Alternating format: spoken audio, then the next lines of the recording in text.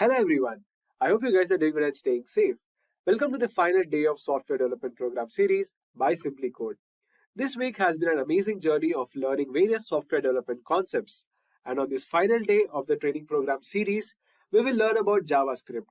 But before we move ahead, thank you for showing us great response on this software development course. And I'm glad you all have made it to the day 7 of this training series. But previously on day 1 and day 2, we have covered the fundamentals of data structures and algorithms. On day 3, we went through C++ programming language. And on day 4 and day 5, we've learned everything about Java programming language, covering the core as well as the advanced Java concepts. And then on day 6, we have covered Python language. So if you feel you missed out on any of these previous sessions, don't worry. We will leave the links in the description below, so make sure you check them out. Well, coming to today's session, we'll be discussing about JavaScript. JavaScript is an open source programming language designed for creating web-centric applications. It is lightweight and interpreted, which makes it much faster than any other language and is integrated with HTML. JavaScript is critical for web development, and if you have ever thought about choosing that career path, you would surely have come across this language. And probably that's why you are here in the first place. And in this tutorial, you will learn all about JavaScript, the backbone of web development, and understand what exactly this language is and why and how this language is used across various fields. So without any further ado, let's get started. Over to our training expert. We'll begin by understanding what exactly JavaScript is, and then we'll understand the learning path to JavaScript, followed by which we'll see tutorials on concepts like creating your first JavaScript program using Hello World. Then we'll move on to more technical topics like arrays, loops, objects, this keyword, functions, form validation, regular expressions, and email validation. Moving ahead, we'll look at asynchronous programming concepts like promises and async await. We'll also look at a detailed tutorial on DOM. And finally, coming to the most awaited part, to develop 5 different projects using JavaScript. And lastly, we'll end the session by looking at the top interview questions in JavaScript. So I hope you're excited for it. So without further delay, let's jump right in. First, let's have a look at a brief history of JavaScript. JavaScript was written in 10 days by Brendan Eich in 1995. He was working at Netscape at the time and was implementing Java, the hot buzzword for the browser. Later, he developed a more easy-to-use programming language called Mocha. The idea was to make Java available for big professional component writers, while Mocha would be used for small scripting tasks. Mocha was later renamed to JavaScript. Now, in 2009, Node.js was released. This allowed programmers to write full applications in JavaScript. NPM was also created for installing reusable bits of code in libraries. So moving on, what exactly is JavaScript? JavaScript is a server-side and client-side programming language. It is commonly used to create web applications. Now, all of these applications in JavaScript can be seen in diverse fields like gaming, web development, server development, robotics, among others. Popular JavaScript libraries and frameworks like React.js and Angular have scaled tremendously in the past few years. Let's begin with JavaScript fundamentals. I'm sure these are topics that everybody has already learned. However, getting your fundamentals strong lays the foundation for better and faster learning. Some of these include the lexical structure of JavaScript, JavaScript variables, types, and expressions, JavaScript functions, which include the function constructor, self-invoking functions, functions as values and objects, arrow functions, generator functions, and predefined functions. Then there's JavaScript arrays. It could be array methods, map, reduce, and filter. Then there's JavaScript loops, which include the for loop, for in loop, while loop, and the do while loop. And then we have objects, which include creating objects, object properties, methods, and accessors. Moving on, there is data structures like boolean, string, number, null, undefined. There's control flow statements like if, else. There's data object. There's type conversions, that is converting from one data type to another. Then there's mathematical operators, And lastly, there's scope in JavaScript that talk about the local and global variables. Now, once you've laid your foundation strong, you can go ahead and work on more advanced topics. Now, let's have a look at them. First one being callbacks. Now, this is a pillar for something called as asynchronous programming. And then there's promises. And finally, there's async await that are built on achieve asynchronous programming. There's closures that are an extension of variable scope and define how global and local variables are accessed. They help in delaying the execution of certain code or functions. Then there's prototyping, followed by inheritance. Now they specify how JavaScript objects and methods from a prototype. Next up, there's binding. There's also regular expressions where you'll have to learn about flags, patterns, quantifiers, meta characters, and basic string search and replacement techniques. Lastly, we have Unicode, event loops, which involve blocking an event, creating a simple event. And moving on, let's look at some of the important web platform tools required to master JavaScript. First up, we have cookies that talk about how to create, read, change, and delete cookies for any web browser. There's local storage, that is, you'll have to know how data is being stored locally on the browser. We have APIs or application programming interfaces that define how to extend functionalities to a browser. One such important API is the Fetch API, which is important to request resources, be it network resource, document object model that defines how anything that is being changed on the browser is affecting the model state and vice versa. And lastly, we have service worker, which is basically a script that runs in the background of a web browser, offline app development. Moving on, let's have a look at the tools of JavaScript. Now, JavaScript offers a wide range of these libraries and frameworks. However, you could choose to learn whichever that suits your interest and requirements. Firstly, there's React, which is an excellent JavaScript front-end library that helps create interactive web pages. Now, there's Angular, which is a JavaScript framework. Next up, we have Vue, which is also a front-end JavaScript framework used to create single-page applications. Now, although these libraries and frameworks have the same objectives, their underlying architecture and working differ. And as a result of this, different people prefer different frameworks and libraries for app development. Next up is TypeScript. Now, TypeScript basically defines a set of types to JavaScript and helps users write JavaScript code that is easier to understand. Typically, all the TypeScript code compiles down to JavaScript code. Next, for a simple overview of what we've learned, we have beginner level or fundamental topics. Then we have the advanced level topics, there's web platform, and finally there's tools. But you must be wondering, how can we help you? Now, one thing you could do is take up a Simplilearn certification course. To help you understand this better, let me just open JavaScript.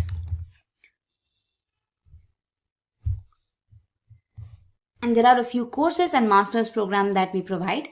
You have the Node.js training course, and then there's the full stack and object oriented. Now, the best part about JavaScript is the fact that it's open source and is cross-platform compatible, meaning one piece of code written in any system regardless of the operating system functions the same in other operating systems as well. Lastly, most commonly used as a part of web pages, it allows client-side script to interact with the user and make dynamic pages. Now, moving on to the next important question, why JavaScript? Now, being the most popular language in the world, JavaScript has a huge fan base and benefits from a large community support. JavaScript is now being used in many industry fields such as web development, mobile application development, and also game development. It is very diverse in nature. There are great career opportunities for JavaScript developers as this technology seems to be holding on its own when compared to other languages. Alright, now moving on, let's go ahead and execute a simple program to understand JavaScript better.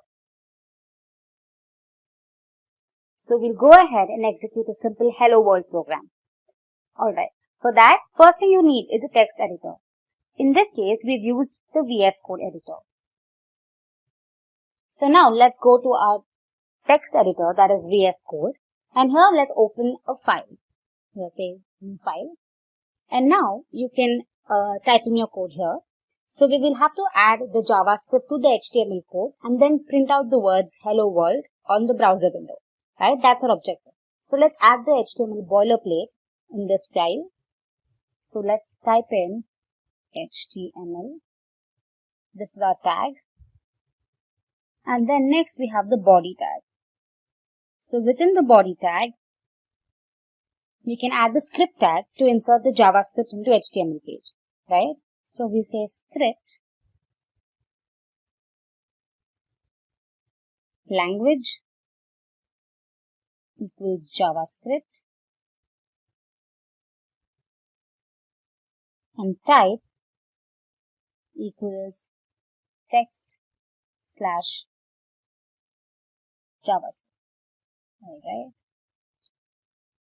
Let's close the tag. And then in the script, we call a JavaScript function that is document.write, which writes the string to our HTML page. Right? So we say document.write, and within braces we say hello world.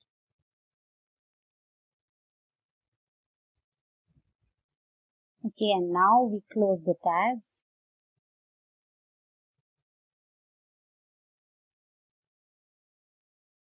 We also close the body and finally the HTML. Alright. Now when we save the file, we're going to save it, say on my desktop, and I'm going to call it index.html. Right? So make sure the extension is HTML and then save it. Alright, it says it already exists. I say replace it. And now once you save it as an HTML file, you can see that the colors have appeared. So any errors will be easily indicated here. So now let me save this, and now let's go ahead and execute the file that is stored. So let me go back to my desktop, and here I have index.html. There you go. When you click on the file, it opens in your browser and you can see the words hello world. In this video, we will be learning all about JavaScript arrays and the popular methods of the array object. So what exactly is an array? Now an array object lets you store multiple values in a single variable. It stores a fixed size sequential collection of elements of the same type. Now an array is used to store a collection of data and it uses only integers as element indices. However, associative arrays can also use string indices. Moving on, let's understand what array operations are. Now we can perform various operations on an array in JavaScript. But let's start by creating an array. So for that, let's go ahead and create a folder first, which will consist of the file that we're creating, right?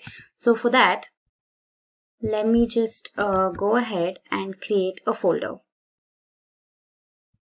And I'll call it demo_array. So once you're done with that, open your Visual Studio Code editor. And here, say open folder. And click on demo array. Okay, it's creating the workbench. Alright, and now here you can see the new file icon. So go ahead and create demo.html file. Alright, here you go. Now let's start typing the code.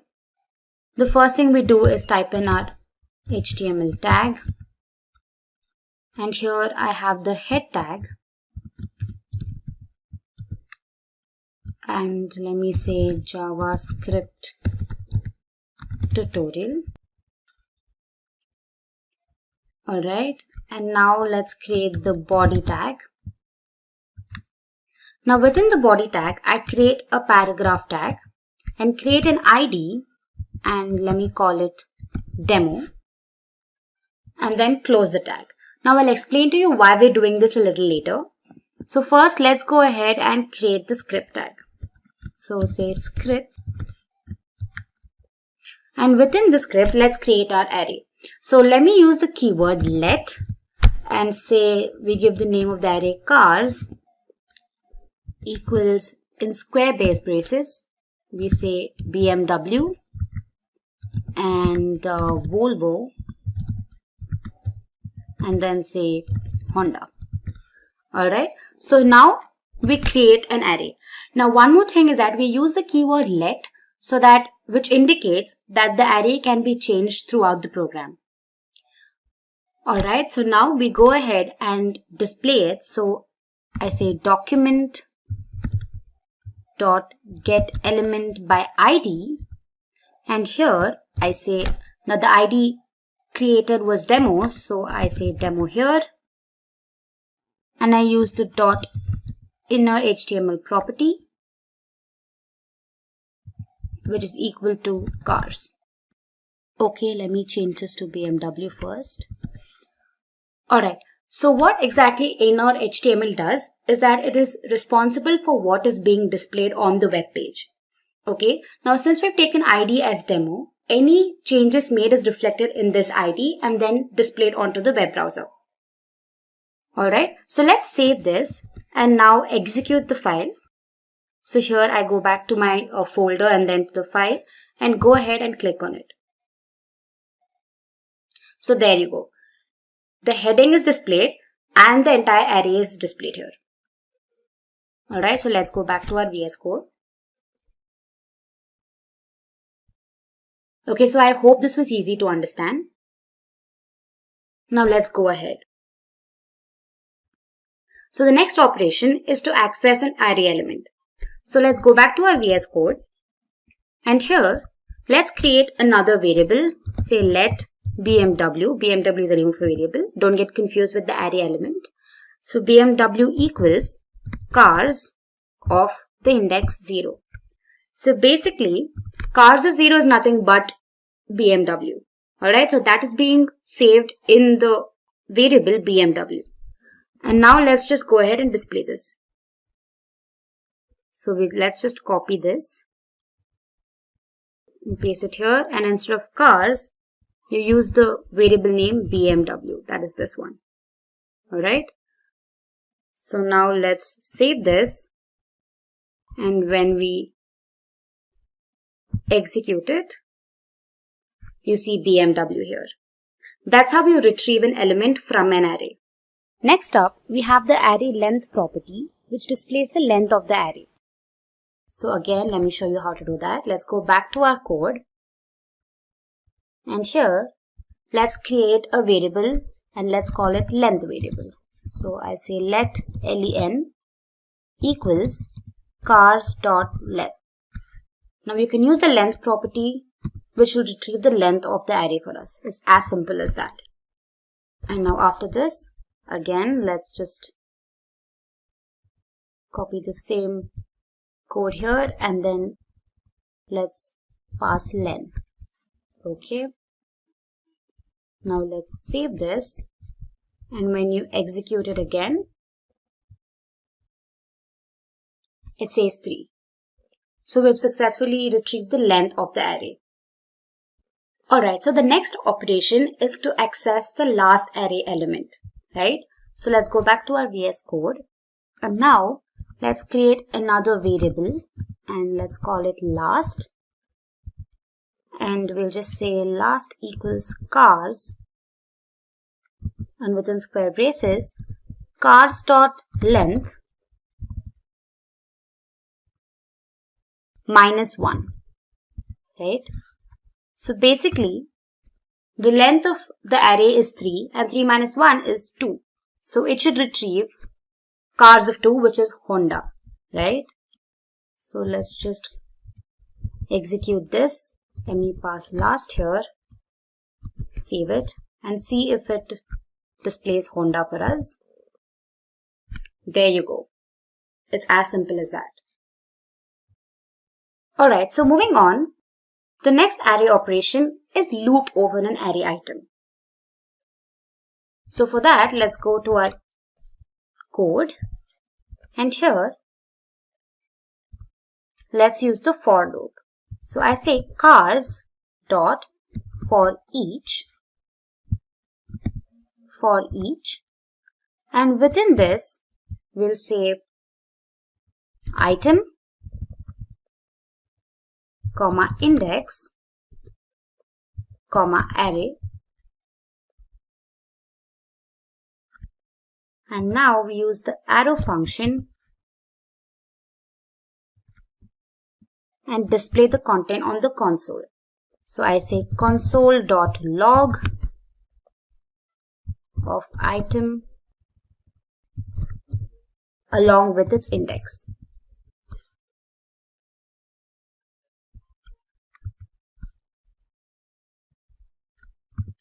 So let's save this. And now let's go ahead and execute it. Alright, now as you can see, nothing is printed on your web page, right? Because whatever is being printed has to be printed in your console. So now click on F12, which opens the developer options. And here you can see console. So click on that.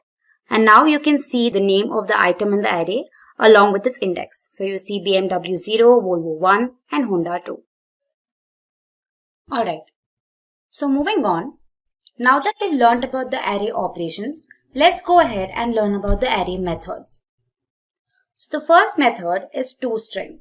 Now as the name suggests, it is used to convert an array into a string. Alright, so let's go back to our VS Code. And now let's copy the same code here. And here, instead of last, I just say cars dot toString. Now you can use this method to convert the array into a string. So let's save this and let's execute it. Alright, now here the same output is shown, which means that the type has only been changed to string type. Alright, moving on, the next method is pop. Now pop basically removes the last element from the array. So let me show you how that works. Let's go back to our VS Code, and here we have to save the popped element into a variable, right? So let's create a variable, say last. Okay, and since last is already used, let me call it last one. Last one of cars.pop. Now we can use the pop method to pop the element. And now we can just copy the same code to display this onto our web page. And here I just say last one. Now, since we've popped the last element, the array has only two elements, right? That is BMW and Volvo. So if we want to display the last element, it should display Volvo, right? So what we can do is we can just create another variable, say last2, and just use the same logic here.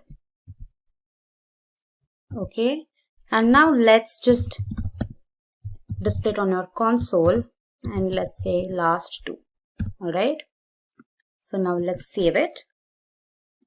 Now the popped element has been saved in last one, which is displayed on the web page. And the last element of the array after the pop function has to be displayed on our console. So let's go ahead and execute the file. Alright, so Honda has been displayed. That is the element that has been removed from the array. And now once we check our console, here you go. Here you can see Volvo, which means that is the last element in the array. Moving on. The next method is the push method. Now as the name suggests, it is used to add a new element to the array. And remember, to the end of the array. So let's go back to our VS Code. And here let me say cars dot push. Push is the method that we are using. Inside of which we'll say Audi. Alright. And now let's just display the same thing. So let me copy this. And here let me say cars. Okay, so let me save it. And once I execute it, it says BMW, Volvo and Audi. So we've successfully added another element to the end of the array. So the next method is the shift method. Now basically shift is used to remove the first element from the array. Now this method shifts all the elements, reducing the indices of every element by 1. Alright, let me show you how this works. So let's go back to our VS Code. And here, let me just say cars.shift. It's as simple as that. And let's just display this. Let me copy the same thing. Let's save it. And when we execute it, here you can see it just displays Volvo and Audi. So now cars has array elements Volvo and Audi with array indices 0 and 1. Alright, so moving on, the next method is unshift. Alright, so to add an element into the beginning of an array, we use the unshift method. Therefore, this method increases the array index by 1. Right? So let's go back to our VS Code and use the same function unshift. So I say cars.unshift. And here we go, let's save it. And here we have to specify what we're adding, right? Let me say Hyundai. Okay, let's save this. And when we execute it, you can see Hyundai, Volvo and Audi. It's as simple as that. Alright, moving on, the next method is the concat method. Now this is basically used to merge two different arrays, right? So let's go back to our VS Code. And here, let's create another array first. And let's just call the array bikes. Okay. And let's create, say, Yamaha.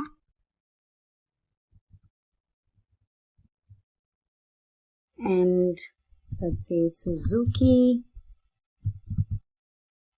And then we'll say Royal Enfield. Okay.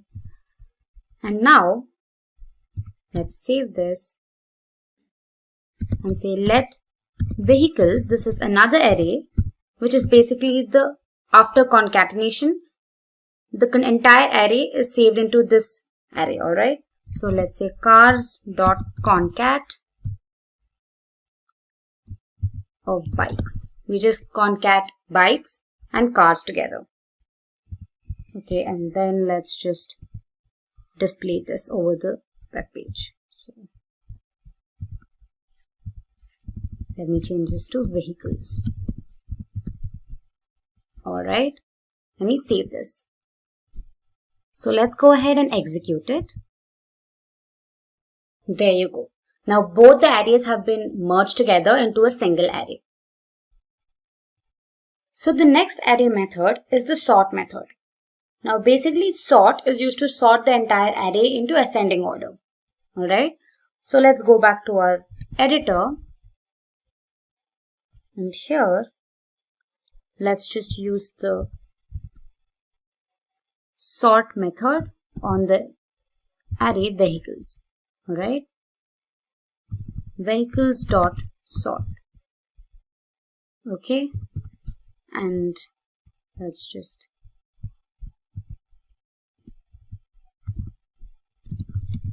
display this on our web page. So again, let's go back and execute it, and here you can see it has been sorted. The next method is the reverse method. So the reverse method is again used to reverse the elements in an array. So it's logic, right? So sort was used to sort it in ascending order. Now when you reverse it, it just sorts it in the descending order. So let's go back here. I want to copy the same thing. Alright, and here instead of sort, let me just say reverse. So let's save this and execute it. There we go. It has displayed the entire array in the reverse order. Alright. With that, we finished the array methods. Next up, we have map, reduce, and filter. First up, we have array.map. Now the map method is used for creating a new array from an existing one by applying a function to each and every one of the elements in the first array. And it does not change the original array. Alright. So to make you understand this better, let's go back to our Visual Studio Code. And now here, let's first create another array. Okay. So let me call this num1. And let's have integers, let's say 2, 3, 4, 5, 6, and 7. Okay. And now let's have another array, num2. So let's go ahead and say num1 dot map of, let me define a function, say multiply. Okay. So multiply is the function that I'm going to define here. So let's say function multiply of value. Okay. And inside this, let me say return value into 2. Okay. So what this basically does is that it multiplies each and every element of the array num1 by 2 and saves the new elements into the array num2. Okay. Now after this, let's go ahead and display the content. So let me copy this. And let's display the content in the array num2. Right. So let me save it. Let's go back here, execute it. So there we go. Every element has been multiplied by 2 and then displayed again. I hope this was clear for you. Now the next method is the filter method. So the filter method takes each element in an array and applies a conditional statement against it. And if this condition returns true, the element gets pushed onto the output array. But if it returns false, the element does not get pushed. Alright, so let me show it to you. Now, let's go ahead and create another variable, say num3. And here I say num1 dot filter of, say, comp. Now comp is a function. Let me define the function here. Let me say function comp of value, takes a value as a parameter within which I'm going to check if the value is greater than 4. Now it only appends the element into the array num3 if the value is greater than 4. Alright. So now let me just go ahead and change this to num3. Alright. Let's save this. And when we go back and execute, here we go. Now the values, so let's go back here. Let me check. Now num1 had the values 2, 3, 4, 5, 6 and 7, right? So according to this, it has to only display 5, 6 and 7. Do not get confused with num2 here. We've passed num1 here, so it checks for this array, right? So according to the logic, it should display 5, 6 and 7 and it has done so here. Okay. Moving on. The next method is the reduce method. Now the reduce method reduces an array of values down to just one single value. Now to get the output value, it runs a reducer function to each element of that array. Okay. Now this method does not reduce the original array again. So let's go back to our VS Code. Now let me create another variable, say num4, and say num1 dot reduce, and let me call it sum. So what we're basically doing is that we're adding all the digits 2, 3, 4, 5, 6 and 7 in num1 to a single value, right? That is the sum, and then we're going to be displaying that. So what we're going to do is let's define the function here. Function sum basically is total comma value, right? And then here let's say return total plus the value. Okay, and after this I'm going to display the content. So let's say num4. Okay, let's save it, go back and execute. Here we go. It displays the sum of the entire values in the array. This was pretty simple, right?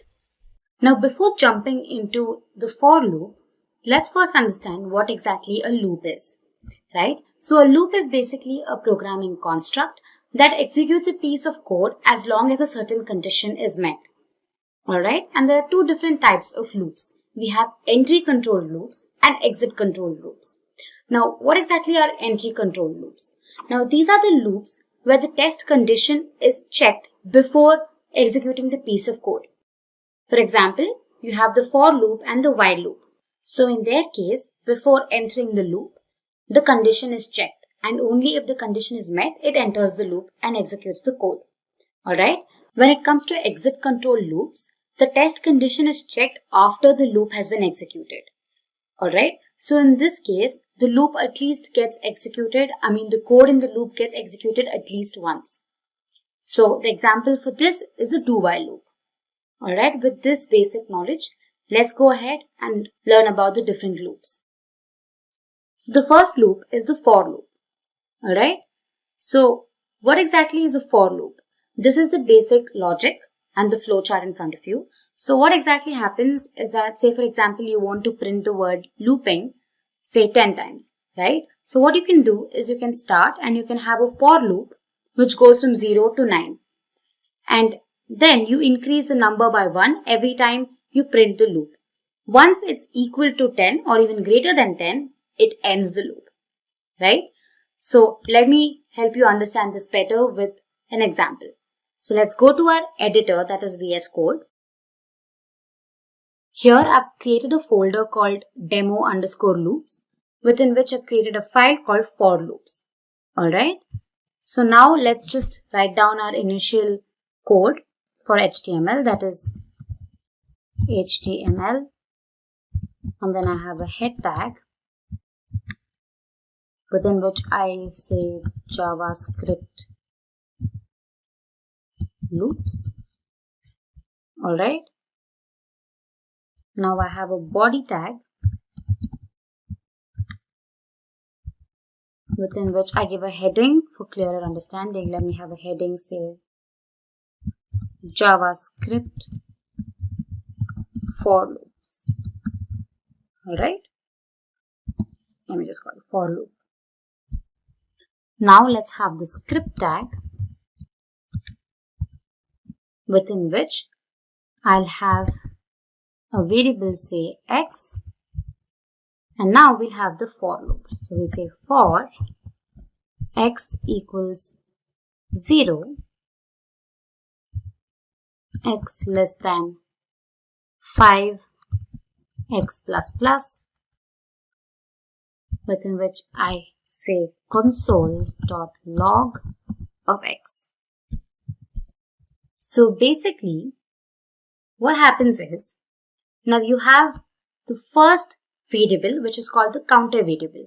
Now this keeps track of how many times the code is being executed, right? And next, I less than 5 is the condition. Now the loop keeps executing as long as the condition is met. And lastly, the counter variable is incremented, and usually it's incremented by 1, right? So here we've done the same thing. And inside the loop, we print the value of x. Alright, so let me save the file and then execute it. Alright, it's printed JavaScript loops here. Let me just go back. Okay, my bad. I missed out on the title tag. So this has to be enclosed within the title tag. So let me just change it here. Now let's save this. Let's go back and just refresh the page. And that is it. So whatever is in the title tag basically appears here. Alright. So now since we're printing the value of x on our console, we'll have to inspect our element. So let's go here. And here let's check on console. And here you can see all the values have been printed from 0 to 4.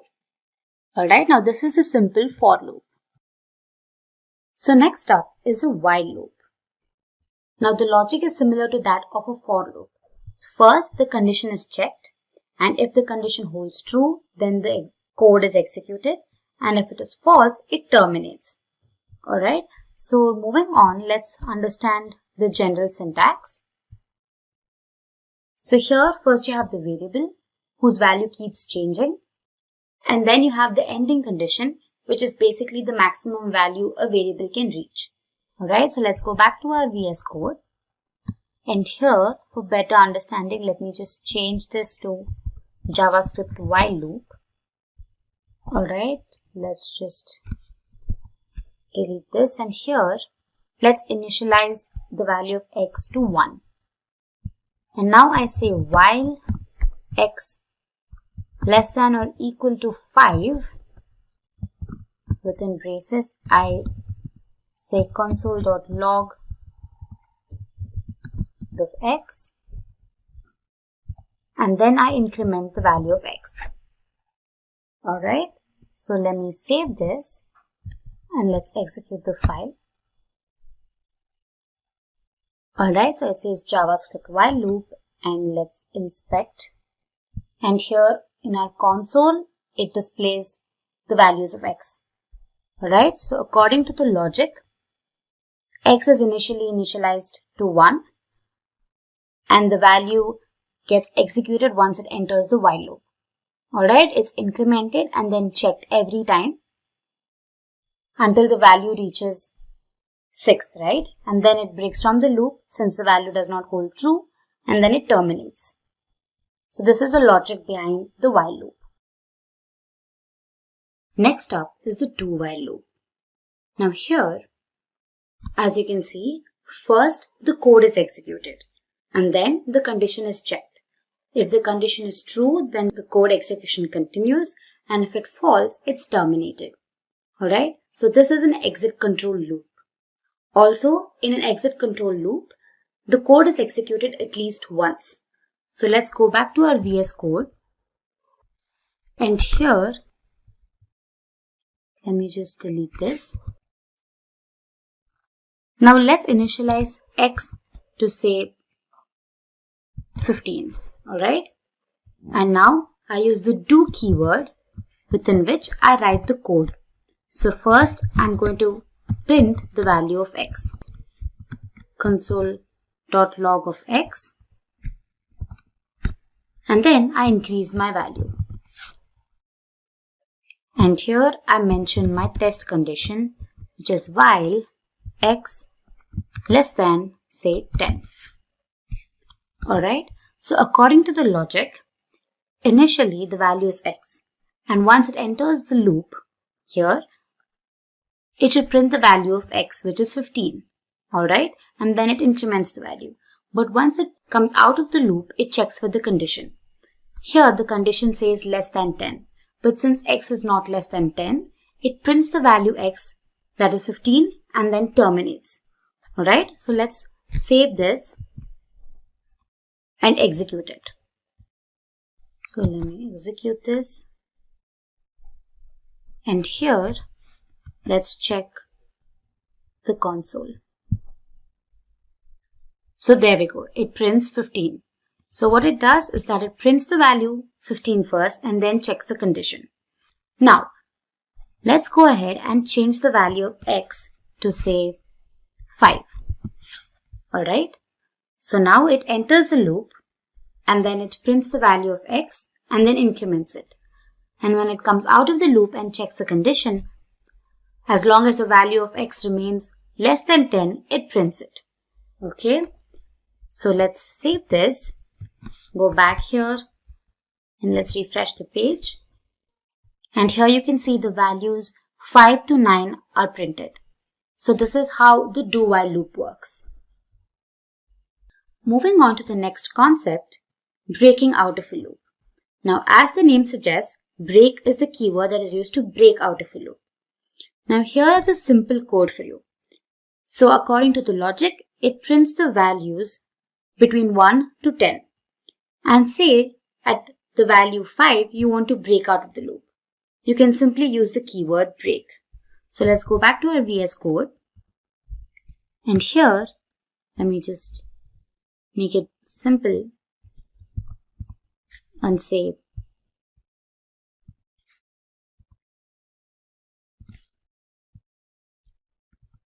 for x equals 1, x less than or equal to 10. Let's increment it. And within the loop, let's display the value x on the console, and then we're going to check for the condition if x equals 5. Alright, so if x equals 5, we break out of the loop. So let's save the file and execute it. And there you go. It's displayed the values from 1 to 5. So basically the code inside the for loop is executed, and once the value of x reaches 5, it breaks from the loop. Simple, right? Alright, so let's move on. Next up, we have skipping a loop cycle. Alright, so here, what exactly we do is we make use of a keyword continue to skip a particular loop cycle. Say in this case, we have a for loop which displays the values of I ranging from 1 to 10. However, we want to skip the cycle when it reaches the value 3. So what we do is we make use of the keyword continue here. So basically it displays 1 and 2 and skips the third cycle and then directly displays 4. Alright, so let me show you in our VS Code editor. Here, let me just remove this and say if x equals 5, I'm going to continue. Alright, after which I'm going to say console.log of x. So let me save this and then execute it. So here, let me refresh the page and there we go. As you can see, it displays 1, 2, 3 and 4 and the fifth cycle is skipped. Alright, and the rest of the digits are displayed. So that is how you can skip a loop. I highly suggest you also practice all of this and then play around with loops to get a better understanding. So taking a step forward, we're going to learn about JavaScript objects in this video. So without further ado, let's begin and look at what's in store for us. So what is a JavaScript object? JavaScript is an object-oriented programming language, so everything in Java is an object. A JavaScript object is like a real-world entity having state and behavior, for example, a car. Now we can take a car as an object. It will have its state like color and model. It will also have behaviors like accelerate and brake. JavaScript is template-based and we can create objects without having the need to create a class. Generally, object is accompanied by a class that defines an object's blueprints, but JavaScript doesn't require any class to be defined for objects. Moving on to the next concept, to create a JavaScript object. Now basically there are 3 different ways of creating a JavaScript object. Alright, so we'll look at them one by one. The first one is to use a literal to create and define a JavaScript object. So let's go to our VS Code editor. Now, if you have any doubts regarding the initial setup, then I suggest you go through the previous video, that is JavaScript arrays, to get you started with it. So here I've created a folder called demo objects, and now I'm going to create a file called create_objects.html. Alright. So we'll begin by writing the initial code, that is the head and the body. So I say HTML. Within this I create the head tag, and then I create a title tag, and let's say JavaScript objects. Then after the head tag, I'm going to create a body tag.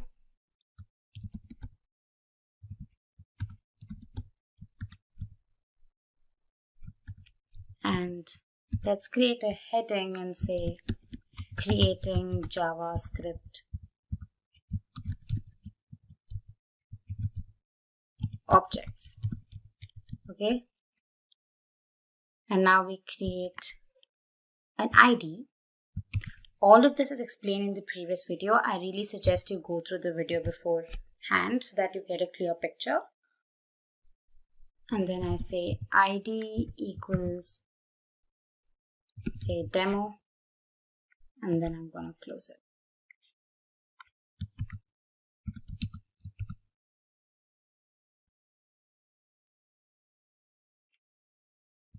Now the first method that we're going to use to create an object is by using object literals, right?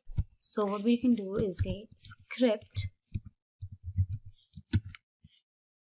within which I declare a variable, say var student.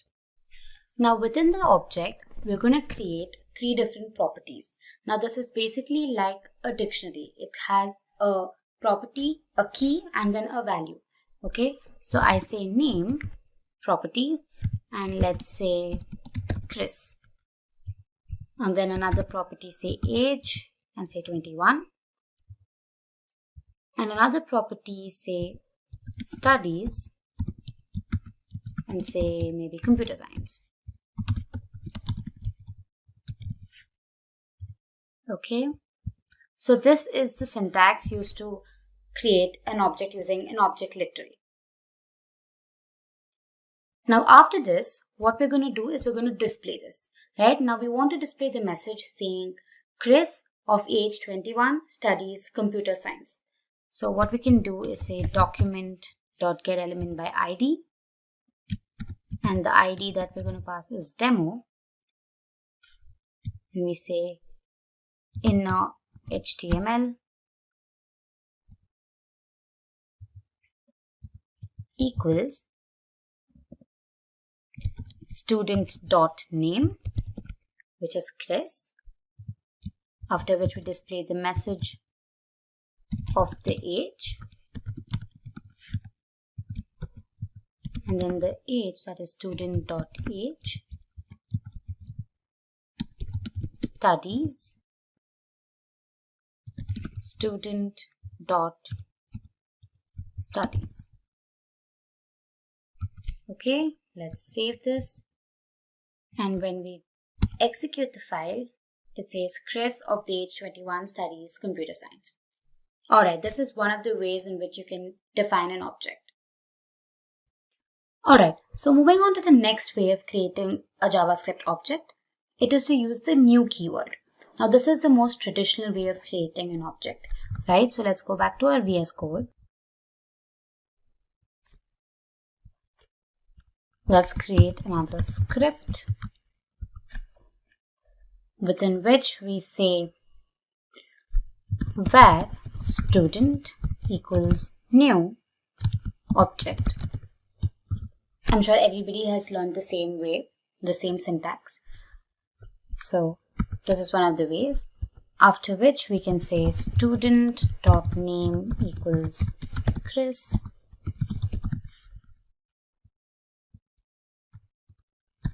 again student.age equals 21, and then student.studies equals computer science.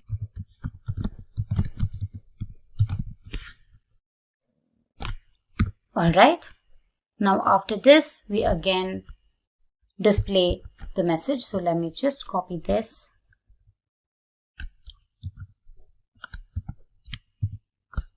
Alright, so let's save this and run our code again. And there we go. It displays the message, Chris of the age 21 studies computer science. Alright, this was the second method used to create an object. Alright, so then moving on to the third method. It is to use an object constructor to create and define a JavaScript object. So let's go back to our code editor, and here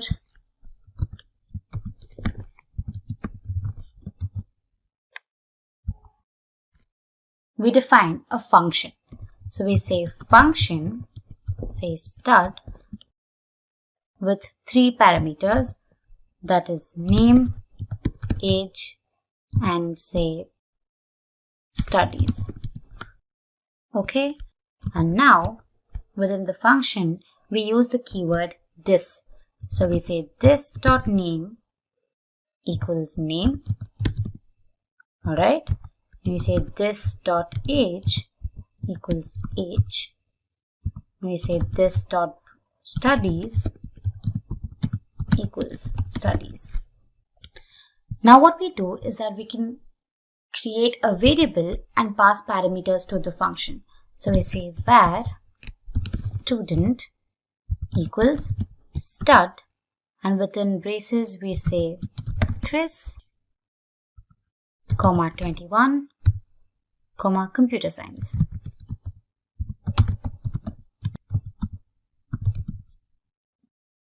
Alright, so we've done passing the parameters. After this, we're going to copy the same print message here.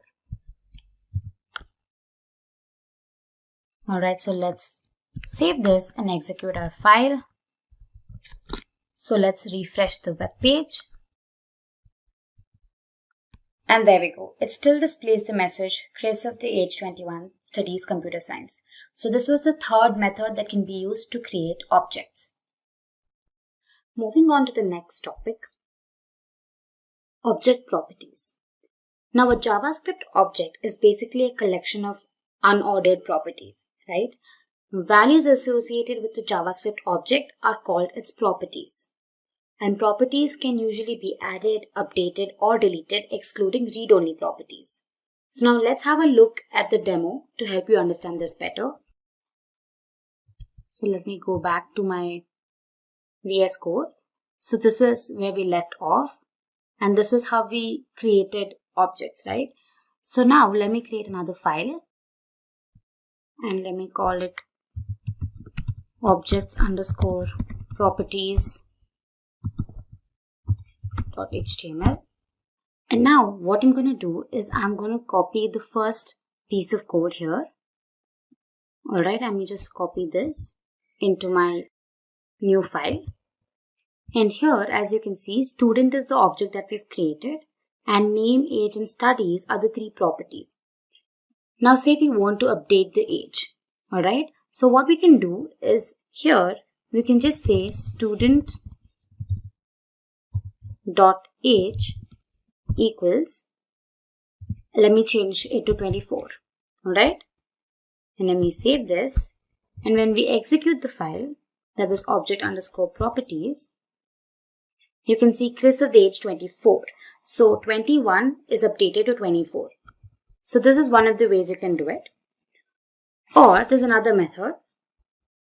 You can just assign the property to a variable and then display the variable instead. So what we can do is we can just assign student.age to a property, say x. And here, instead of displaying student.age, we can just say x. Alright, so let's save this And when we run it, it says 21 because we haven't updated 21 to 24 anywhere. Alright? So 21 remains the same. So another method we can use is we can just say x equals age. So we're directly assigning the property to the variable. And here, when I'm displaying it, I say student of x. Alright? So let me save this. And when you look at the web page, it still displays the same thing. These are different ways of accessing the properties. You can update them, delete them, unless they're read-only. Alright, so let's move on to the next concept, object methods. Now basically, a JavaScript method is an action that can be performed on the objects. So you'll understand better with the help of the demo. So let's go back to our VS Code. And here I've created another HTML file called objects_methods. Alright, so let me just copy the initial code, paste it here, and let's have the enclosing tags as well.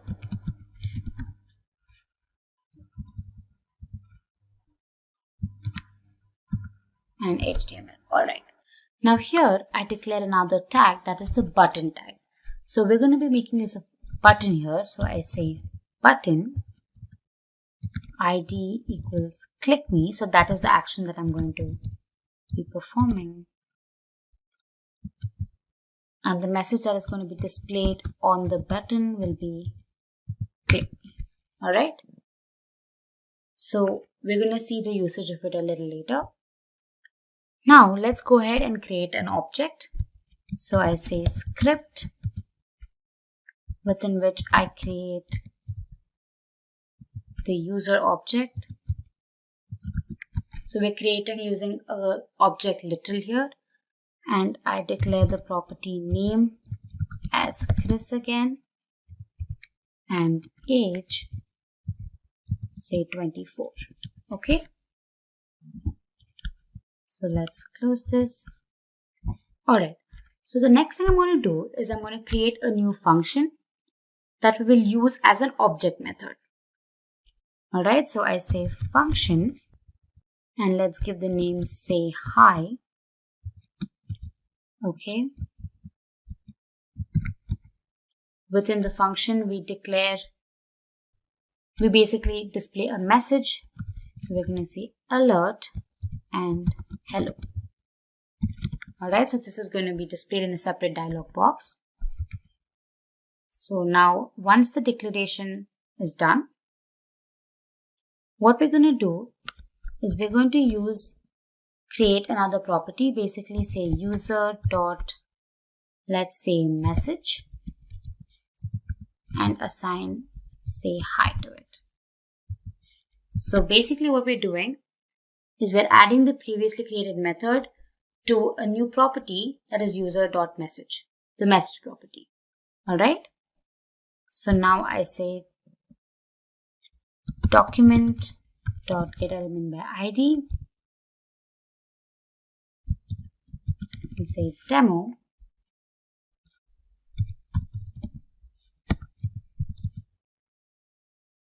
And the message that I want is just hi plus the username. Alright.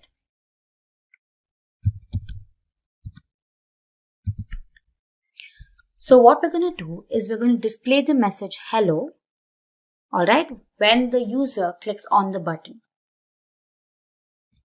So for that, let's just copy this. And here, instead of demo, right, we're going to be passing the ID click me as per this. And the event is going to be on click event. So here I say on click, after which I'm going to simply pass user.message. Let me just delete this. Alright, so here I notice that I've given an equal to sign. I'm sorry, it's a colon. Alright, So let's save the file and let's go ahead and execute it.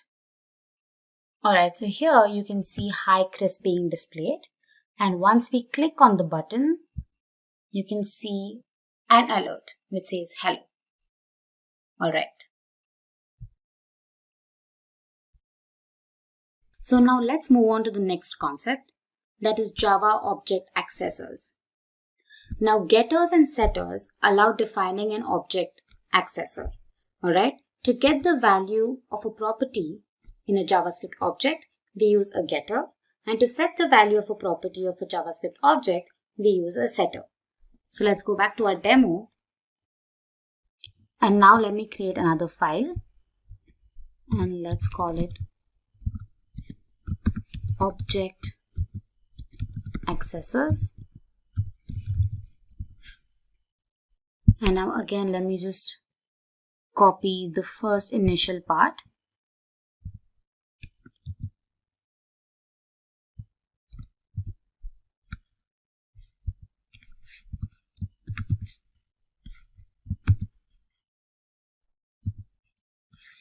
Alright, so now let's go ahead and create a new object. So let me say script, within which I say var, and let's call it car. Alright, so let me define the properties, say model, and the model is say BMW 320D, and another property say color, and let's say it's navy blue, and the last property say fuel type, and let's say it's diesel. Now what we can do is we can make use of the keyword get to access the properties. So I say get and say fuel, within which I return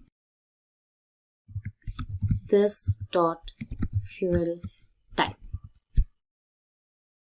Alright, it's as simple as that. So now let's display it. Document dot get element by ID, demo dot inner HTML equals, we say car dot fuel. Alright, so now let's save it and execute our file. Here you go, it retrieves diesel for us. Now this is one of the ways of accessing the properties. Now to help you understand setter, let's go ahead and create another object. Alright, say var car again. Now let's say the model is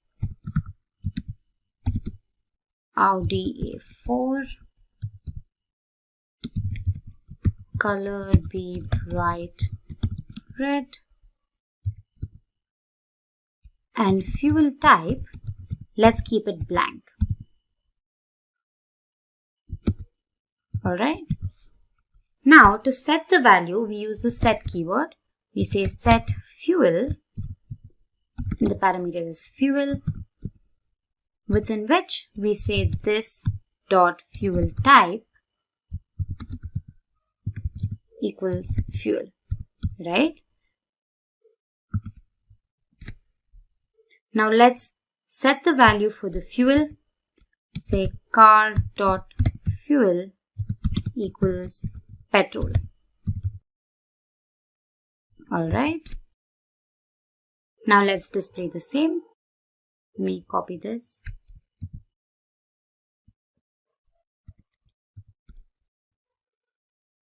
And what we want to display is the fuel type, right? So here we say fuel type. So let's save this. And let's go ahead and execute the file. And there we go. It retrieves petrol. So what it does is basically it assigns the value petrol to the property fuel type, and then we display the same on our web page. So this is how you make use of getters and setters. So you must have heard about the this keyword several times. So in JavaScript, the this keyword basically refers to an object which is executing the current piece of code. Well, in simple terms, this keyword basically just references the object that is executing the current function. Now, if the function that is being referenced is a regular function, then this keyword references the global object. Alright, I'm sure it must be a little tricky at the moment, but please hold on. And if the function that is being referenced is a method in an object, then this keyword references the object itself. So to help you understand the concept better and to clarify all your doubts, let's look at a simple demo. So here in VS Code, I've created a file called this.html. Alright, you can give it a name of your choice. Now here, let me first define a variable, and let's call the variable, say, value, and let's set it to, say, 50. Alright. Now let's go ahead and create a simple function. So let me say function, my function. Alright. And within this, let me define the value for value. Let me set the value for the variable value as 100. Okay. And now let me just alert it. Alright. So let me say alert value, okay, plus value, and then let me have another alert message which is going to display this dot value. So let me just say this value, and instead of just saying value, I say this dot value. Alright, now after this, let's go ahead and call the function my function. So let me just save this and execute it.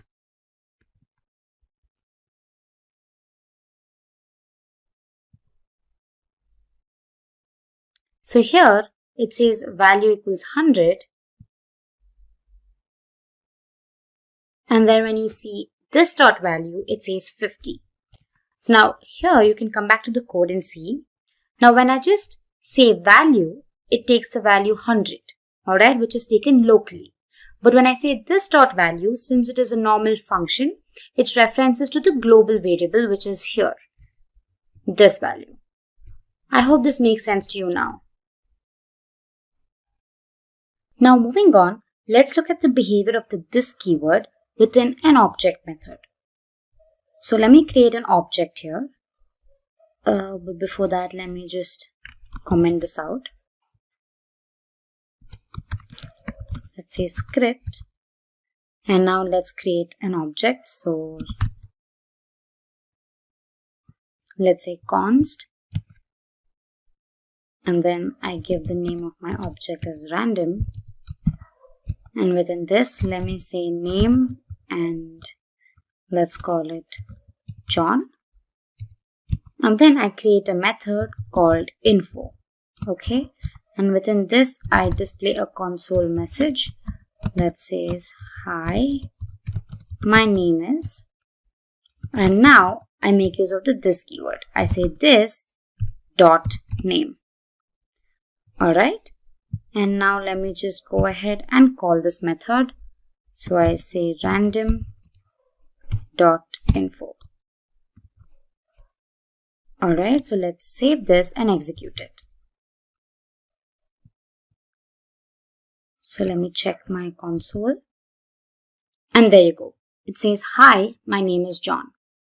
So if you clearly observe here, when we say this dot name, since it is being used within a method that is defined inside an object, it references to this property here.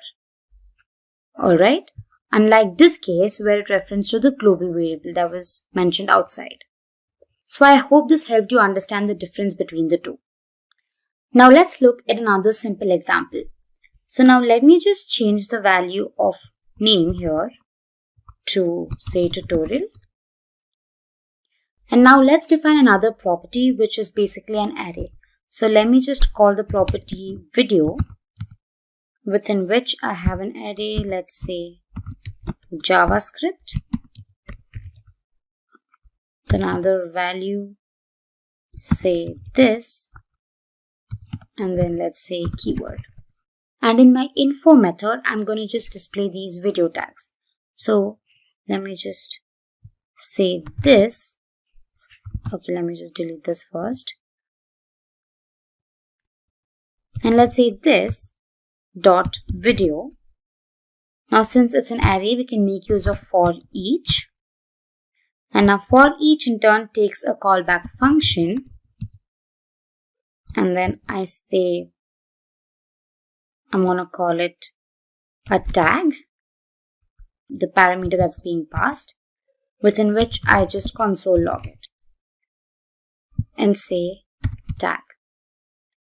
Alright, so let me save it and then execute this.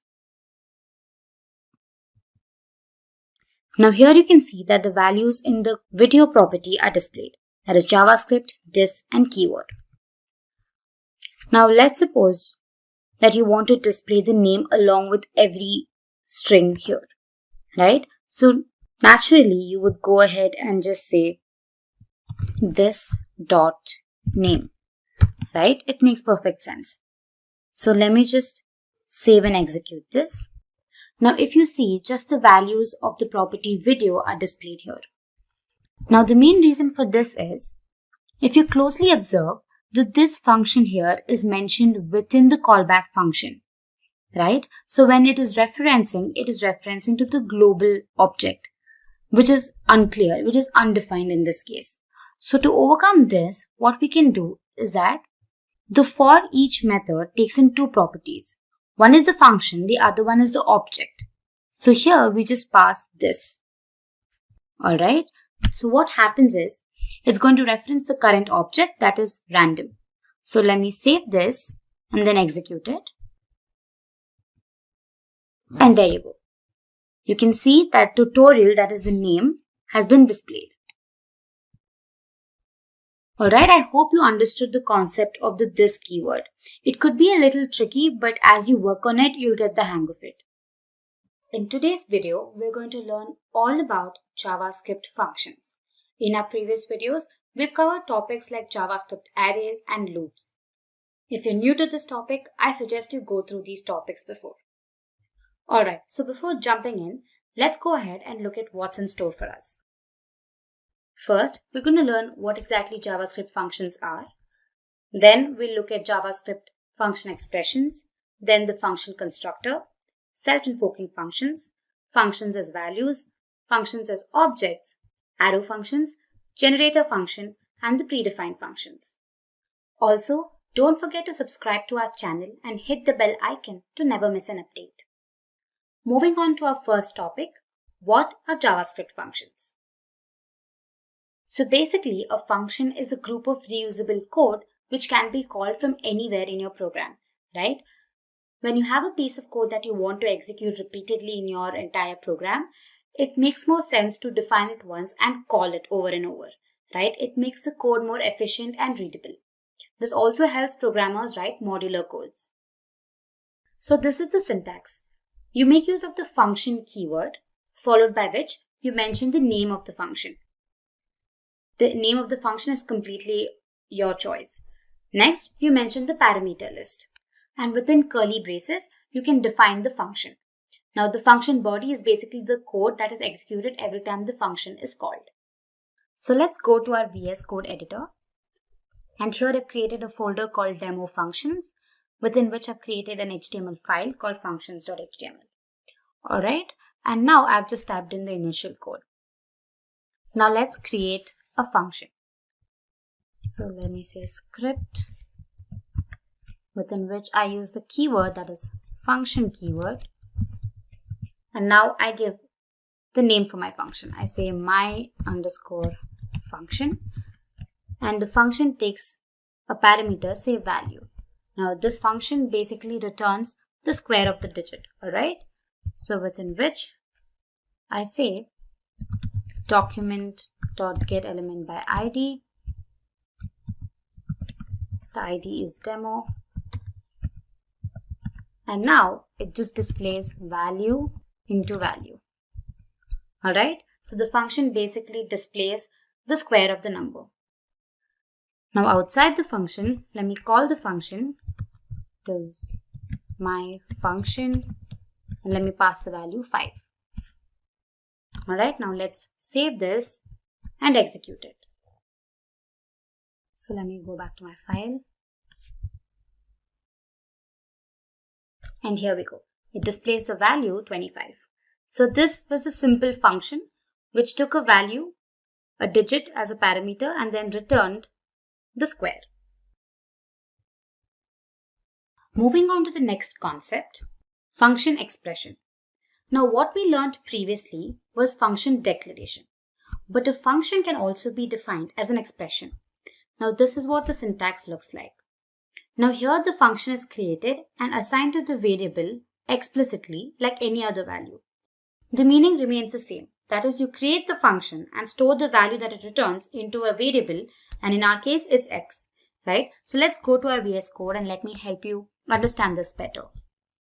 So now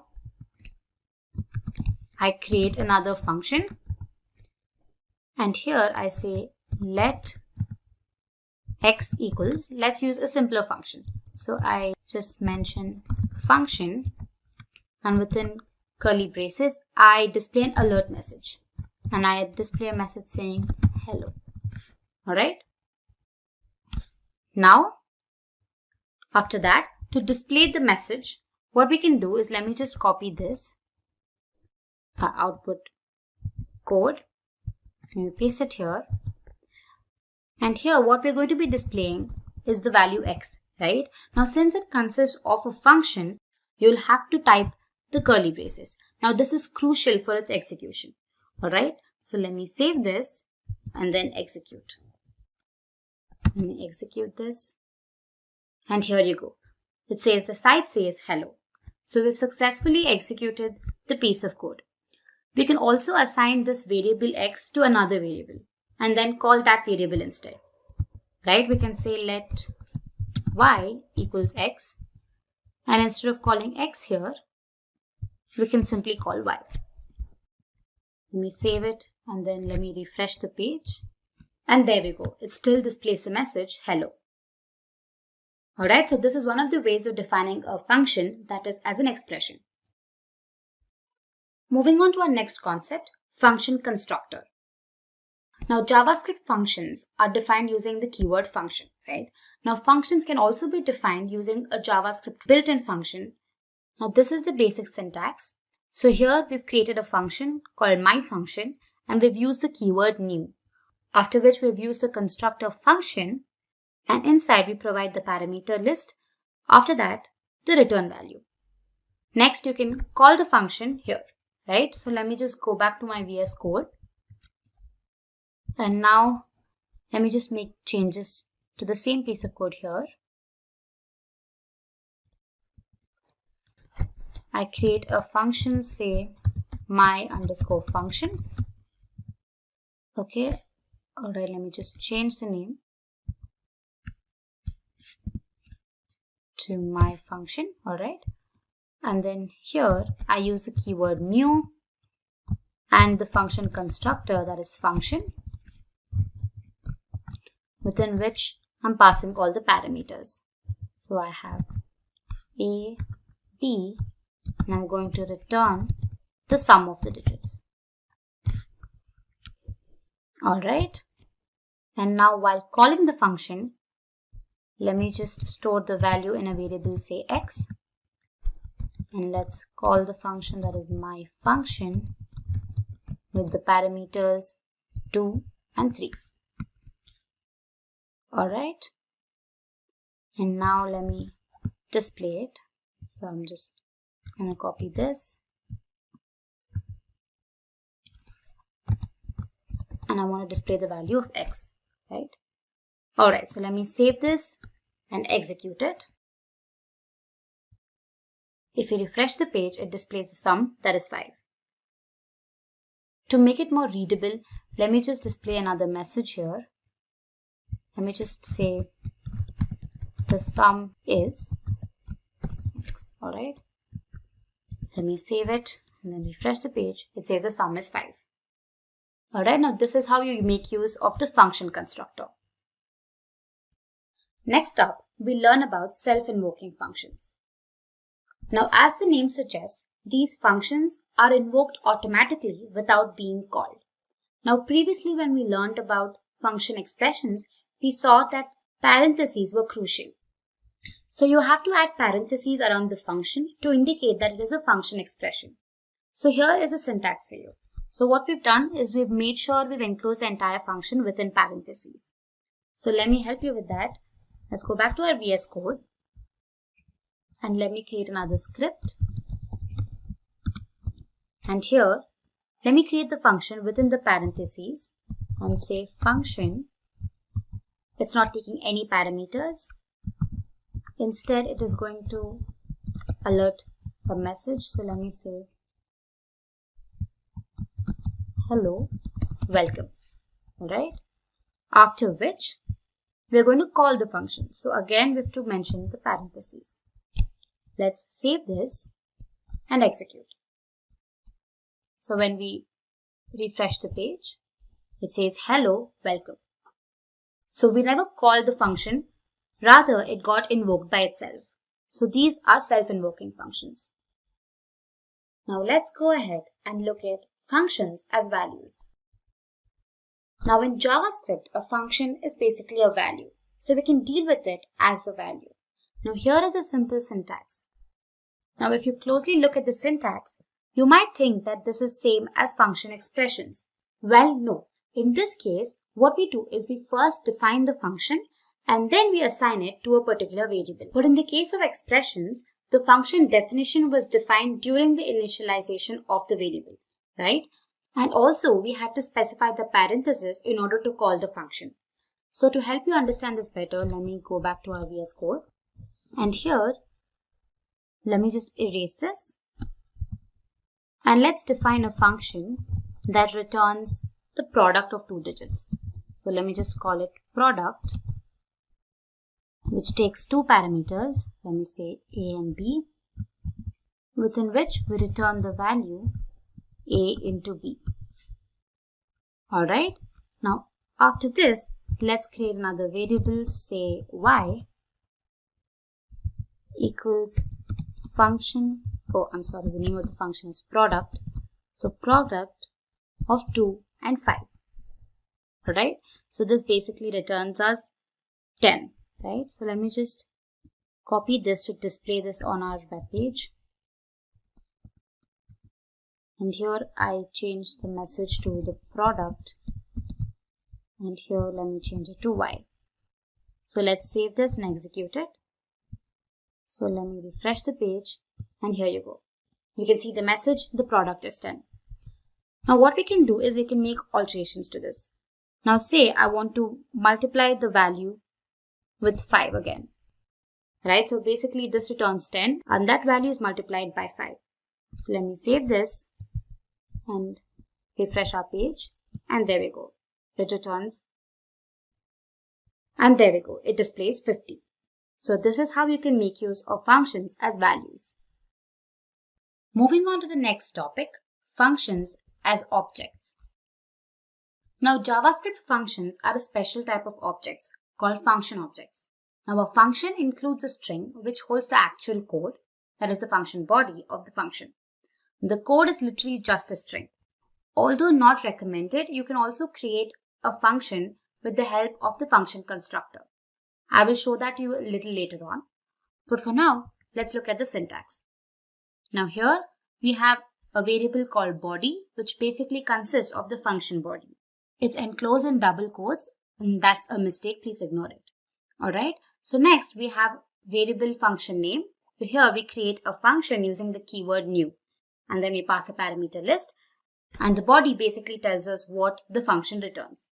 Alright, next we have an alert message to call the function. So let me just show how this is executed. Back in our VS Code, let me create another function. And let's say the function returns the area of a circle, right?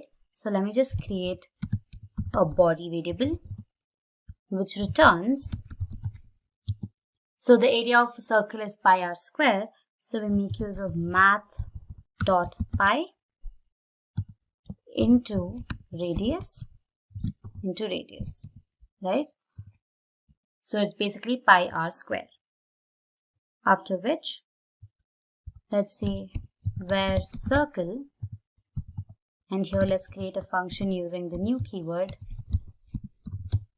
function, and then here we pass the value, that is the radius, and then the body, right? So basically this is the definition of our function. So let's use alert to display the area. So we say alert of circle of 5. Alright, so let me save this and execute it. So when you refresh the page, it displays the area of the circle. So this is how you can use functions as objects. Moving on to our next concept, arrow functions. Now functions can be written more compactly and more precisely with the help of arrow functions. Alright, now arrow function expressions are ill-suited as methods and they cannot be used as constructors. Now also while using arrow functions, using const is a safer option because a function expression is always a constant value. So this is the syntax. Now you can only omit the return keyword within the curly braces if the function is a single statement. So this is the syntax. First you provide the name of the function with an equal to sign followed by the argument list, and later you make use of this arrow icon and define the expression. So this is basically nothing but this. So let's go back to our VS Code and check for ourselves. So let's create another function, and here let me say const myfunc equals. Now say we want to display the product of 3 digits. So let me just pass A, B, C as my parameters. And we make use of this icon which indicates that this is an arrow function within which I say return A into B into C. Alright. Now let me just assign this to a variable. Okay, let me say product, because we've used X here, and then let me call my function, that is myfunc, and pass the value 2, 3 and say 4. Alright, so let's display the product. So let me just copy this code, and here let me say the product of the 3 digits is, and let me say product here because that is what is being used here, right? Alright, so let me save this and execute it. Alright, first it displays the area of the circle. Alright, and then we say OK, and there we go. It displays the message, the product of the 3 digits is 24. So let me do one thing, let me just comment this out. Okay, let me save it and then execute it again. It just displays this. Alright, so this is how we can make use of arrow functions. Moving on, let's look at the generator function. Now regular functions typically return only one value, right, or a single value, or sometimes even nothing. But a generator function can return multiple values. And the speciality is that it can do it so on demand. Alright, now to create a generator function, we make use of an asterisk. So an asterisk indicates that the function is a generator function. So here you can see that we have a function followed by asterisk, and we've created a function called generator sequence. So here you can see we have the asterisk after the keyword function followed by the name of the function, right? But the main method of a generator function is the next method. When this method is called, it basically runs the execution until the nearest yield value, alright, or the nearest yield statement. Then the function execution pauses and the yielded value is returned to the outer code. Alright, so the result of the next method is always an object with two properties. It has the value property, which is basically the yielded value, and then it has the done property, which displays true if the function code is finished or false if it's otherwise. So let me show its execution for a clearer understanding. So let's go back to our VS Code. And here let's create the generator function. Let's say function asterisk generate function. Alright. Now within which I make use of the keyword yield, and I say yield 1 first, followed by yield 2, and then finally I make use of return, which indicates the termination, so I say return 3. Alright. Now we make use of a variable, say generator, and assign it to the generator function, that is generate func. And now I create another variable, say 1, which will basically return the value when I call the next function. So here I say generator dot next. Okay, so whatever generator dot next returns, it's stored in 1. So to display the message, I say alert. And now I'm going to make use of a method called JSON.stringify. Alright, so basically this method converts a JavaScript object or a value to a JSON string. Alright, so within which I'm going to say 1. That is this. Alright, so now let me save this and execute it.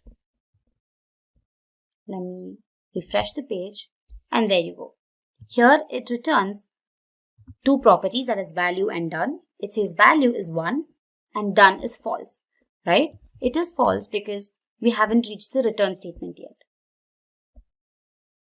So what we can do is to display the rest, let me just copy these and display it one by one. See that, let's see this. And here let me say 2. And this is 3. Let me copy this. Okay, here I say 2 and then I say 3. Alright, so let me save this and then execute it. So when I refresh the page, it says 1 and false. After which again it says 2 and false. And finally, when it displays 3, it returns true for the done property. That means we've reached the end of the function definition. So this is how you make use of a generator function. Now let's move on to our last topic, that is predefined functions. Now JavaScript has many built-in functions, alright? Now here are a few of them. We have eval, parseInt, parseFloat, escape and unescape. Now let's go through one by one. Alright, first up is eval. Now this basically evaluates a string and returns a value.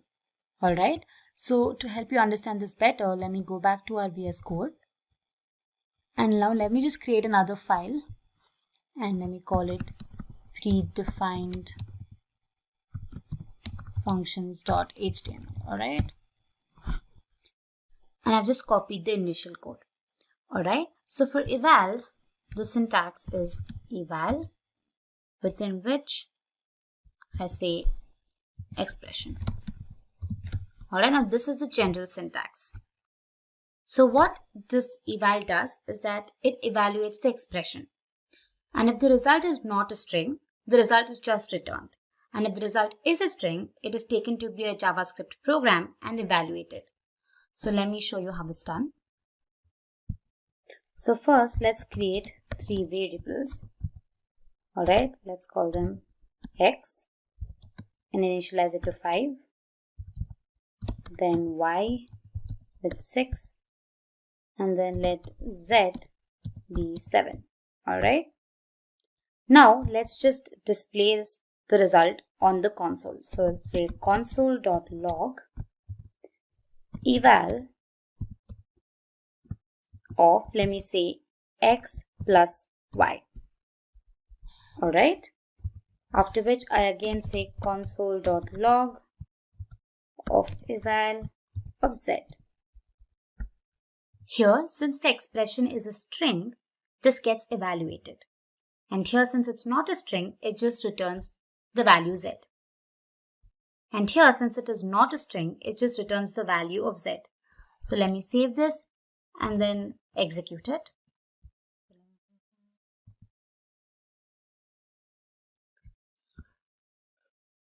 Alright, so let me just check our console.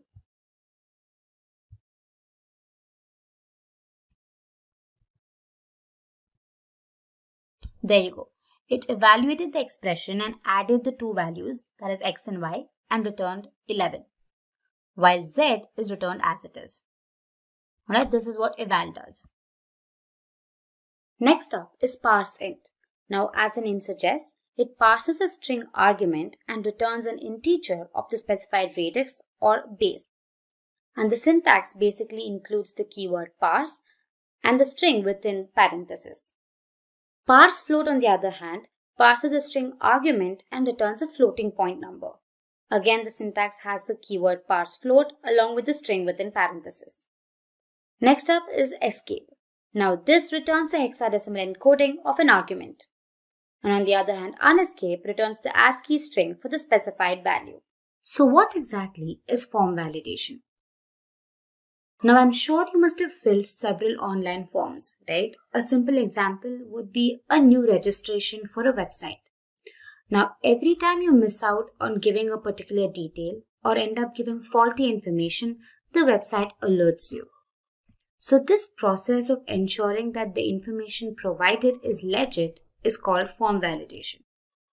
Now, this generally happens on the server side. However, JavaScript facilitates form validation on the client computer before sending it over to the server. Now, there are two functions performed. One is the basic validation, which ensures that all the mandatory fields are filled. Now, this is implemented with the help of a simple loop. And the other is a data format validation. Now, this checks the data for its correctness. So, to help you understand form validation better, let's look at a simple demo. Alright, so back in my Visual Studio Code, I've created a file called forms. Alright, it's an HTML file and I've typed down the initial code.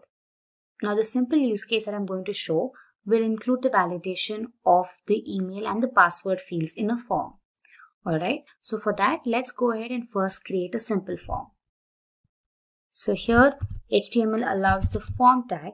So I say form, within which I'm going to provide our fields. So I say input, and then the name I'm going to be providing is email. Alright, and then I'll provide a placeholder and call it email. And then the type of the input is going to be text. Alright, and then let me just give a break tag here. So now let me just copy the same thing for my password as well. So here we go, I say password here. And then the placeholder again will be password. And then I'm going to keep the type as text. And finally, I'm going to have a button, a submit button, right? So let me say button, type is basically submit, all right? And let me display submit on my button, all right? Okay, so with the help of this, we've created a simple form. So let me show you how this looks. So here we go. We have successfully created an email field, a password field, and a submit button. And every time I click on the submit button, you can see that my page is getting refreshed. Now, once the user provides the correct email ID and password, we want to display a message. Alright, so for that I've created another file called message.html, and this is a simple file where I'm displaying the message, hello there, welcome. Alright, so this is a simple message that I want to display. So for that, I have to add it in my form tag. Now once the form gets submitted, an action has to be performed, and the action is to navigate to the message.html file, right? So let me just say action equals message.html. Now you can also provide a name to your form. So let me call it my form. Alright, so let me just save this. Alright, so moving on, we have to now validate the information that is provided. For that, I'm going to create a function here. So let me call the function validate. Alright, so here I'm going to check for my fields, right? Now, if the email field is empty, then I'm going to alert the user saying please enter the email. And if the password field is empty, I'm going to again alert the user to provide the password. So for that, we're going to make use of this simple if-else logic. So let me say if document dot my form dot email dot value is null. So I'm going to check if the value provided on my email field in my form is null. Alright. What I'm going to do is I'm going to say alert, please provide your email ID. Okay. And then I'm going to say document.myform.email.focus. Now what exactly focus does is that it makes sure that the cursor remains at the email field. That is, it is focused at the same field. Alright. So let me just copy the same thing for my password field. So let me say else if, let me just copy this. Instead of email, I say password, within which I'm going to alert the user to provide the password.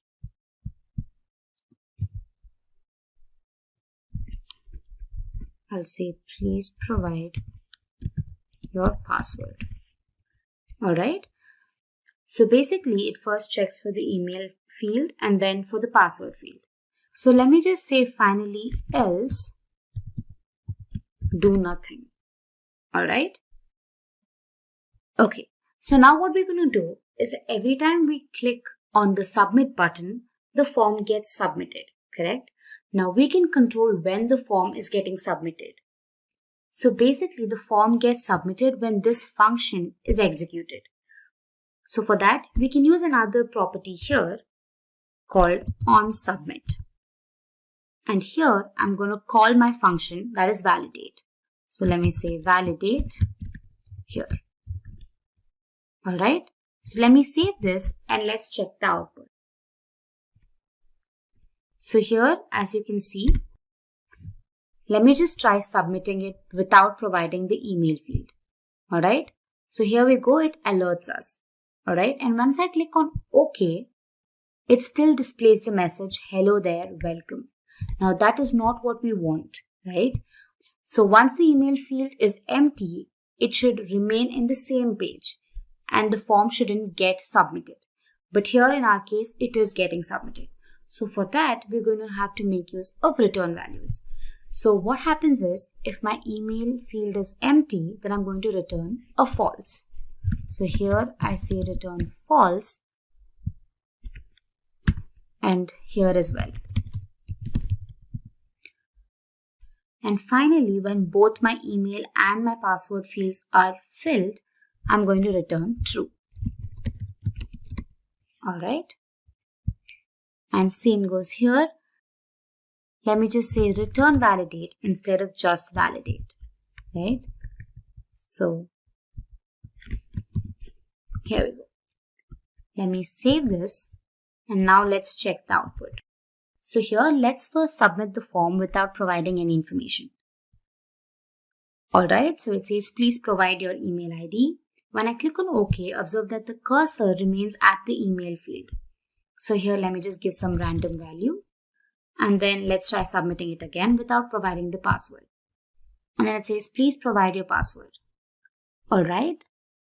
Okay, now if you observe that the cursor remains at the email field. So let me just check my code once. Here we go. I haven't mentioned password here. So let me change email to password. So let me just provide some random value at my email field and say submit. And then I get a message saying please provide your password. And now you can see that the cursor is at the password field, right?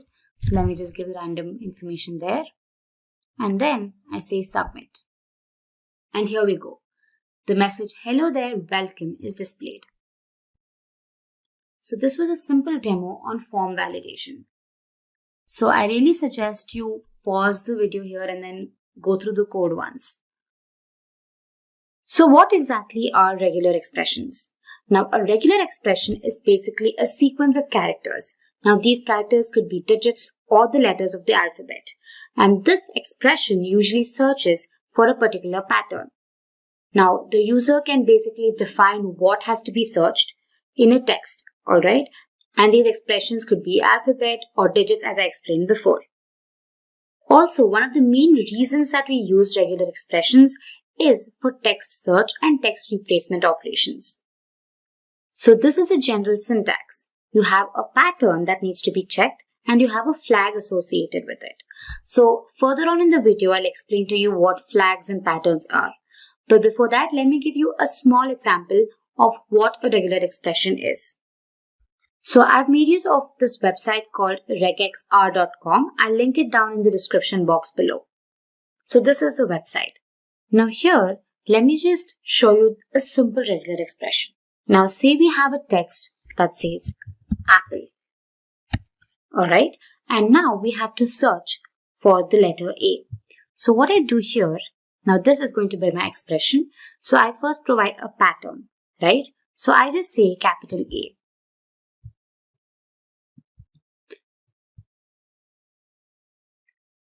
So when I say capital A, you can see that the letter A has been matched in my text. Alright, so it's as simple as that. Now one thing to remember is that here it is case sensitive. Alright, so if I say a regular small a, it does not get matched. Alright, so if I want to match AP, I can just say AP and it gets highlighted here. Alright, so this is a simple regular expression that matches with the text. So moving on, let's see what exactly these flags, patterns and quantifiers are. So what exactly is a flag? So we previously saw that the syntax consists of a pattern and then a flag, right? So these flags basically specify to alter the behavior of a regular expression. Now these flags are generally appended after the regex literal and can be specified as a second argument in your expression, right? So let's see the different flags that are supported by JavaScript. Now you have these 5 flags here. You have G, which is the global flag. Now this finds all matches instead of stopping after the first. Alright. Then you have I, which is ignore case, which makes the entire expression case insensitive. And then you have M, which is multi-line.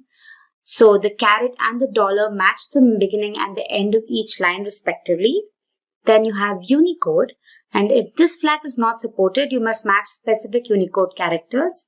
And then finally you have Y, which finds all the consecutive or adjacent matches. So moving on, we have patterns. Now these patterns are basically brackets and are used to find the range of characters. Now again we have these patterns. You have A to Z, which finds all the characters from A to Z in lower cases only. Then we have 0 to 9, which finds all the digits between 0 to 9. And finally, we have the letters of the alphabet and the digits separated by a pipe. Alright, so this basically finds any character, be it an alphabet or a digit. I hope this was clear to you. So moving on, we have quantifiers. Now these quantifiers define the number of occurrences of a particular string. Now consider n to be a string. So we have three quantifiers here. We have the plus, we have the asterisk, and we have the question mark. So plus indicates one or more occurrence of the character n. Alright, and the asterisk indicates 0 or more occurrences of the character n, while a question mark indicates 0 or 1 occurrence of the character n.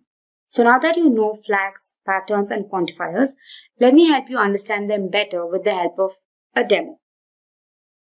Alright, so here I have a simple text which says, "Welcome to this tutorial on JavaScript. This video teaches regular expressions." Now here, when I search for a particular word, say let me search for the word this, okay? So I say this.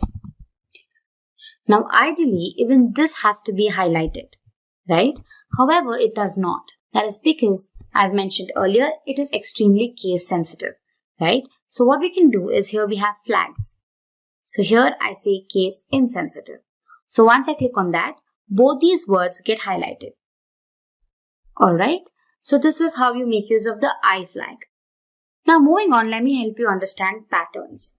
Now as mentioned, you can have a range of characters. Now just in case here, say I just make it case sensitive again. And here I would like to select all the letters of the alphabet from A to Z. Alright, so when I do that, you can observe all the letters are highlighted except the ones that are in the uppercase. Correct? Because that is not mentioned here. So here when I make it insensitive, you can see all of them get highlighted. So this is how you can make use of a pattern. Now to understand quantifiers, let me use a separate text, alright? Let's have a couple of A's and a few B's. Now here, when I say A, you can see all the characters A are being highlighted, right? Which is correct. But when I use the asterisk symbol here, what happens is you can observe all the 4 A's are considered to be a single unit. What asterisk does is that you can see here it says matches 0 or more of the preceding token. Now the preceding token is A and matches 0 or more occurrences of the character A. Now same, if I say B next to it, you can see all the characters B are matched, right? However, you can check the characters A in this particular text are not highlighted. I'm sure you can understand why, because the expression that I'm looking for is any occurrences of A followed by the character B. In this text here, there are no characters A and B together, correct? So here you can say that A is not highlighted. But once I give an asterisk again, what happens is that the character A gets highlighted. What happens is that B can have 0 or more occurrences. So here there is a 0 occurrence of B. So A gets highlighted. So this is how the asterisk quantifier works. Now one of the most important concepts of using regular expressions are the special characters. So here we're going to indicate the special characters with the backslash. So we have \W, for example. Now what W does is that it matches any word character, right? So all the characters here get matched. Now it also has a counter character which is the capital W, alright? So what this does is that it does not match any word. So it matches everything that is not a word, including the periods. Now let's say we want to match all the white spaces. You can make use of the character S here. Alright, and when you have the uppercase S, it matches any character that is not a white space. Now let's say you want to match a digit. You can just have \D. So let me just type in a few digits and here you go. All of them get matched. Now let's say you want to have a range of values that get matched, right? Now let's say I want to match just 3 digits. So I can make use of curly braces and within which I can mention 3. Now here you can see that it matches 3 of the preceding token, correct? So the preceding token is basically a digit. So it groups them in 3s. So let me just add 2 other digits and there we go. Same goes with the matching of words. So here, let me say W. So when I say 3, all of the characters are grouped in 3s. Alright. Now let's say I want to group the words that are 3 or 4 in number. So here I can just say comma 4. Alright. Now it gets matched. Alright. So now it gets grouped in 4s. So this is a simple example to show you how special characters work in a regular expression. Moving on, let's see how you can use regular expressions to search for phone numbers. Now here in my phone number, I'm going to have an area code. So let's say 080 followed by an 8-digit number. Alright. So let me give a random number. Alright. So it's 8 digits. So some people write a phone number like this, while others could write it something like this. You could have a hyphen in between and then an 8-digit number. Alright. Now how are you going to look for this text? So what we're going to do is we're going to make use of the special character, that is for a digit. We'll make use of -t. And first we're going to look for the area code. That is a 3-digit number, right? So let me just say 3 here. And next we're going to have an optional hyphen. So for that, now since we learned a pattern can be enclosed within square brackets, so let me just say hyphen here. And let me say a question mark. Now a question mark indicates 0 or 1 occurrence of the preceding character, right? So we're going to have a hyphen for a question mark. And then finally we're going to have a digit again. And here the number of digits is 8. So let me just specify that. Alright, so when this happens, you can see both my numbers are getting highlighted. Although the text remains the same, it could be specified with different formats, right? So just like this, you can create expressions that match various formats. So this was just a simple video to acquaint you with regular expressions. In today's session, we're going to be learning all about JavaScript email validation. So first of all, validation is an essential part when you're communicating with the user. Almost all the websites and applications that you use have forms that you need to fill in. And every time you fill a form, that information you provide needs to be validated. So this is an essential and a crucial part. Now, when you're providing more critical information like user credentials, say your ID, your password, your date of birth, all of that needs to be validated. So JavaScript enables this with the help of a feature called email validation. Now, email validation, first of all, ensures user authenticity. It also facilitates email validation on the client side so that all the processing that takes place on the server side is faster. And lastly, with JavaScript, one can validate a name, password, email, date, etc. Now, I'm sure everybody has used email IDs, right? So here's a dummy email ID for you. One thing that you must have noticed is that all IDs come with an @ symbol. Now, the first part before the @ character is the personal data. Now here it could include your name, you can provide digits, etc. So the length of this personal information can be up to 64 degrees. And following the @ character, you have the domain name. The domain name can be up to 253 characters. Talking about the personal data, now this data can include any sort of information. You can provide your name, your birth date, etc. So basically it can consist of all uppercase and lowercase letters of the alphabet. It can have digits from 0 to 9. It can include all special characters. And lastly, it could include the period character. One thing to remember is that the period character cannot occur twice and is not supposed to be either the first or the last character. Alright, so this was just a brief introduction to email validation. Now, to give you a better understanding, let's go ahead and look at a simple demo. So back in our Visual Studio Code, I've created a folder called JavaScript demo, and I've also created a file called email validation. I've also typed in the initial code. Also, if you haven't watched our videos on JavaScript regular expressions and JavaScript form validation, then I highly recommend you go through them. Email validation is basically just a combination of the two. So I'd suggest you first head back and watch those videos and come back here. Alright, so the first thing that we need to do is create a form that includes the email field, right?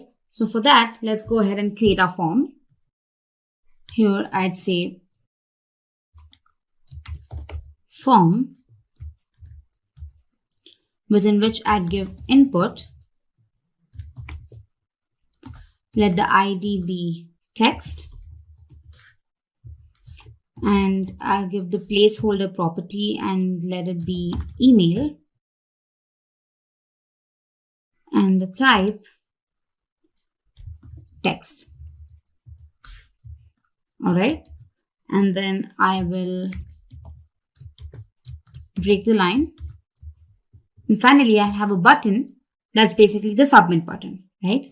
So let me just say button, type, say button, and then the message displayed is submit. Alright, so now when you're validating a form, you will have to provide certain cases, that is the if-else conditions, to validate it, correct? Now first, I'm going to create a function wherein I'm going to pass the information typed in by the user as an argument, and this function consists of a regular expression against which the ID provided by the user is checked. And if the pattern matches it, then the ID is valid, and if it does not, then you'll have to alert the user. So now let's create our function. Let's say script, and now let me create a function called validate. Alright, and now I'm going to create a variable called mail, and I'm going to get the information provided by using this ID from the input. Now I'm going to get the text using this ID, correct? So let me just say document.get element by ID, within which the name of the ID is text. Let me say text.value. Alright. So the next thing is to create a regular expression. Now consider two different IDs here. Now the domain of the first ID ends with .com, while the next one is ending with .co.in. So when we're defining the regular expression, we'll consider all possible scenarios. So now let's head back to our VS Code. And here let me just say variable regex, beginning with a /, and then you have a caret. Now the caret symbol indicates the beginning of the regular expression. Now since we can have the lower cases, upper cases, and all the digits, let's go ahead and mention them. So here, let me say A to Z, all lower cases. Then we have uppercase, and we have all digits, 0 to 9, followed by which we can also include a period and an underscore. So when you're including a period symbol, you will have to use the escape character, that is \, and then you mention the period. Now, one thing to remember is that a period symbol in regular expression means that it can include any of the characters. But here, since we're using the literal character, that is the period, we have to include \. After that, we can have an underscore as well. Alright. Followed by which we have a quantifier, that is plus. Now plus here indicates one or more occurrences of all these characters. So here we include plus, after which we have a literal, that is the @ symbol. Followed by which we have the domain name. So again, the domain name can include all the letters of the alphabet and the digits. So for that, let me say A to Z, and 0 to 9. Again, to remember, we have to include the plus symbol, indicating that let me just get rid of this. So we include the plus symbol to indicate one or more occurrences of these characters. Again, followed by which we have a period symbol. So for that, let's just go and type in period. Now you must be wondering why I didn't use the \. Now a \/ or an escape sequence here can only be used within the square braces. Outside of it, it is considered as a literal. So here I just mentioned the period. Again, I highly recommend you go through the JavaScript regular expressions video to clarify all your doubts. So moving on, after this, I have to mention the extension, that is .com or .co.in. Now, generally, these extensions are in lower cases. So for that, let's just go ahead and mention A to Z, again followed by a plus, that is a quantifier, with an optional dot again, followed by the letters A to Z. Again, these can, again I mentioned plus, followed by which I'm going to add the question mark. Now, the question mark indicates 0 or 1 occurrence of the preceding expression. So in this case, this extension, that is .in, is optional. Now, the question mark here indicates either a 0 occurrence or 1 occurrence. All right. So to end the expression, you have the dollar symbol and then the front slash. I might have missed something. Okay, yeah, I haven't closed this, so let me just add the parenthesis. All right. So this is your regular expression against which we're going to be checking the email ID, right? So now we're going to use the simple if-else logic. So for that, let's say if regex dot text dot mail. Now, mail is basically what has been passed by the user. All right. Now, if this is true, that is, if the mail when checked against the regular expression comes in to be true, then I'm going to alert the user saying you have provided a valid email ID, and I'm going to return true.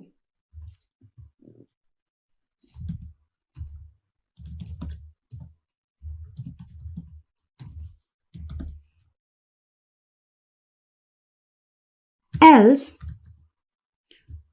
if the expression does not match, then I'm going to alert the user with a message saying, sorry, incorrect email ID. And I'm going to return a false. So now you must be wondering, where is the return value going? So for that, I have to add the onClick event on my button. So here, let me say onClick. It's going to call the validate function. All right, so there we go. Let me save this and execute it. In my browser, when I type in xyz@gmail.com and when I click on submit, it alerts me saying you have provided a valid email ID. So to check the other condition as well, let's type in .co.in and submit. And again, it says that we've provided a valid email ID. Now, let's just add a period and an underscore as well. So if I say xyz dot a_bc@gmail.co.in, and when I submit it, it again says it's a valid email ID. For a false case, let's go ahead and remove the @ symbol and submit it. It says, sorry, incorrect email ID. Or you can also go ahead and remove the period here. And when I submit it, it still says that the ID is valid. Now, here what happens is that Gmail Co is taken as one domain name with an extension .in. So here, this is valid. So this was a simple video to explain email validation. I encourage you to play around with regular expressions and also consider all possible scenarios while you're validating your ID. In our previous few topics, we learned about arrays, functions, and loops. However, this time we're going to take a step forward and then learn about promises. Now you must be wondering why JavaScript promises even came into picture and what exactly these promises are. So don't worry, I've got your back. In today's video, we're going to learn about promises, why they were introduced, and also I'll explain their functionality. So let's go ahead. First up, why JavaScript promises? Now, JavaScript is predominantly single-threaded, meaning all processes contain the execution of instructions in a single sequence. So basically, in simple terms, one command is processed at a time. Now, if a function relies on the result of another function, it basically has to wait for the other function to finish and return. And until then, the current function remains idle. Now, this can be extremely frustrating because it's time-consuming and very restrictive. I mean, you're not using the system to its full capability. So to overcome these drawbacks, asynchronous concepts or asynchronous programming came into picture.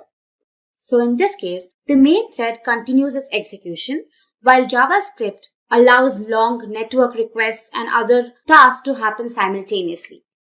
Now with the help of features like callbacks, promises and async await, asynchronous programming can be easily achieved. I hope now you understood why promises or asynchronous programming came into picture. Moving on, what are JavaScript promises? Now in the case of synchronous actions, you could, instead of arranging for a function to be called at some point in the future, return an object that represents this future event. This is what the standard class promise is for. Now a promise is basically an asynchronous action that may complete at some point in the future. And when it's completed, it produces a value. Now it is able to notify when its value is available. The easiest way to create a promise is by calling the promise.resolve method. Now this function ensures that the value you give it is wrapped within a promise. Now a promise basically has three states. First up is the pending state. Now this indicates that the underlying operation has not yet been completed. Next up is the fulfill state. This indicates that the promise has been fulfilled with a particular value. Lastly, we have rejected. Now this indicates that an error has occurred during the operation and the promise is rejected with a particular reason. Moving on, a promise is said to be settled when it is either fulfilled or rejected. Because remember, promises are immutable. They cannot change their state. So once they're either fulfilled or rejected, they're said to be settled. So when a promise is fulfilled, it has to do a particular job. So for that, we make use of the then method. Now the then method basically runs for a result, and this is used to attach a callback when the promise has been resolved. Alright, same with the case of the scenario when the promise is rejected. It makes use of a catch method, which is used to attach a callback when the promise has been rejected. Don't worry, you'll understand the concepts better when we get to the demo. So moving on, let's look at a quick flowchart to understand promises better. First up, you have a new promise. Now the promise is in the pending state. Now this promise runs for an asynchronous action. Now we check if the action is successful. If it is a yes, then we call the then method. And if it is a no, then the catch method is called. And to end it, if it is fulfilled, then the asynchronous action is performed. And if it is not, that is if it is rejected, then error handling is performed. And lastly, the values of these methods is returned to the promise. I hope this was clear. So moving ahead, let's look at the general syntax. You can use the let keyword and provide a name for your variable, and then you create a new promise. Now this promise object takes a function which in turn takes two parameters, that is resolve and reject. So to help you understand all of this better, let's go ahead and look at a simple demo. So in VS Code, I've created a folder called demo promises, within which I've created an HTML file named promises. So I have the initial code ready here. So let's begin typing our code. So let's say script. And here, as I explained, we say let, and let's give the name car to our variable. Say car, and we create a new promise. Alright, so the promise object returns a function which takes two parameters called resolve and reject. Alright. So within the function, let's define a simple use case. Now let's assume that we're checking the car for its fuel. Alright. So we'll create a variable called fuel underscore full tank. Now let's set the variable to say true. Alright. Now let's set the variable to true. Now this indicates that the fuel tank is full. So now if the fuel tank is full, what I can do is I say resolve. Alright. Else I reject it. Okay, I hope you understood what I'm doing here. I'm just checking for the fuel tank, and if it is full, which is true, then it gets resolved, and if it is false, then it gets rejected. So if the promise gets resolved, the then method is called, right? So let me call it here. I say car.then. Now this runs a result, right? So it's a callback function within which I say document.write the fuel tank is full, happy driving. Alright. And if it is rejected, I say .catch, which also returns a function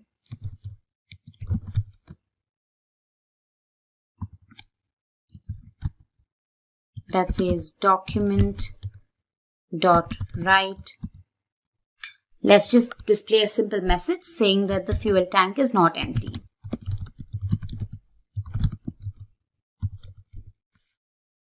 Alright, so let me save this and execute it.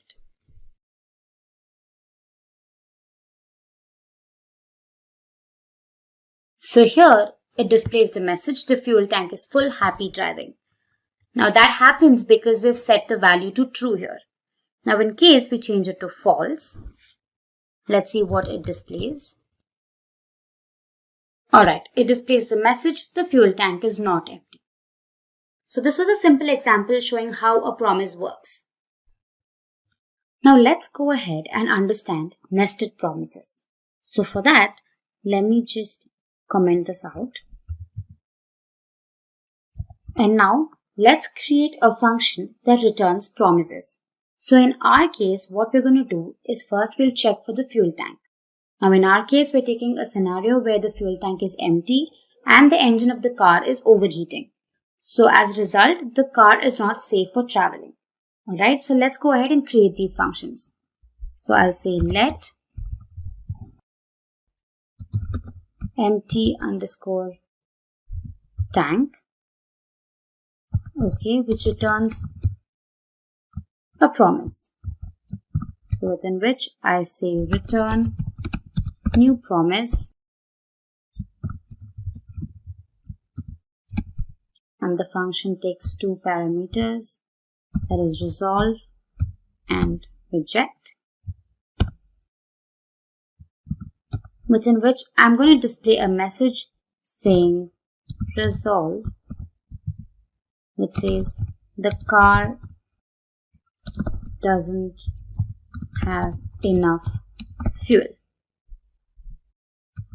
Alright.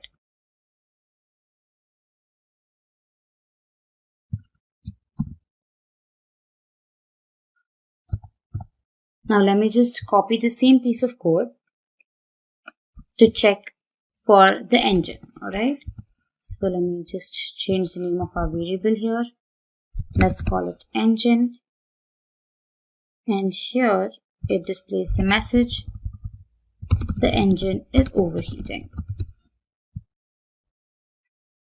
Alright. And lastly, when both of these scenarios hold true, that is the car doesn't have enough fuel and the engine is overheating, we say that the car is not fit for travel.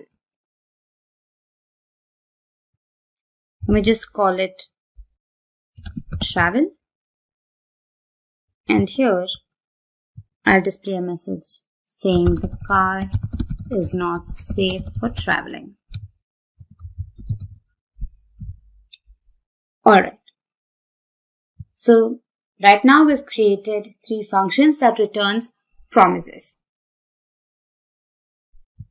So first we check for the empty tank, right? So let me just call the function here empty tank.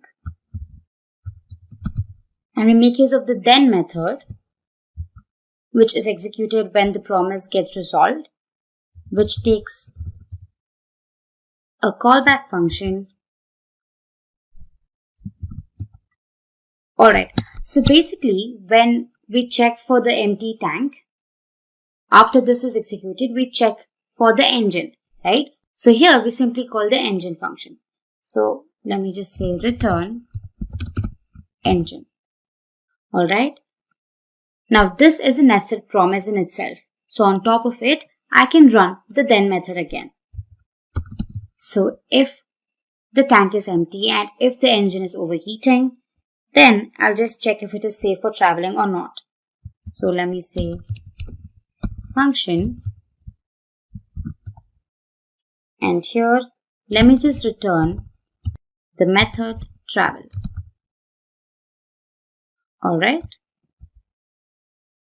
Now after this, if all of these are executed, then I say function. Finally, I'll display a message saying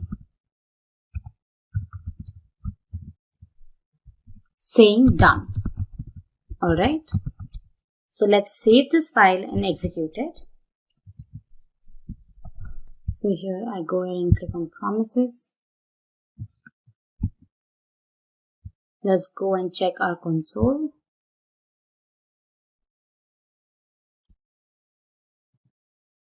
And there we go. The message done is displayed.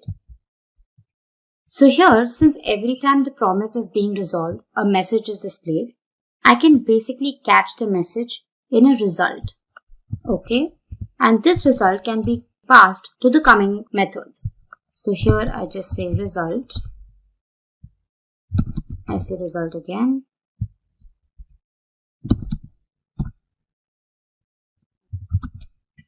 Alright.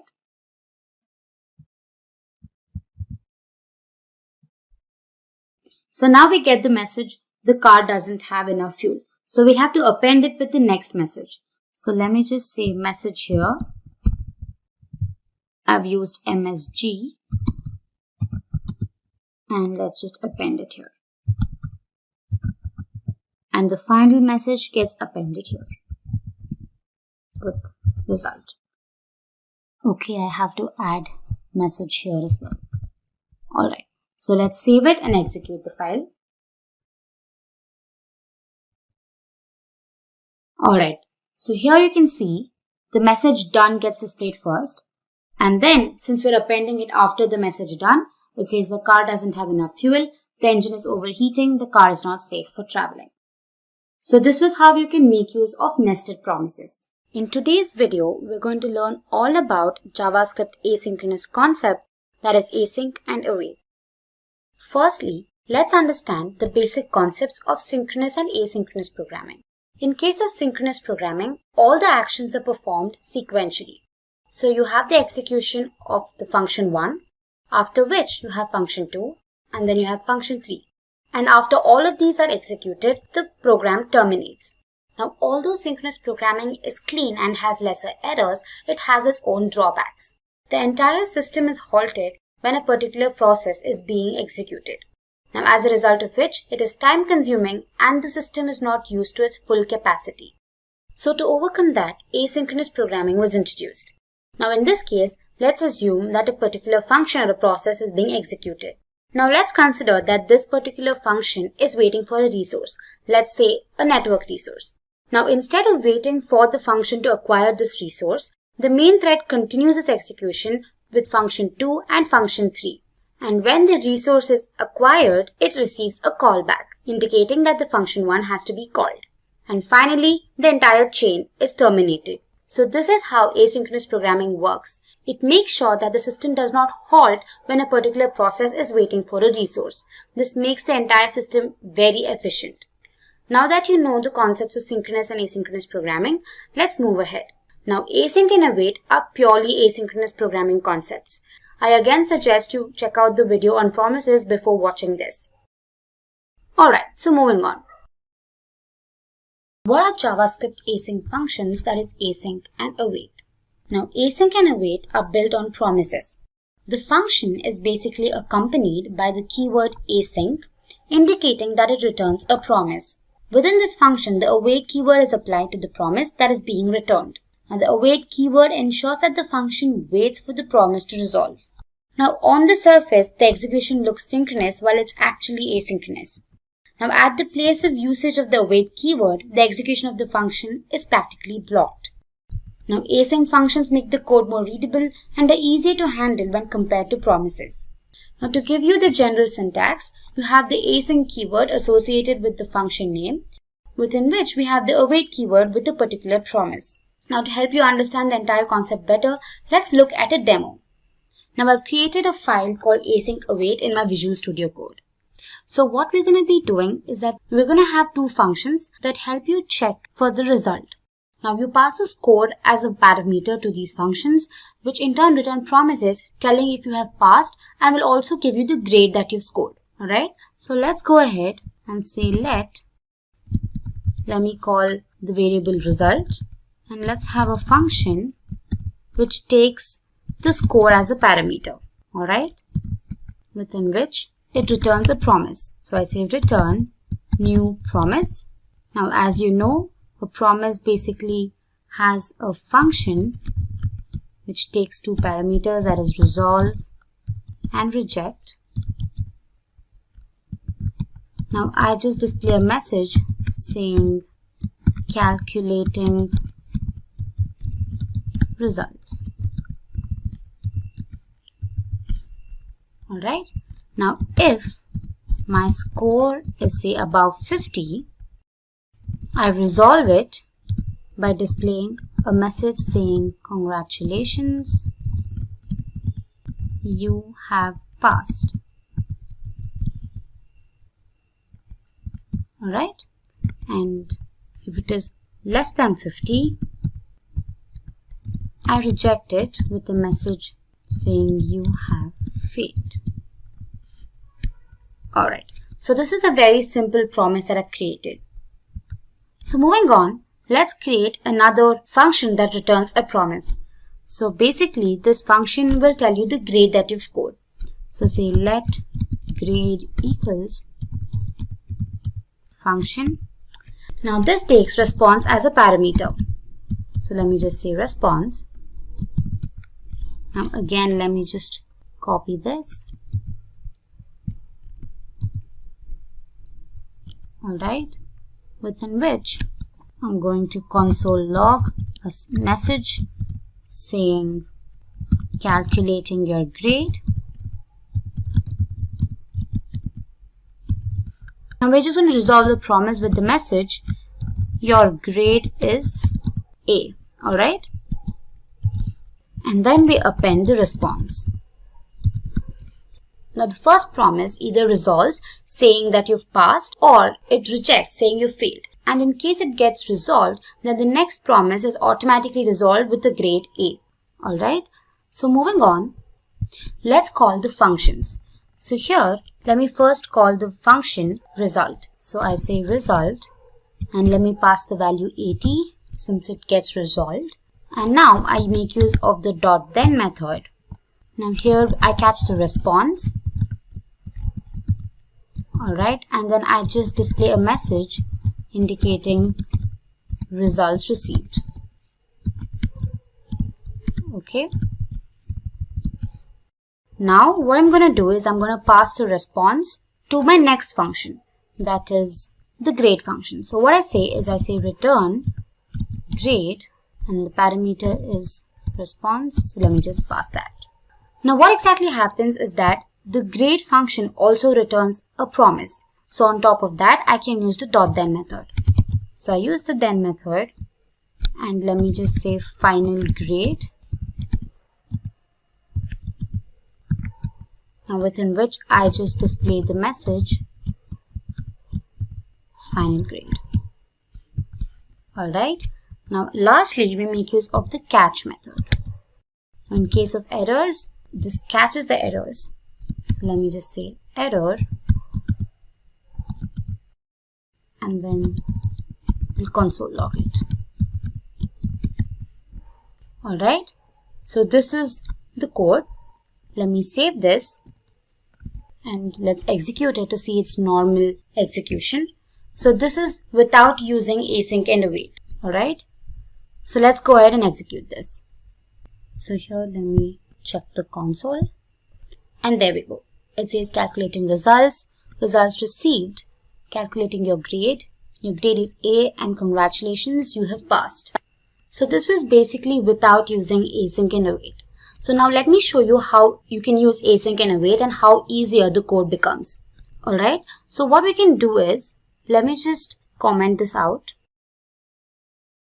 Alright, now what I'm going to do is I'm going to call my function, right?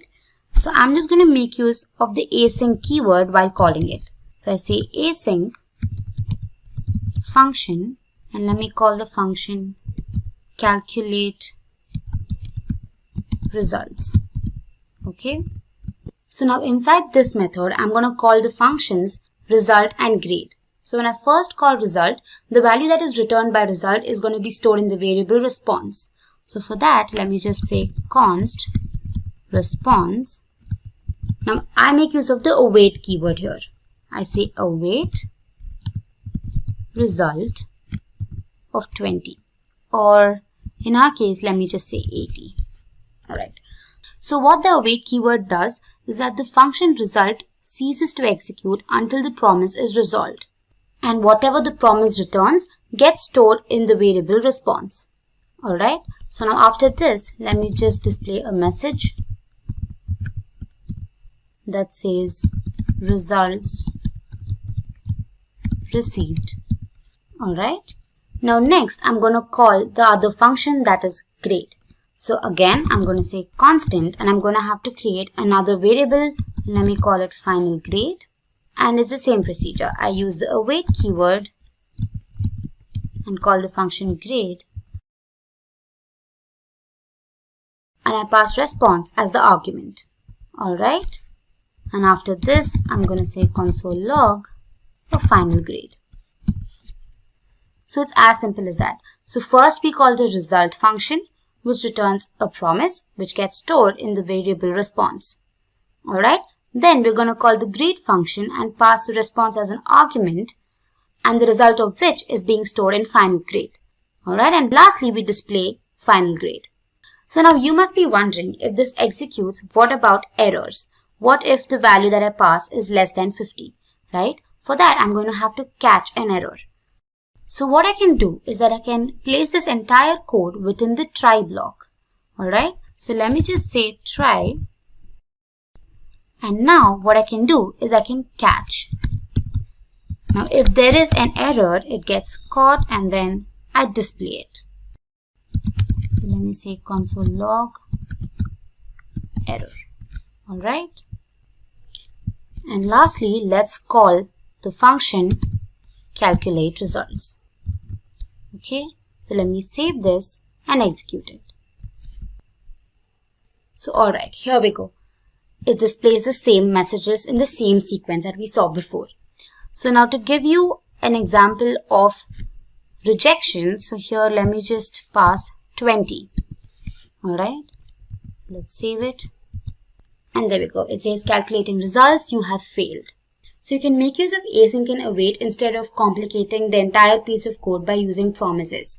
And in this session, we will be seeing what exactly is DOM, which is Document Object Model, and how can we manipulate the DOM.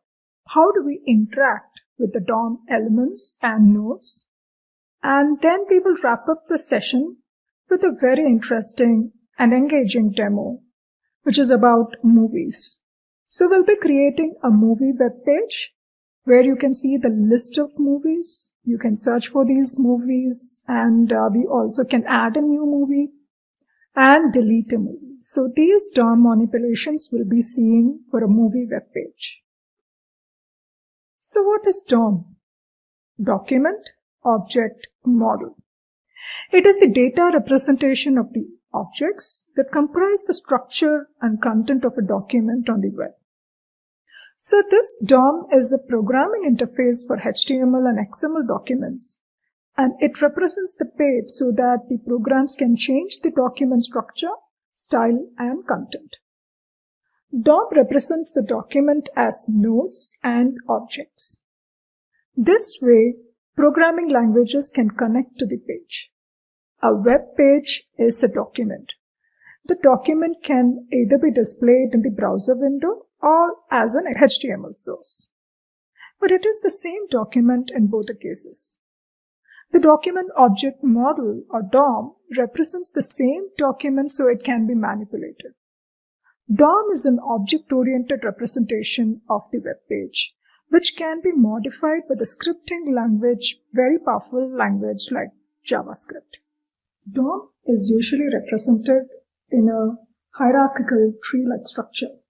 So you can see this picture onto my right, where you can see a HTML element, which will be the root or the parent element. And it has two child elements that you can see. One is the head, and then we have the body. Head consists of the metadata, like title. It also consists of script and style tags. And body comprises mostly of the content of the web page. So in this example, you can see a h1, which is a heading tag. We also have another element, which is the list element that you can see, which is an unordered list, which consists of two list items. Now, these two list items are the child elements of this particular unordered list, and these two comprises of the child element of body, which in turn is the child of the root HTML parent element. So we have a parent and child relationship that you can see over here. And when we speak about events later in the module, so you can see like how the parent can handle the child event, or the child can be able to manipulate the events of the parent element via JavaScript. So we can use JavaScript to perform different tasks of DOM manipulation, like traversing the DOM. You can read the text, or the HTML text or inner text, or whatever property value which is present in the form of the element, inside the element, or a node. So you can do a read operation basically, or you also can edit or update something. And we also can add new element. We can delete the existing ones. We can change the style. So we can do all these manipulation of this document object model using just JavaScript. So all of the properties and methods and whatever events that we have available for manipulating and creating pages, and these are organized into something like objects. So the document object that represents the document itself, the table object that implements the special HTML table element, DOM interface for accessing HTML tables, and so forth. So the entire DOM, if you see, it's like object reference, object by object reference. So what is the power of JavaScript in manipulating this DOM? So we'll see the perspective of JavaScript now. So using JavaScript, as I told earlier, so you can add elements or nodes, or you also can remove the HTML elements or nodes that we see in the structure. But this is just not HTML elements or the content. Even you can manipulate the style.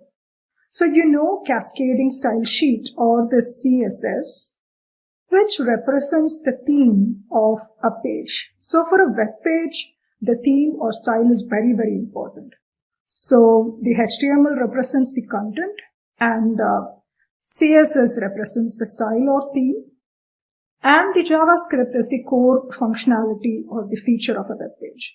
So these three things are like, like a trinity of a web page or website. These three things complement each other and go hand in hand. So just with your JavaScript, so your content is definitely important. Content is king for any particular website or system. So content is mandatory. It has to be there. So without content, it's nothing. But style is also very important. So if you have to attract your first-time customers, so you can attract them only with a very nicely styled theme or design. So this UI and UX design plays a very important role to attract your customers.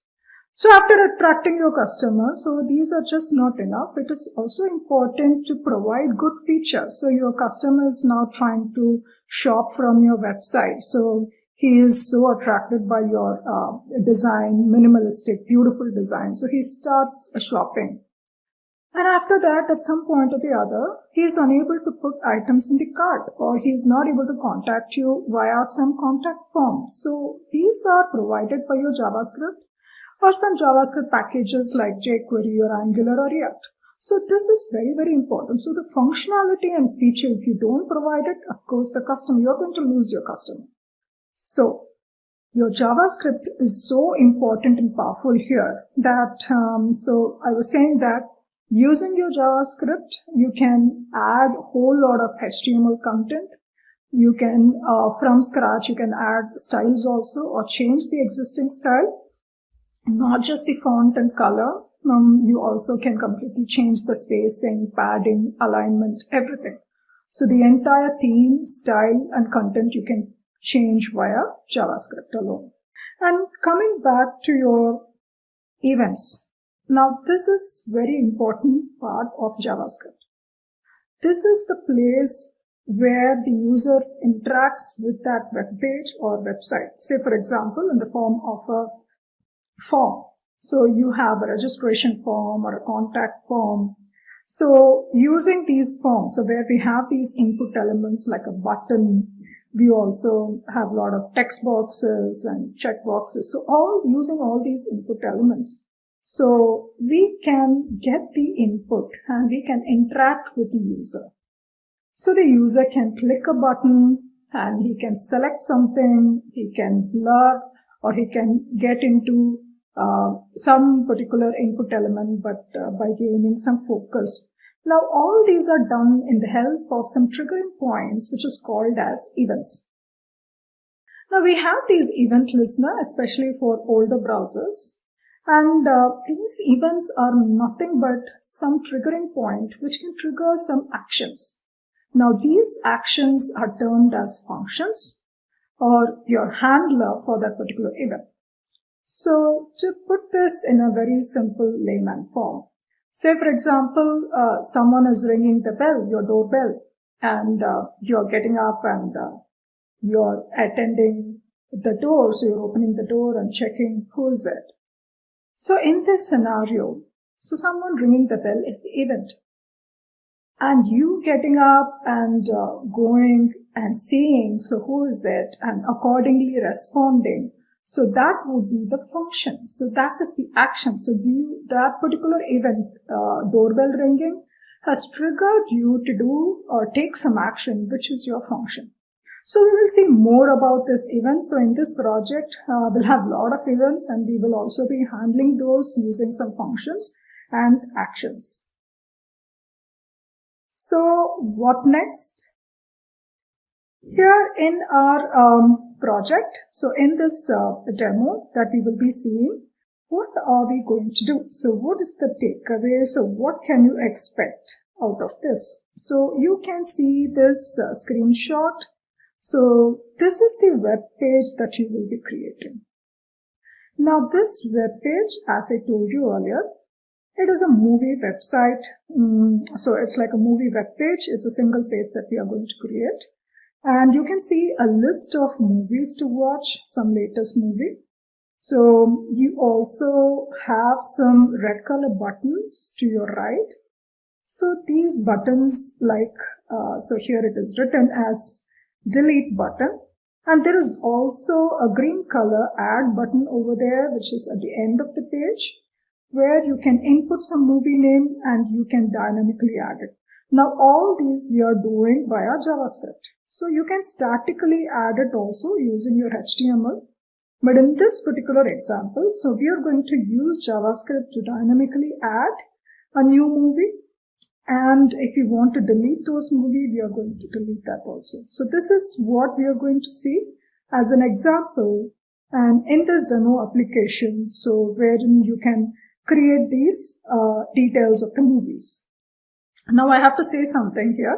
So I have styled this using CSS, but we will not be going in depth into the CSS because that is not in our scope, but I will walk you through the code that I have written so that you get this beautiful, the background image and the alignment and margin and padding. Those are the properties that I have included to get this style. So I will walk you through that. Then once that is done, so we'll focus more on our JavaScript code so that we can create this particular movie website in an easier, so very, very simpler, easier manner. So how we can implement this particular concept of DOM manipulation. So that we will be seeing in our movie project.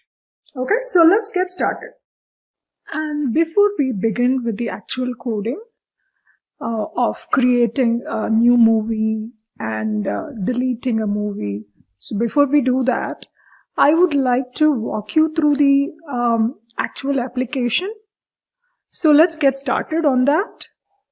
So before we get on to the coding and stuff, so I would like you to take a look at the final web page or the website that you would be creating. So let's take a look at that now. So this will be the website that you will be developing. So you can see that it's a movie web page. It's kind of a single page application because we are creating just one single web page for this particular demo. So you can create any number of pages you want later. But for this, we are just going to create one index.html. Now in this, if you can see, there is a list of movies here, popular movies. Yeah, so most of my favorites that you can see. And as I move my cursor, you can see that there is a purple color, like a border. That's actually a border that I have written in CSS. It's a border property. So you can see that on the left, which is highlighting that particular row. And you also can see a corresponding button in red, which is the delete button. So when I press, it's going to delete that particular movie. And you also can see a text box at the end of this page. And there is a green color button to add a new movie for this. So you can see the entire page has been styled in CSS. So it looks quite appealing. So I have given an image which emulates like a movie screen, movie theater screen. And there is a card that you can see. So this is the card.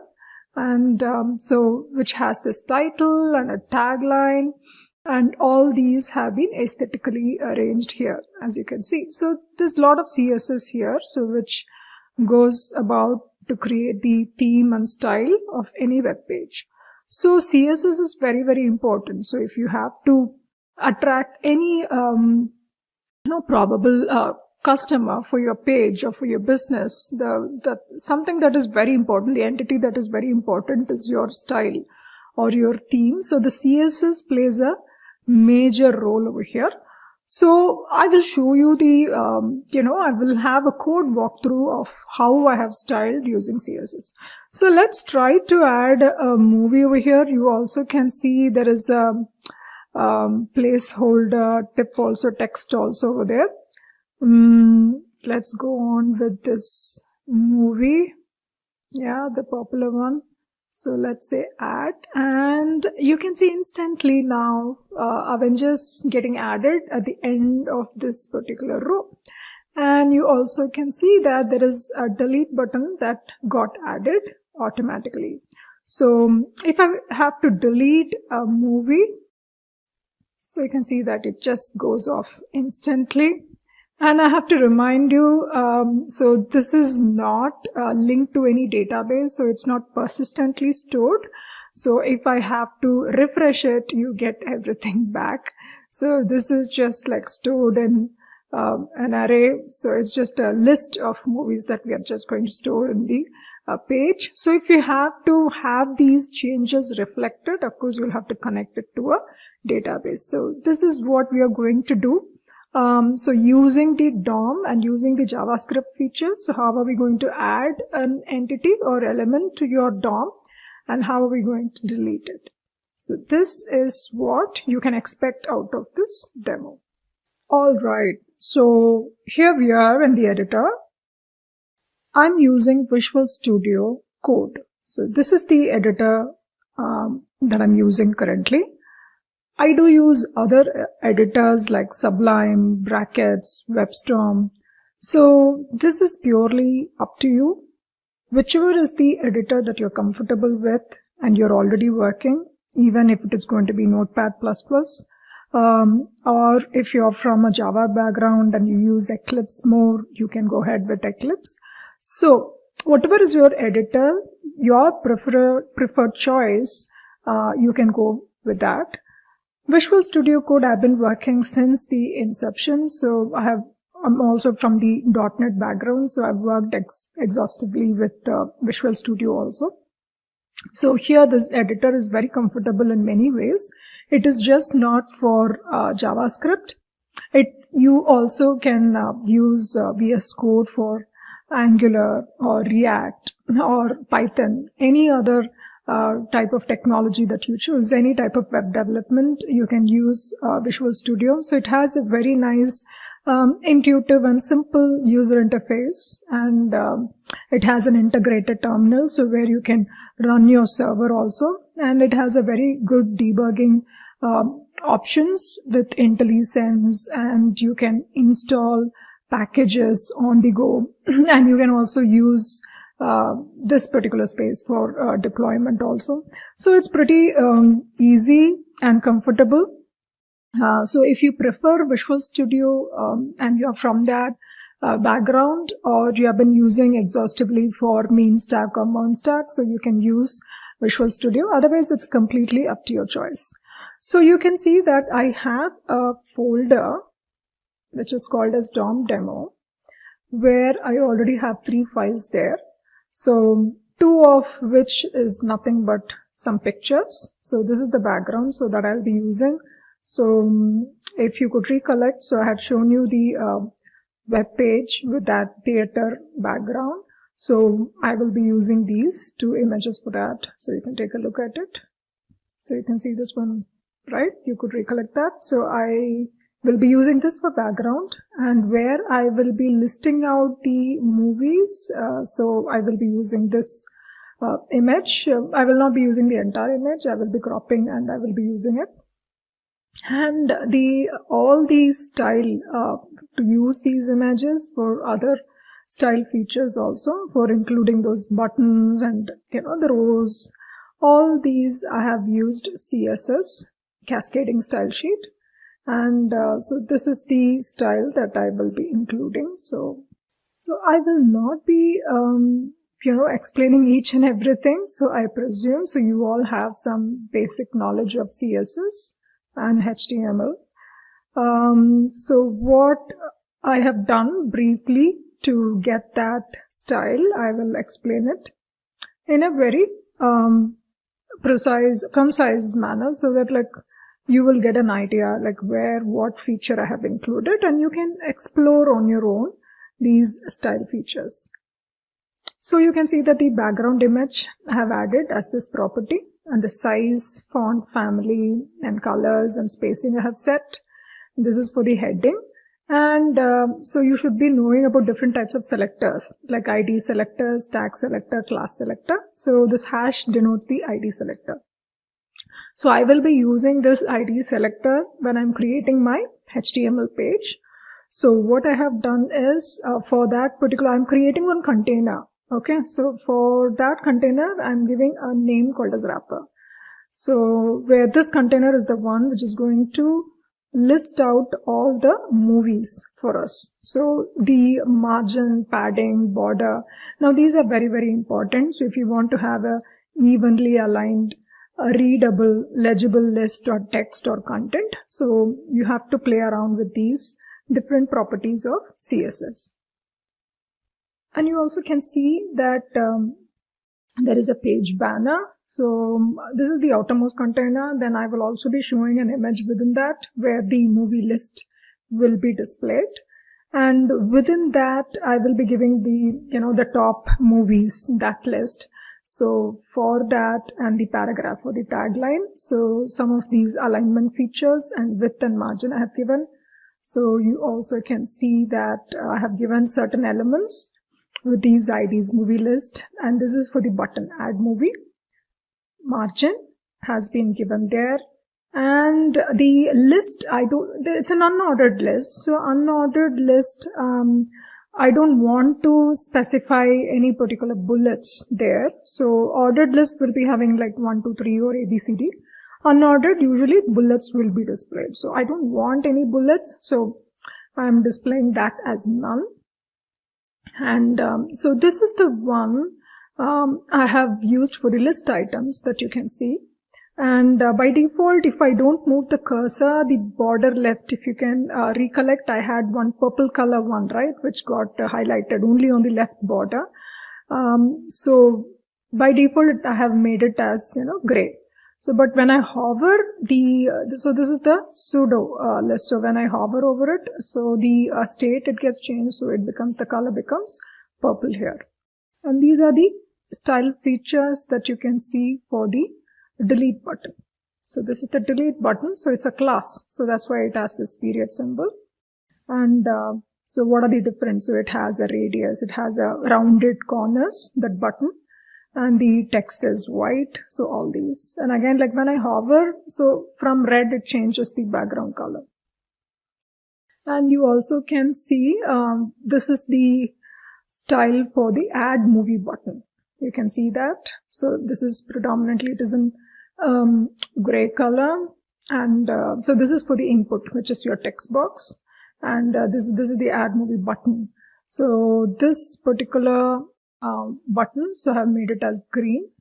And you can see the other features also. And again, so however, it becomes like a dark green. So these things and all you can change, right? And for these label. So for all the elements that I will be creating now in the index.html, so this is the style that I'm going to apply.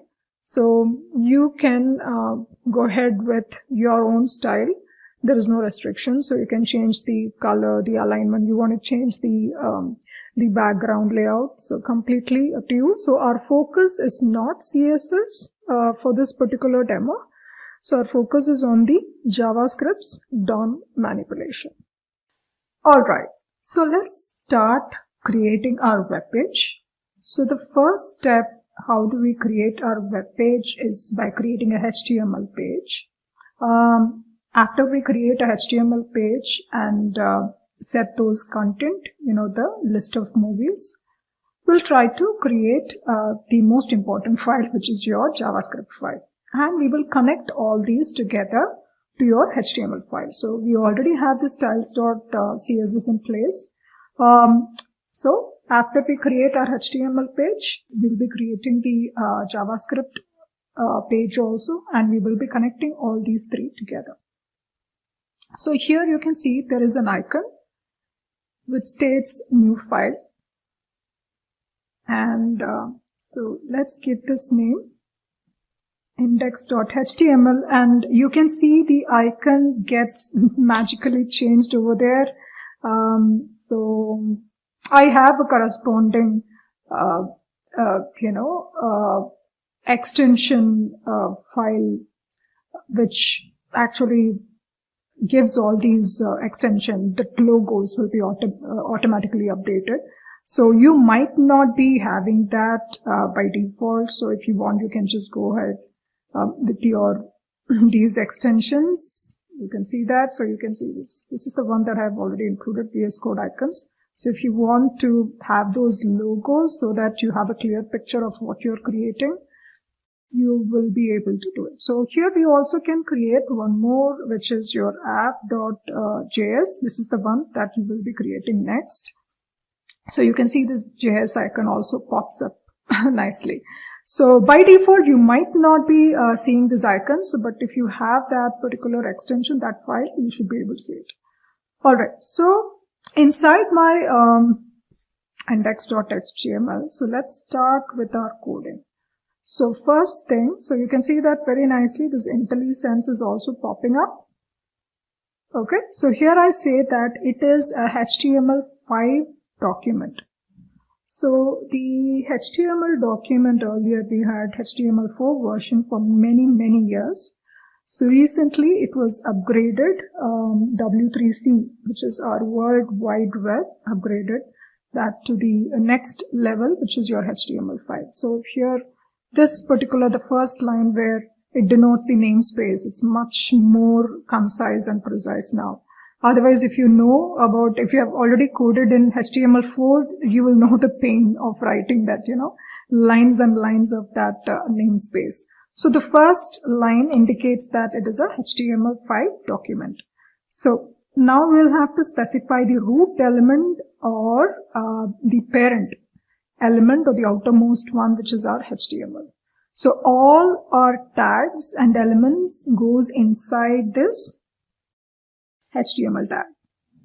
So we have this head and we also have the body. So head, as I told you earlier during the discussion, so where I was saying that all the metadata and other properties like your title and so if you want to link other files like your styles or your script, everything goes inside your head. Having said that, you also can include your script src anywhere inside your body. Also, you can have more than one script source also. Not necessarily that it has to be inside your head only. But we specify some metadata and other within your head elements. So here I'm including one character set here. So this is the default one, which is your Unicode. Okay, 8. So not mandatory, but you can include this one. And as I told you, we can also include your style and we also can include your script, but we'll do that later. So right now I'll just include my title, so which will be displayed on the web page title bar on the topmost one that you can see. I would say movie time, right? So now this goes inside the head.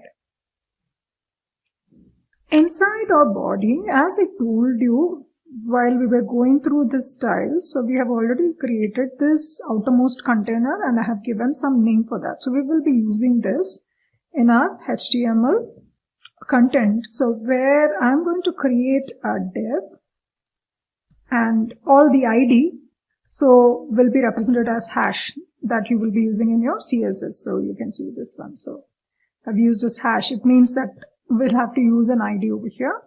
So let's say wrapper. Now this is going to be my outermost div and all other elements are going to be present inside this div. And inside my div, I'm going to have a header. So this is a HTML element header. And inside this header, I'm going to have the title. So which says movie time, and it also has a tagline. I showed you in the finished web page. So those movie title as well as the tagline, I'm going to include it here. So inside my header, I'm going to have this one more div, and I've already created the style for this. So this will be the page banner. And inside my page banner, I'm going to have this title. So the movie title, I'm going to use h1 over here, and I'm also giving the class because I've already defined. And you also can define the style outside, or you can have a style inside the head that you can refer. So in that case, it would be referred as internal style. Now this will be external style. But if you want, you can also have an inline style. Say, for example, I can include a style property here. So this will become the inline style of H1, which will have the highest precedence. So in this, I say I want to have a white color. So you can either pick from the text as such, or you also can give this hex value. So both are same. Then after that, so all your CSS properties are terminated by a semicolon, and it's separated with this colon, like this property name and the value separated by colon, and the statement, it ends with a semicolon. So here you specify whatever is the heading that you wish to display,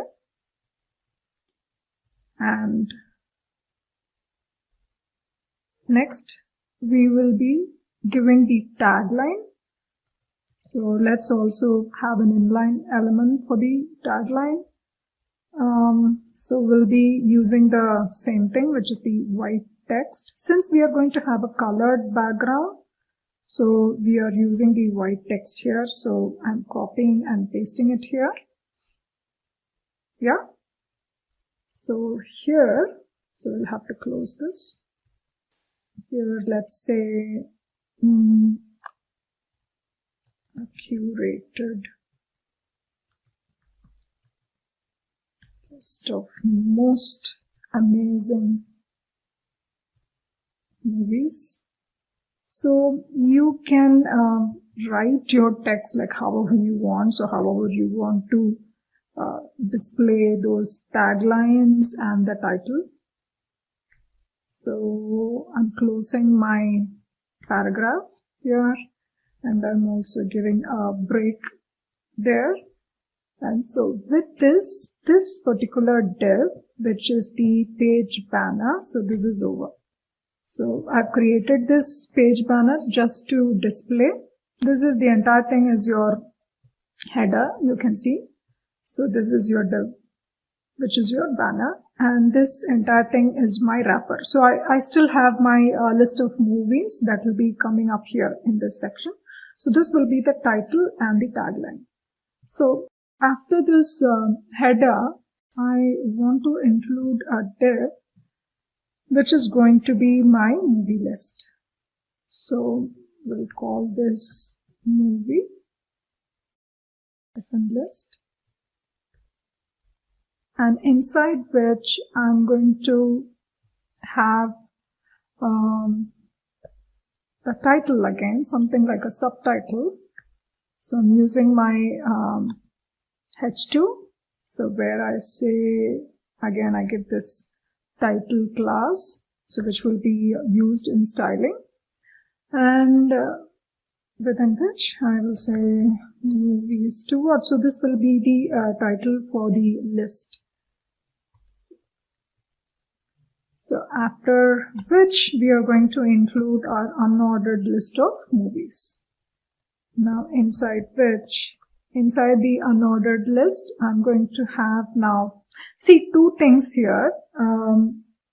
If you could recollect the movie page that I had shown, we will be creating the name of the movie in the row-wise format, and it will also be having the delete button. So you would be able to see that the delete button would be there, and so both elements have to be there for each movie list. So I will be specifying the name of the movie here, and I will also be specifying the delete button. So inside my list item, I'm going to have a span.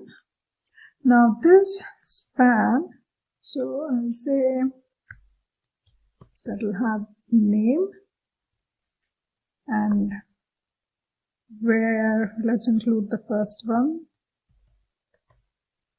and done, and I will be including a span element for the delete button also, and I will just say delete. Okay, so let me copy this one, because we are just going to use this for all this particular style for all our movies. So I'm copying this and I'm pasting maybe 4 or 5 movies. So 3, 4 and 5. Okay, so let's write whatever movies that you want over here. So let me just change these movies quickly. Okay, so all of my favorite movies, Inception again, yeah, and Stage, and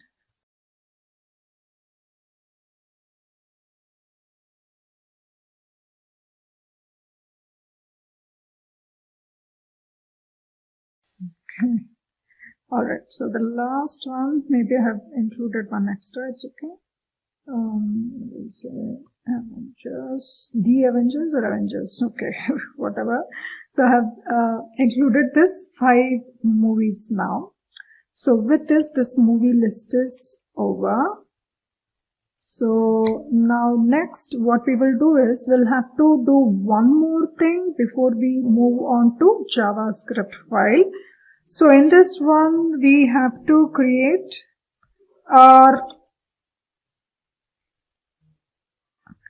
we will be having a form element here.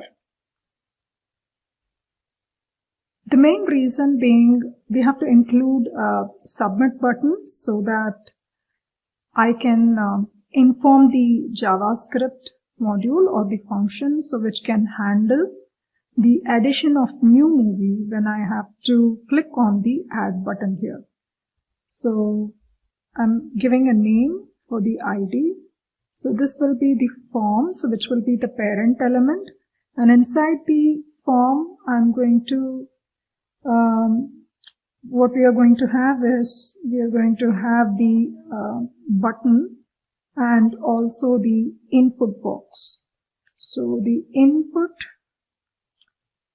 the text box we will be including, so you can see the list of input elements of your HTML. So we'll be selecting text, and we can have a placeholder. It's nothing but the text,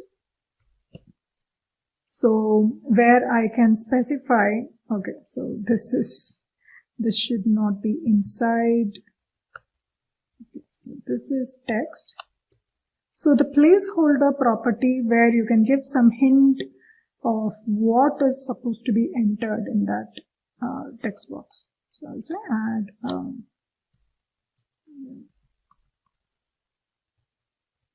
so let's close this input box. Now this button, let's add. So now this is going to invoke the function which we will be adding in the JavaScript page. So with this, we have closed this form and we have also closed this div and the body. So with this, the HTML content, the code for the HTML content is ready. So if you have to see this page, so I have this option set up here. So open in default browser. So when I click this one, okay, so you can see this, and so if you're wondering why is this blank over here, you can see this here now. Yeah, it's the main reason is I've given white text because we'll have to include the style. We have not included the style yet, so just the HTML content, it looks like this. So it's not, it doesn't look so great, I know. So there is no JavaScript function also, but we can see that whatever content that we have mentioned, so it has been displayed properly. So the next step for us to do is to add the CSS and see if it matches the style that I had shown earlier. So if you have to add the CSS, so let's see. Okay, so we have now seen before adding CSS. So I keep saying about the importance of the style and theme also. So I know your content is ready, but it doesn't look so attractive. So how could you make it so engaging? and so that the probable customer or your business user can start using your web page. So how can you make it much more engaging and attractive? Let's add this CSS and see if it creates a magic or not. I know this is not our prime focus, but CSS definitely helps. So the link is the tag that we will be using to specify the reference. So this is the reference where I have to add. So whatever is your CSS style. So this is an external style. So I use my href property to attach this external style here. So I'll have to include, so you can see that it gets listed. Yes. And it's not mandatory, but still you can mention that it is a style sheet. So CSS is the default style sheet, and JavaScript is the default scripting language for your HTML. So we have attached this now. Okay. So let us see again. Okay, look at that now. Look at that. So you can see this before CSS. So literally it is nothing. It doesn't look like anything at all. But you can see like after CSS. So if you have fancy taking for your fonts, if you love fonts, maybe you can change all these fonts. I've used some default fonts.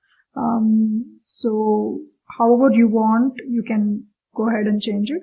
You can see that whatever we have given in the CSS that I've highlighted, it's now getting reflected in this new page. So you can see the difference between this and this. So that's why I opened another tab for you to see the difference.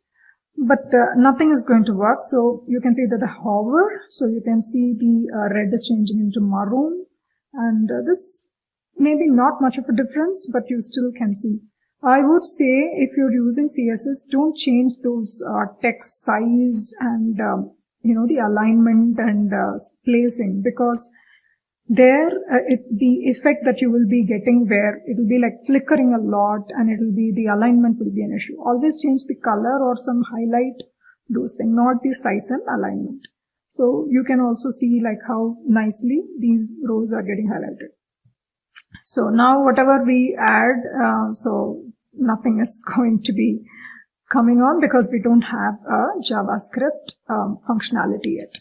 So that is what we are going to see now next. So let's start our JavaScript coding, which will be the next module.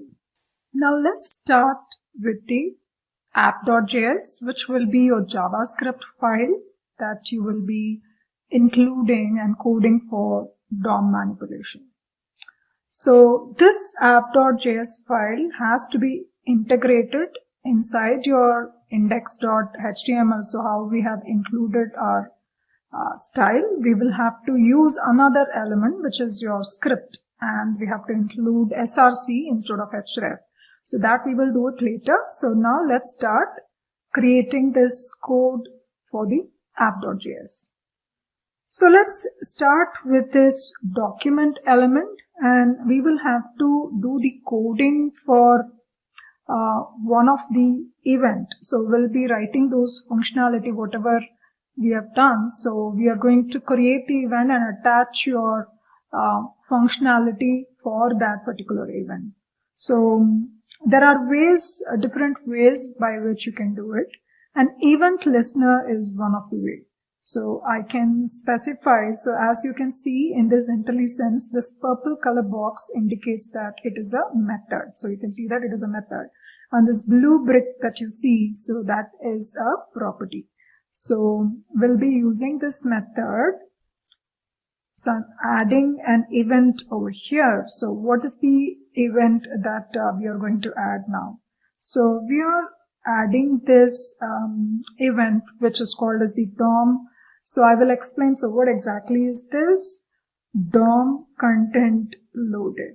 Now this event fires when the initial HTML document has been completely loaded and parsed. So without for other dependencies like your CSS files, style sheets, images, or any other elements to finish loading. So your original content, so if it is loaded and passed, this event will be fired. And the target for this event is your document itself, and that has to be loaded. And you can listen for this event on the window interface to handle it in the capturing, bubbling, or the tunneling phase. So JavaScript event has different type of phases also. When the event can traverse inside from your parent to your child so that it can be handled at that level also, it's called as your tunneling. And when it has to go upwards, so it will be like bubbling phase. So different ways by how your event can traverse and it can be captured. So there is another event which is called as load. Now that will be, you will not be using that for this particular purpose. So here I'm just using this event to check if the content, if that particular document, your HTML document is loaded without the other dependencies. That's what I said, without the style sheet or other features to be loaded. But another event is there which is called as just load, and it should be used to detect a fully loaded page along with style sheet and everything.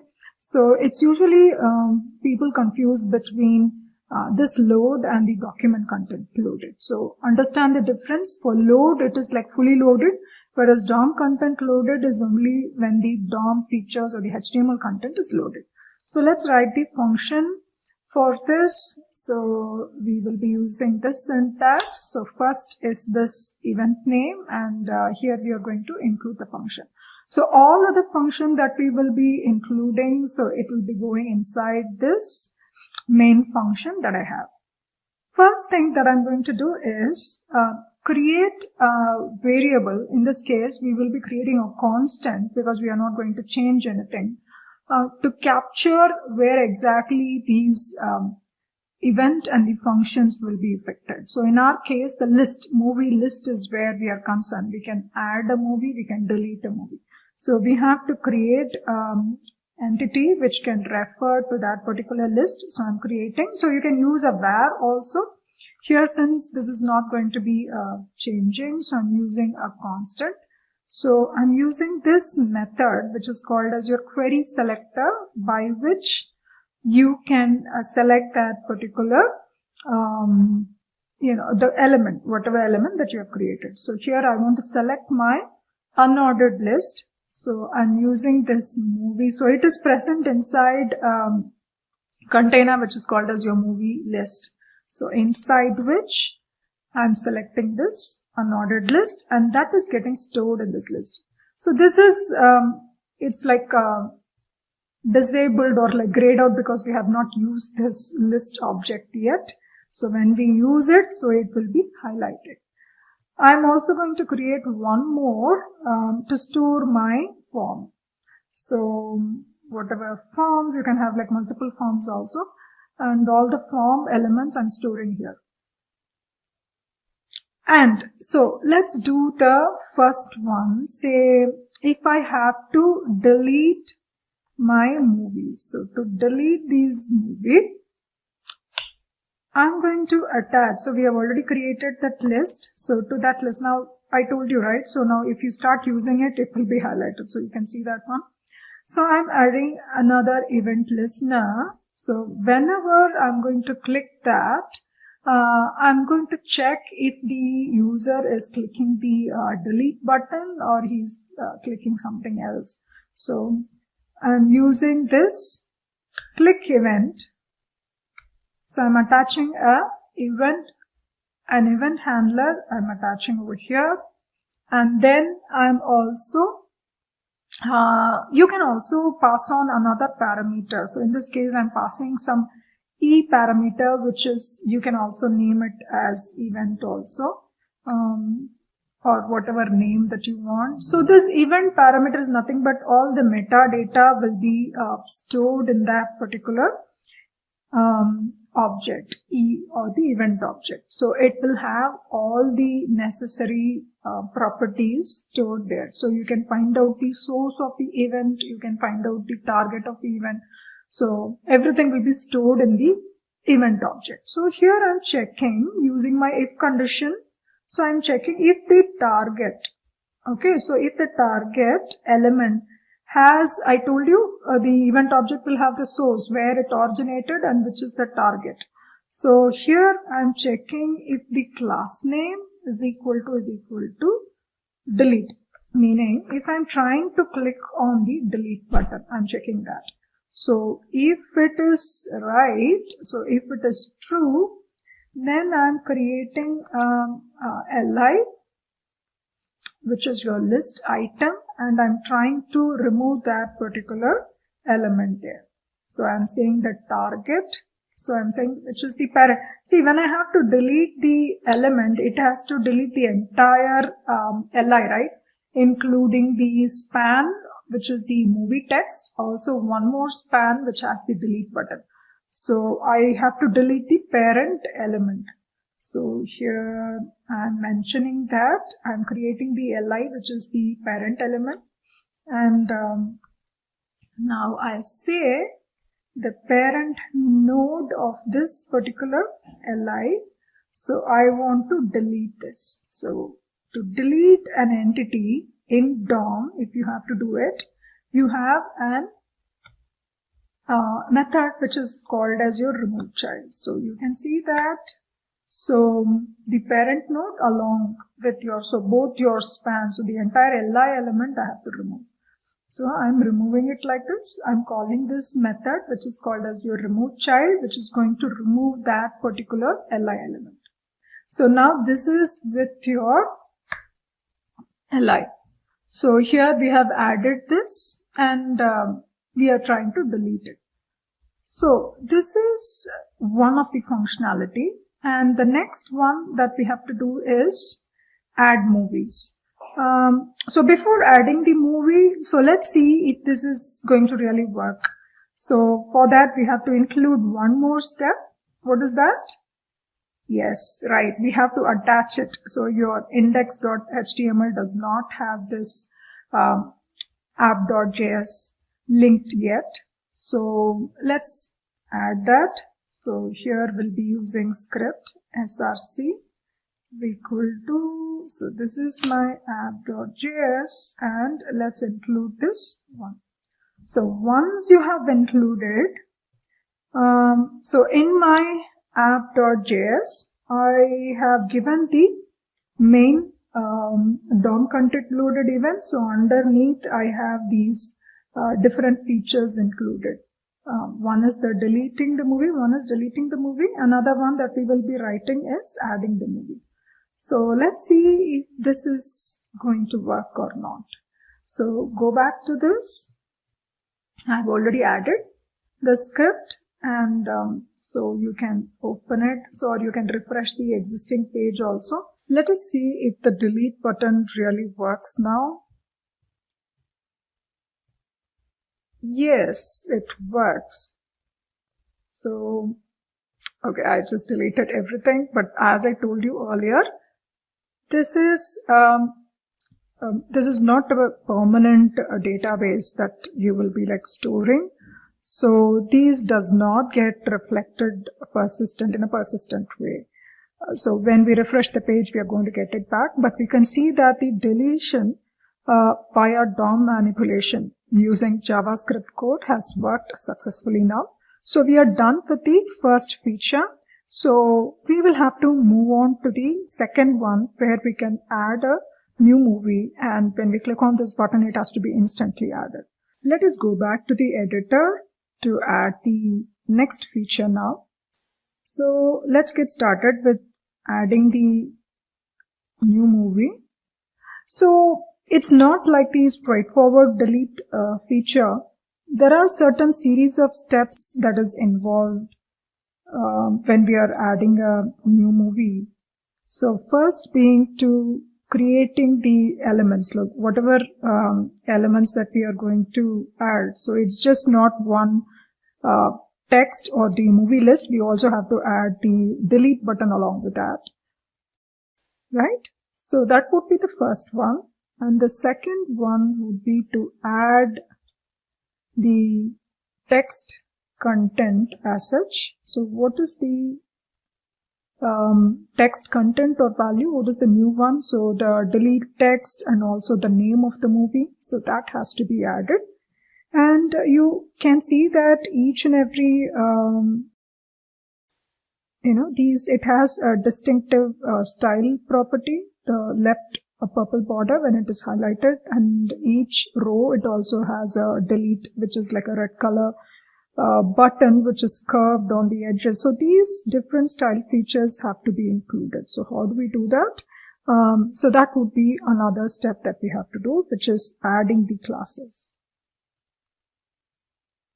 And finally, we will have to attach it to the DOM. So then you attach it to your DOM element. So let's start with the first phase. So all these elements now it's present in the form. So from the form we are trying to add the new movie, new element. So for that we'll have to capture the form. So form is in the form of an array. So each HTML element can have n number of forms. So we have already given the ID as add movie. For that form we just have one form. So we are retrieving that and I'm storing it inside my add form constant. Next, so I'm using this add form to add this event listener over here. So when the button, so here you can have all these events. So here I'm saying submit is the event. So submit is the most important event, so by which you can actually submit the value. Otherwise, whatever changes that needs to be captured will not be done properly. So I'm including this function. And again, I'm passing this event object, which is your E. So now here, I'm adding all these ones. So first one that I'm doing over here is to include your prevent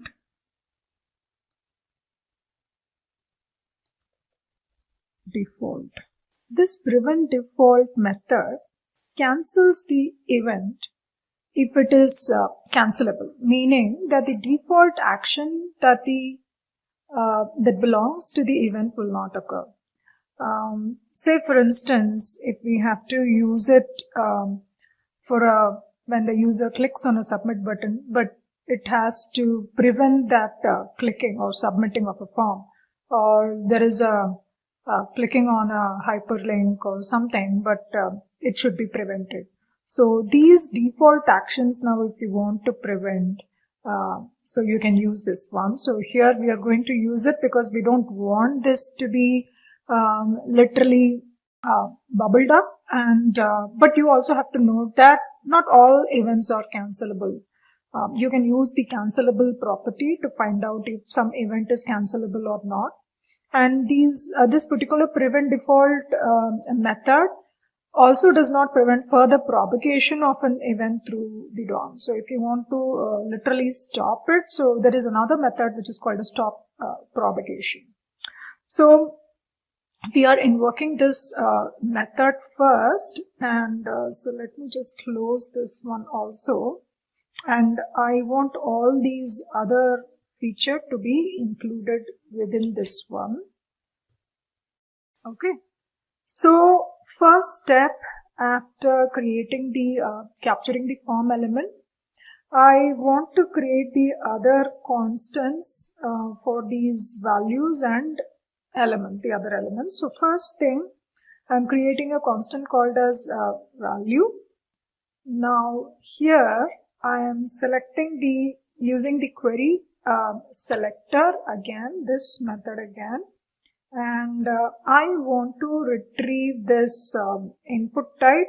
So where I say my text box, so I want to retrieve it.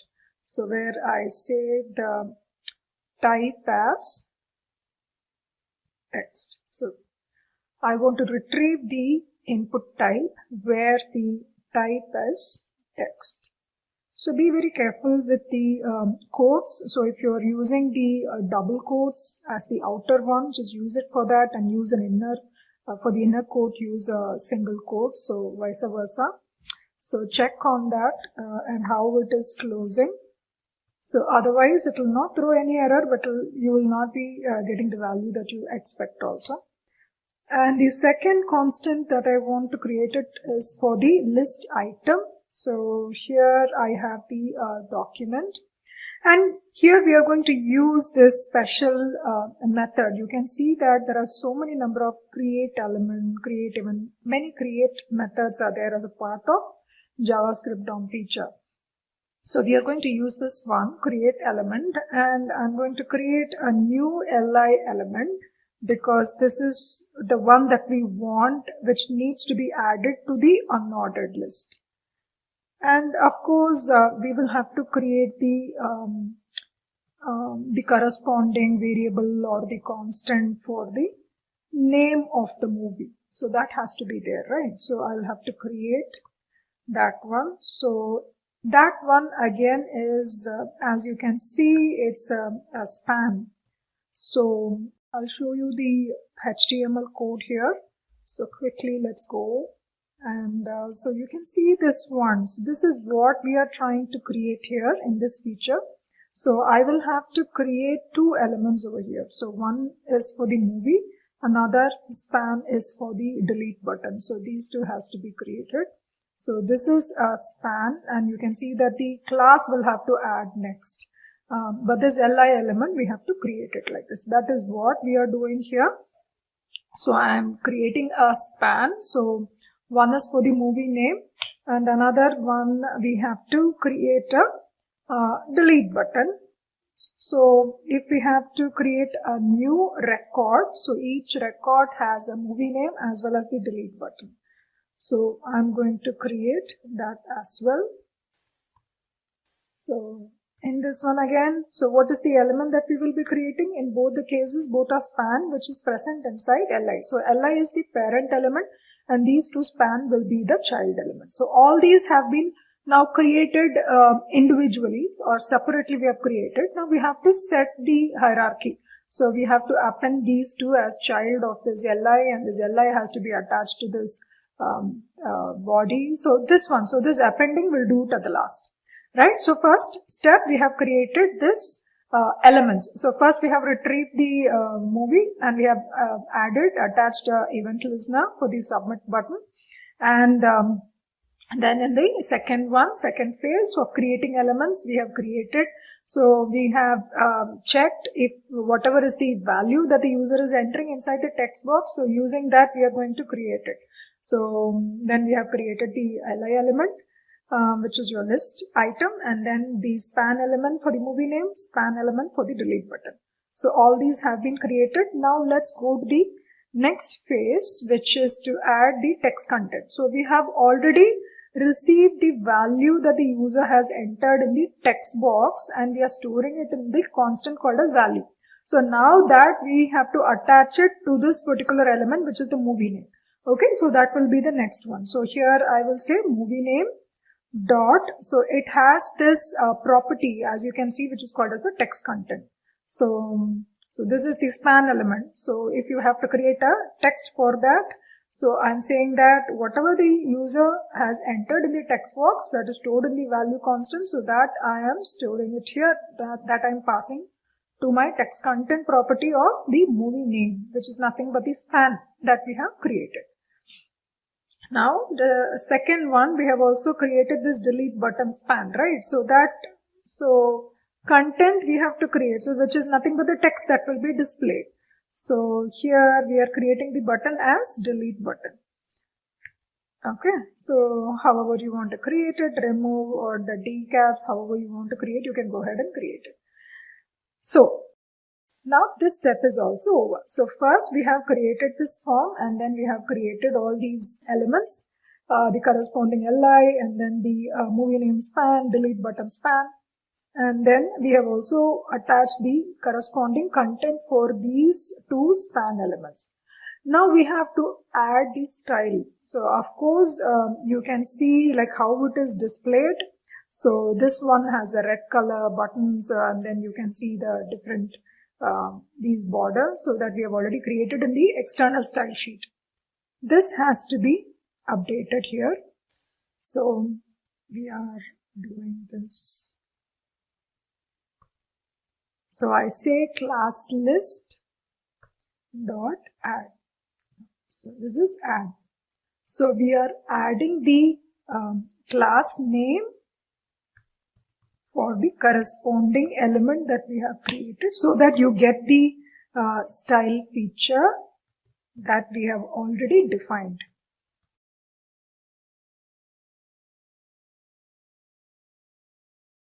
Okay, by default it goes on with your add event listener. Alright, so this is the class name. Okay, so we are adding it. So let's go to the style.css, and so you can see this delete and name. So all these are present over here. Right, so all these are there. So I want to attach, so you can see this one, name and delete, it already has this one. So that we are trying to attach it here. So this step is also over. So we are attaching the class for the style or the theme purpose. Now final and most important one is to attach it to the DOM, so that all your content along, all your elements along with those textual content added with those class properties with the CSS features, now it is all rendered onto your DOM in a proper hierarchical way. So that is now is very important. So that is the final step. So I am saying li. So now li is your parent element, right? So I am attaching my li. First, your li has to be attached to the list. I think we have already created this list, which is nothing but the unordered list. So this li has to be attached to the list, and inside your li, these two spans, your movie name and delete button, both has to be attached. So your movie name and delete button are the child elements of li, and li is the child element of your list. So it has to be attached. So first let's attach your movie name. So the child of your li, which is the first span, and I'm also attaching the delete button, so which is another span child, and finally I'm attaching the li, which is in turn a child of the list element. Okay, so here I say list dot append child, which is your li. Okay, but inside your li you can see the movie name and delete button. We can go to the index.html to check. So ul or the list is the parent element, inside which I have my li list item, and the li it becomes the parent for these two, which is the name of the movie and the delete button for each corresponding record. So these two child elements first we are attaching to li, and then this li we are attaching is to the ul. So that is what we are doing here, right? So this will be the final and most important step. So with this we are done with our script. So make sure you save this one, and let's go back to this and refresh it once. Okay, so this delete button, it is working as usual. We have already seen that, and let's see if new movie can be inserted. Okay, let's say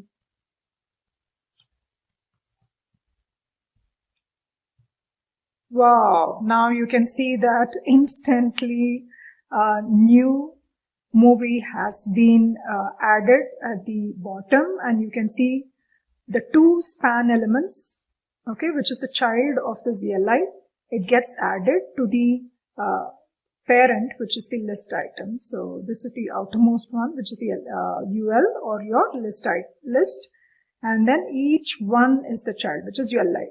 The li has two child, which is your movie name as well as the delete button. So we have first created these values, and then the classes have been added to ensure that the CSS is consistent. And then finally we use the DOM's append child. You can use your append method also to attach it so that this hierarchy is formed. So using DOM manipulation via JavaScript. So we have seen that very powerful in a powerful way, and in a very simpler and effective way, how we can add new elements, new nodes, attach events, listen to events, and also to delete it. All these, it can be done so effectively. So you can keep adding more. You can try to validate this also. And say if I want to edit this, I want to edit the existing movies, even that it is completely possible. You can do that. Or only the style, if you want, you can change that style also. So everything just with JavaScript. So just with JavaScript, so how you can create the elements. So without the HTML content at all, you can just right from the heading to the footer to the content, everything you can create just with your JavaScript. So that is the power of JavaScript. So I think we have done quite enough with this DOM manipulation. So for a quick recap, we started with these three files. So style.css. So I walked you through the entire style and theme features I have incorporated. And we also had these two images already. So you can include. So this is just an overview guideline of how this DOM can be manipulated in one way. You are free to explore having this as a base, and you can just work upon how you want to carry on with your DOM manipulation. So we created first this index.html. So we created all the content, the head and body. And initially we didn't attach it with the style sheet as well as the script. Then we created those containers, the wrapper and page banner, so that we had the corresponding styles for all these. And we also created a UL, which is an unordered list with all these list items. So these list items internally, so it has, each one had two span. One is the name of the movie, another one is the delete button for the movie. And you also can see that last we have also added an input element for the text box where you can add the movie, and also a button to submit so that the new movie has been inserted. So after this, we created this JavaScript coding. So we started with the DOM content loaded, and first we saw the delete movie. We use the event listener whenever I click on the delete button. So based on the event object, I check for the target and I'm removing that particular element. So I'm using the remove child over here for deleting a movie or deleting any particular node as such. And we are using append child to add the movie. So these two are the important functions that you have to keep in mind. And in the second one, we added a movie. First, we created this form. We captured this. And then we created those individual elements, the li span for the movie name and delete button. And we also had those values that needs to be written, which was added. And then we added the class. And finally, we used the append child to append these two span element to the li. And then li, which is the child of your list, gets added. So that is how we saw this DOM manipulation. So I hope you all enjoyed this demo, and also your the concept of your DOM manipulation via JavaScript is clear to all of you. If getting your learning started is half the battle, what if you could do that for free? Visit SkillUp by Simplylearn. Click on the link in the description to know more. In this video, we bring to you 6 simple applications that you can build using JavaScript. We'll first create some simple beginner level projects like the to-do list app. Then we'll move on to a quiz app. Then we'll move on to more advanced apps like the weather app, the tic-tac-toe game, and finally we'll conclude the session by creating a snake game application. Now I'm sure you're excited to dive deep into it. So let's begin. Using this JavaScript, CSS and HTML combo known as called to-do application. A to-do application is kind of general task manager application where you can attach, add the task, delete the task, and complete a task. Very simple and sophisticated application we will start working with. And here we start working with our first very simple statement that is known as called to-do. So let me go and create a new folder named called, not here, new folder called to-do app. Inside this to-do app, I like to start working with HTML file index.html. And now here, again, we would like to start working with HTML by considering our CSS file will be well taken care of. So we say div,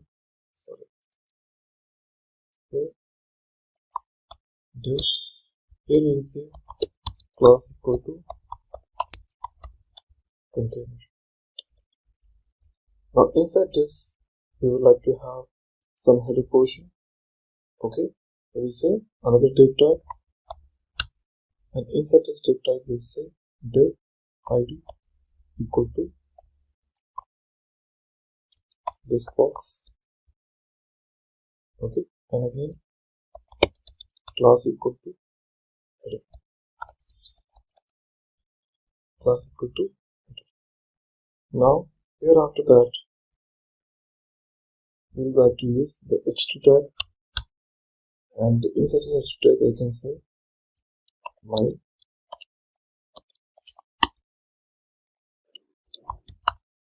to-do list. After this h2 we would like to use the text box input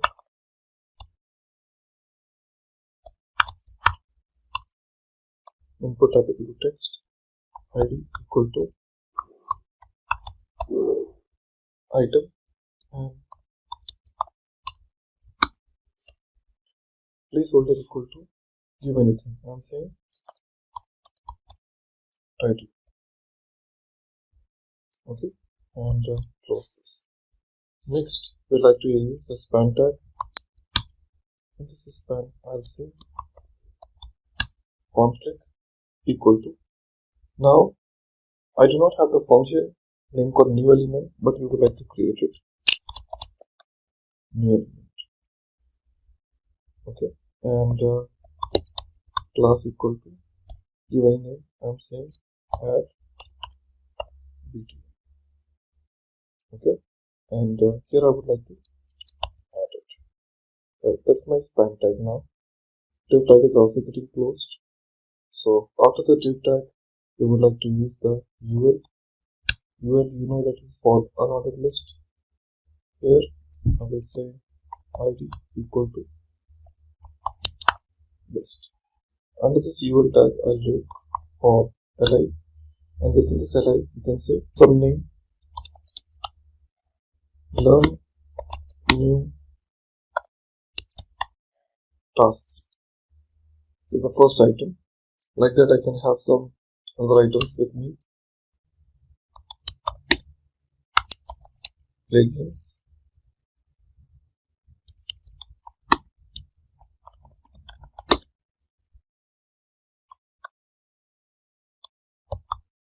Walk with the dog.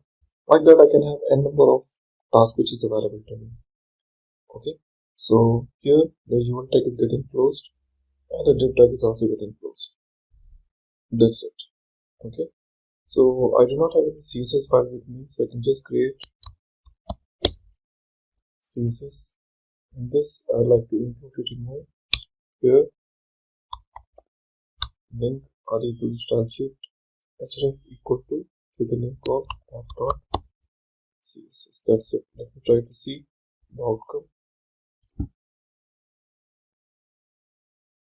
Okay, so I can have very simple look and feel for title. Nothing is there. Add, which must be a kind of a button for me or whatever it is.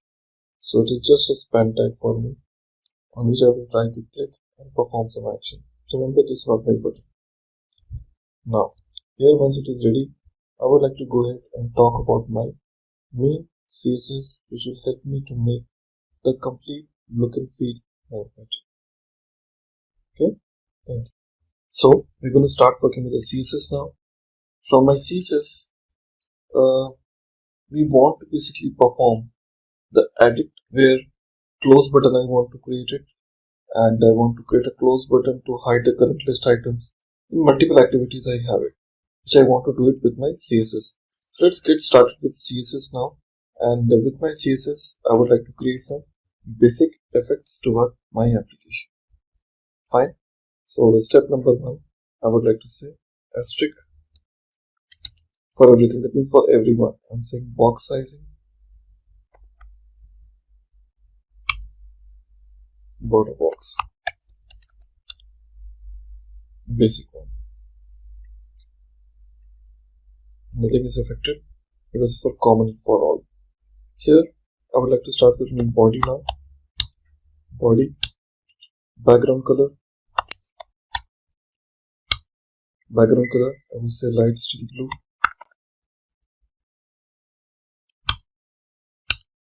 Light blue I've taken. And background image, it's up to me whether I would like to use it or not. But I can use height 600 pixels. Next, background position. That I would like to use center. Next is background repeat, because if I do not have an image, I would not be using repeat. So background size, cover. Looks beautiful. Well, going ahead, we talk about our container part now. Okay. So if I just see my previous code which is there with me, that is called calculator app. Here in this app.css, I have an option called container.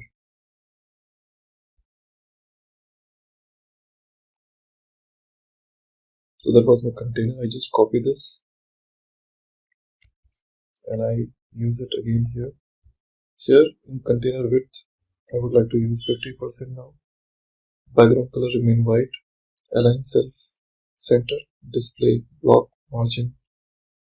This I will be using 120 pixels, auto, and box shadow. Border radius we are not using. Padding, once again we are not using. Box shadow, 5 pixel, 10 pixel, 20 pixels, and that. Perfect.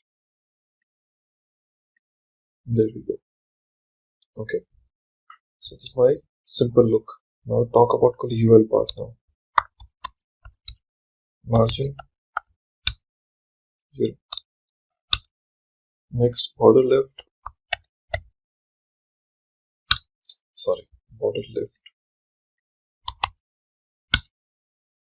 6 pixels.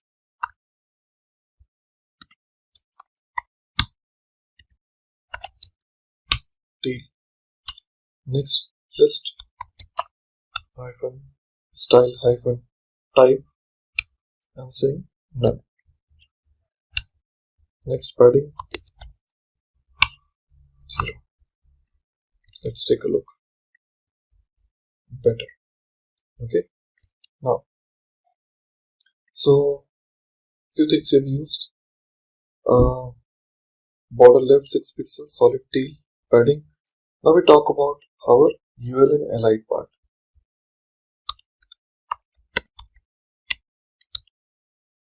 Okay, cursor, pointer. Next, position, relative. Next, padding. We just would like to use 12 pixels.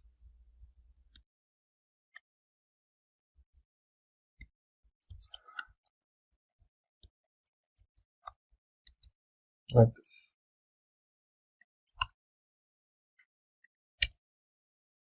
Background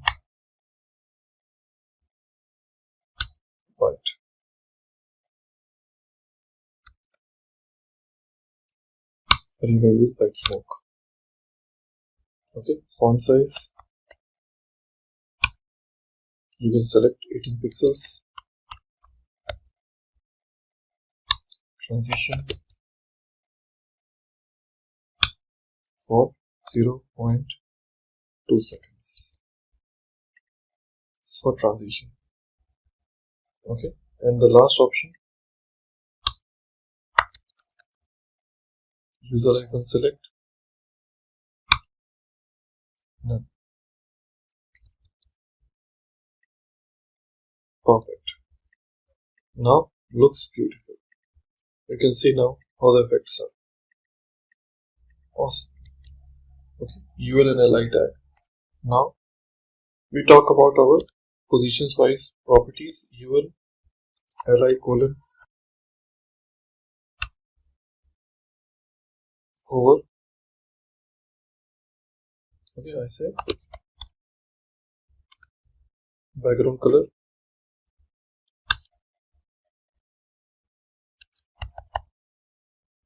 okay, and after that I use UL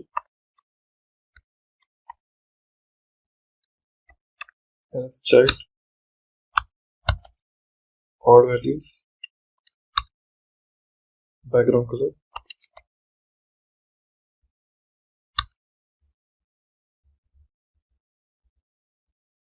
again I can use the same.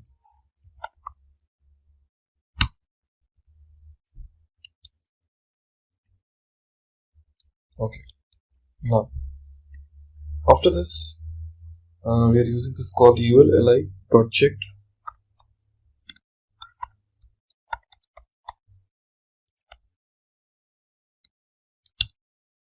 Now I'll be using background,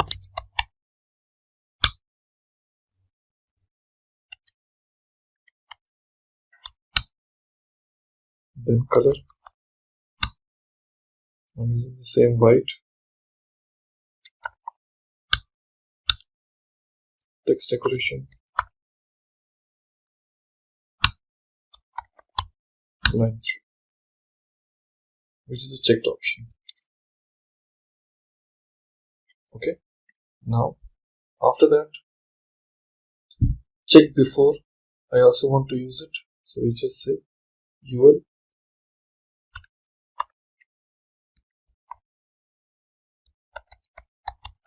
checked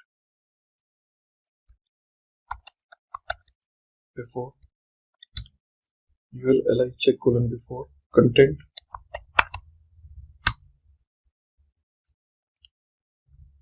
after that position, absolute, after that border style, border color, sorry,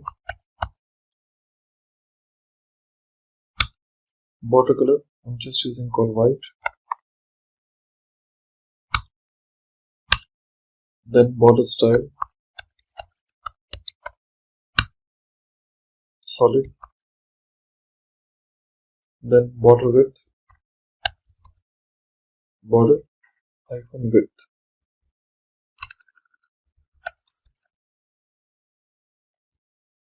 Border hyphen width, we're using 0, 2 pixels, 0. Then top,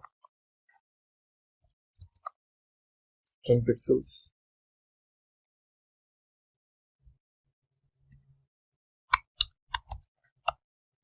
Left,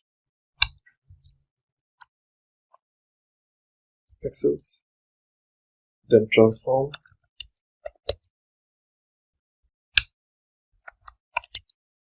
rotate 45 degrees. Then height 15 pixels. Then width 7 pixels. Now you see this now, how they work like in.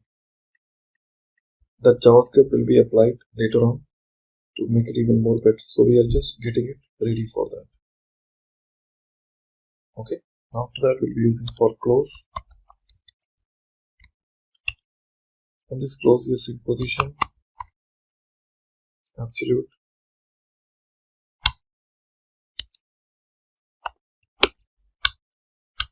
then right,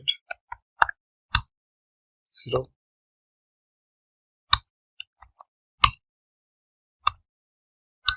zero, padding,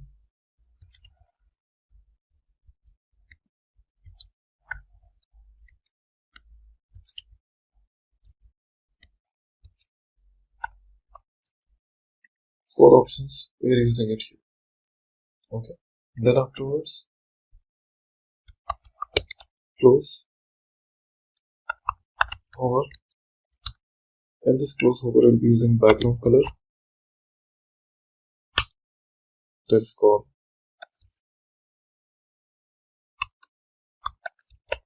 orange red, and color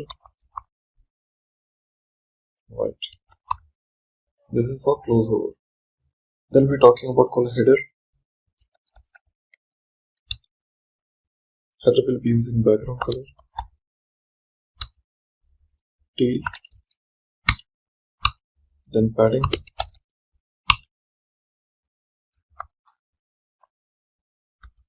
30 pixels and 30 pixels.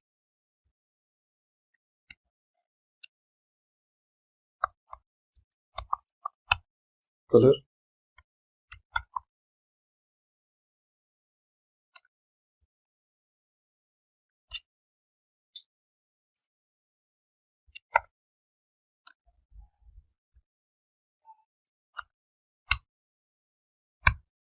okay, and text align, center. Looking beautiful. Well, this is your header what we have written it now. After that we'll be talking about the header after and input. Dot header colon after content colon and then display table. After that clear both. That's for header after. Okay. Now after this we'll be using for the input. Not dot I'll be using, rather I'll be using directly input. For input. Now input I have to make it in more better way, margin 0, then border none, then border radius 0, then width 75%, then padding 10 pixels. Okay, then float left. The next option will be font size. I'm using 16 pixels. Perfect. Nice. So this is my text box. Okay. Now we'd like to talk about buttons. Okay. It's time to talk about buttons. We'll be saying dot add BTN. So once again, the condition is going to be remain same. We talk about padding 10 pixels. Talk about width. We say 25%. We say background purple. Then we talk about color. Okay, and we use float left. After this float left, we talk about texture line. center, then font size, we talk about 16 pixels, then we talk about cursor, with the pointer, then we talk about transition, here we talk about 0.3 seconds, and then border radius 0. That's it. And at the same time we talk about add button, okay, colon over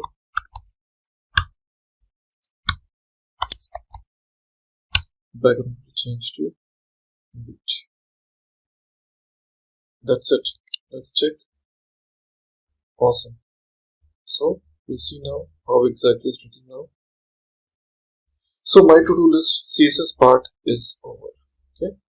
Well, after this, we're going to talk about our JS file, which is one of the most important area of your code. Now here, if we close down everything and start creating another file here, one is called app.js. The main calculation goes here. So from this point onwards, we would like to start working with our property, whichever we have created here. On the top of that, we will start working with. Okay. So in my CSS, what are the things that are required that we want to understand? Okay. So we talk about option called li. Li stands for what? List items. So let's start working with var my node list equal to document get element by id, or also I will say document element by tag name. And the tag name is what? Li. It's called list items. Okay. After that, we're creating var I is a variable. Then for I equal to 0, I is less than node list, my node list dot length, and then I plus plus. Okay. Later on, we have to create var span equal to document dot create element,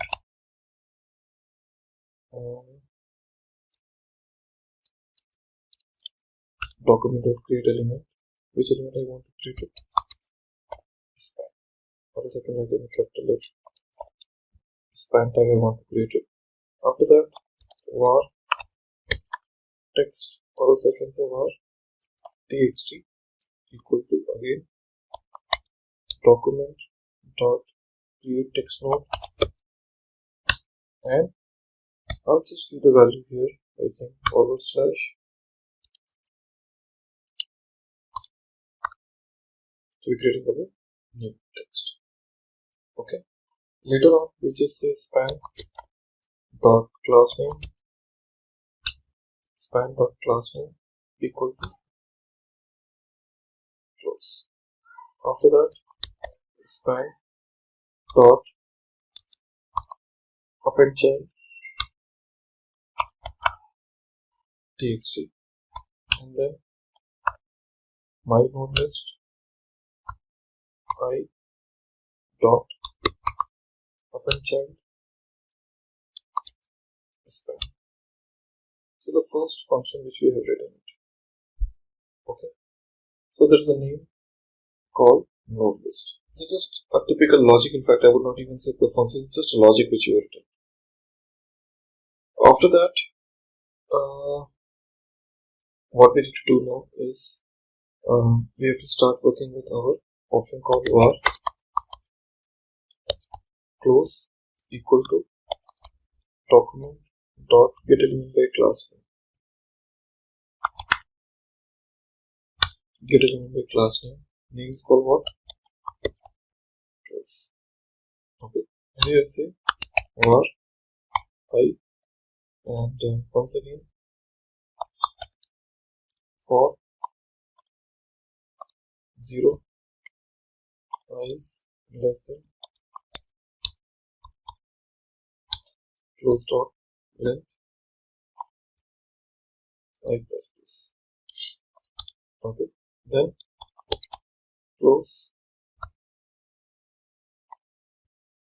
I dot on click. Okay, close I dot on click equal to function. And now here we say var div equal to this dot parent element. This dot parent element, and now we say div dot style dot display equal to no. Okay, and now next thing. So this is for when you try to click on a close button to hide the current list item. Okay, so you can say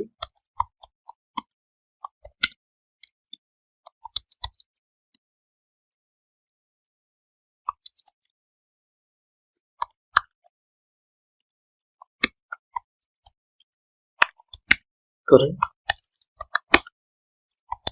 list. Okay, now next what we to develop the code is to basically add a check symbol. Okay, while clicking on a list item. That means if any item that you have basically clicked, so what should happen now? So it will get striped saying that hey, this task is over now. So we can say var list equal to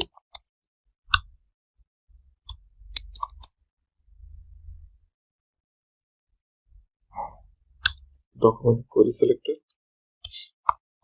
UL. Okay, and I say dot add event listener on which event? On a click event, and then I need to write what function which takes event as a parameter. Okay, here I say if dot target dot class list dot toggle dot toggle. Here I say checked. Okay, and what should happen now?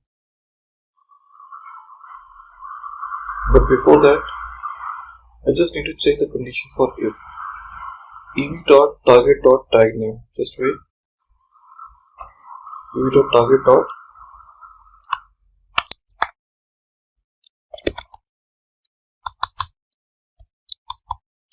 li. Then what? Then dot target dot class list dot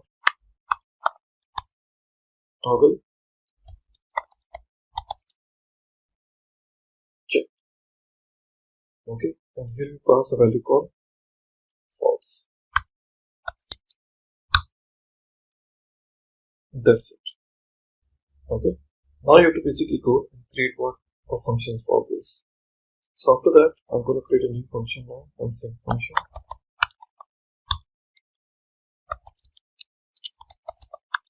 new element. Okay, here we say var li equal to document dot create element. Which element I want to create it? Li. Then var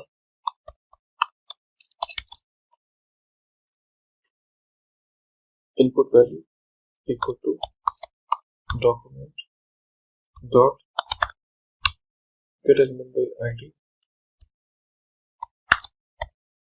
item dot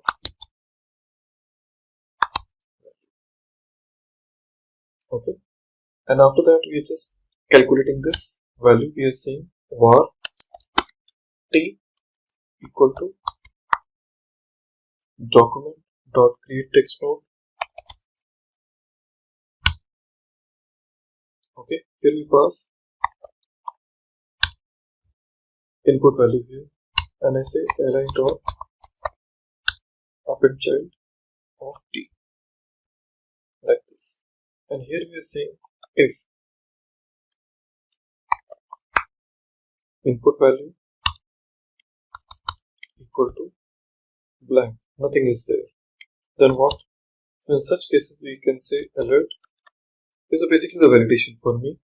Alert, this field cannot be empty.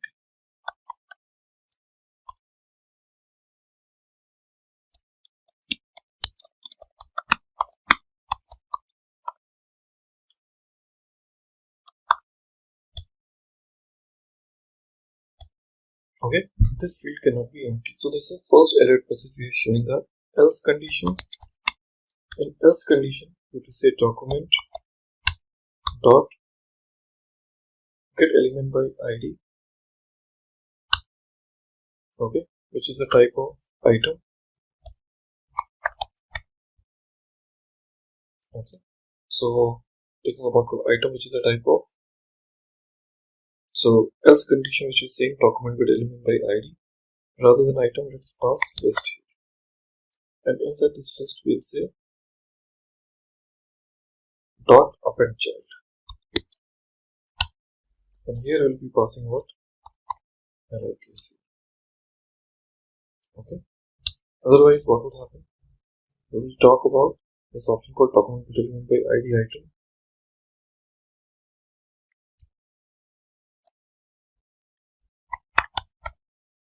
Item dot value equal to blank. Okay, that's the case now. After that, we will start working with our span tag now. And the span tag will have its own condition now. So first we check about this, and now we talk about how span tag now. So we just say about the span, we say var span equal to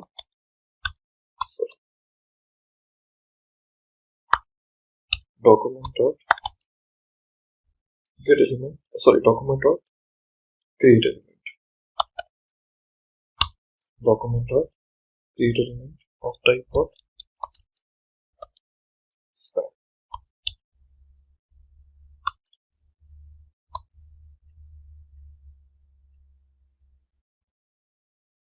Okay, so we are using var span equal to document dot create element of type of span here. So after this span, we'll be talking about our next feature now. So this after this span will be so we're now talking about call var txt equal to once again document dot create text node. We talk about view.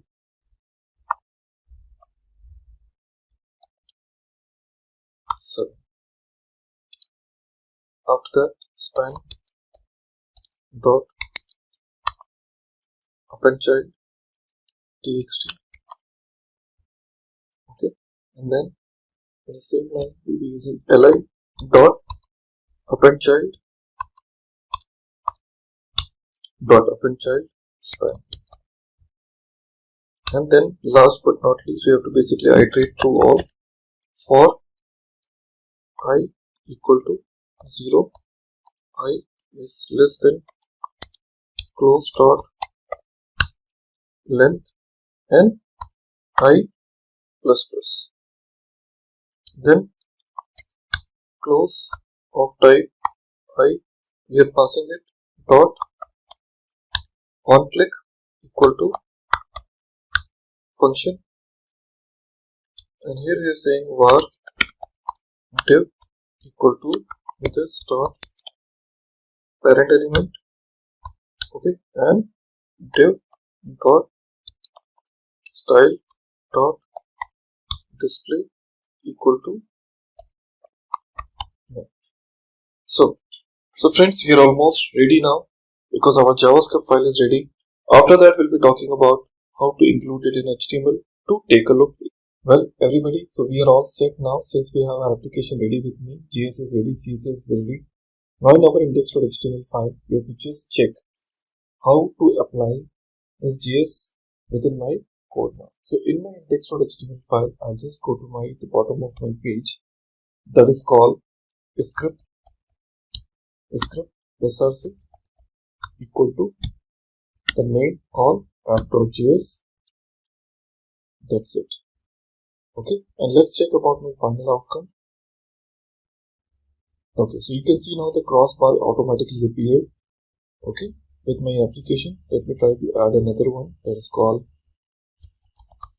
welcome. See, it is automatically getting added. The moment I click, you can see it is called strike. That means it is done. If I try to click on this, it goes off. If I click it here, it's strike. Click here, it's strike. Add another. It's also working. Delete it. Click it again. It is unchecked or unstrike now. So guys, that's it. So we are happy, like finally we have finished one of our very important project, which is called to-do application. Okay. So this time we're going to develop another very interesting example using this HTML, JavaScript and CSS together, and that is called working with a quiz application. This is one of the very interesting project. We'll be developing it from the scratch, and I'm sure that you will enjoy a lot. So what we will do, we'll start creating a new folder now. First of all, I'm going to give the name called HTML quiz. Now I'm going to create 3 files inside this. Number 1, I'm going to say index.html. Then I need another file that is called app.css. And the third file I'm going to create inside this that will hold the script related part. So we are saying script.js. So we have total number of 3 files ready with us. Now from HTML page, we would like to develop this HTML tags first. So we'll go to the HTML and see. So we have got this basic HTML syntax ready, and from here we will start working with the div tag first. Here onwards, div tag. So within my div tag, we would like to create another div tag. Okay, so the first top level class to this particular div. See, we haven't created a CSS, but we would like to offer some of the CSS classes available here. So we say div class equal to container.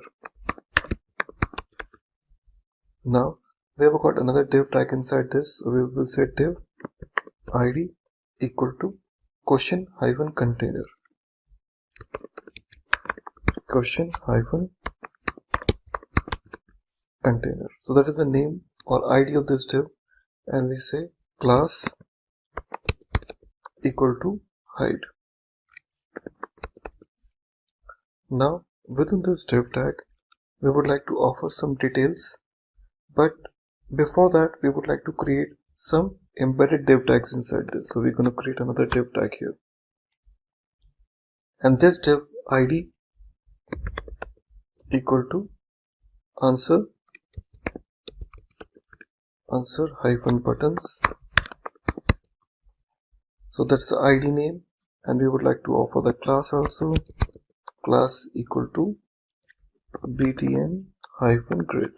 See, again I'm telling you, these classes we are just creating it, but we would like to use this in our CSS. Okay, so they are just the normal class names we are giving it right now. Now inside this div tag, we want to offer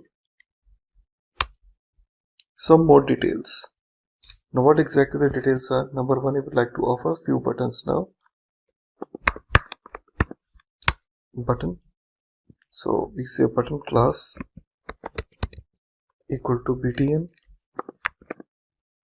and after that we would like to give the name called answer1. Answer1. So that I can have this button class copied 3 more times. And now we can change the names to 2, here 3, here 4. So we have total number of 4 answers ready with us. Div tag is getting closed here, another div tag is getting closed here, and now here, before the last div tag is getting closed, we would like to create another div tag. Now inside this div, we say class equal to controls. That's another div tag. So under this div, we want to offer few more buttons. Button. Here we say button id equal to start button, start hyphen btn. Okay, and then we say class equal to start hyphen btn space btn, and we say start here. Now just copy this complete line and put it again. So rather than giving the start button, we say next button, and class equal to next hyphen button,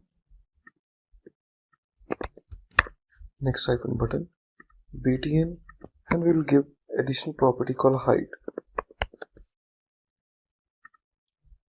and here we give the value called next.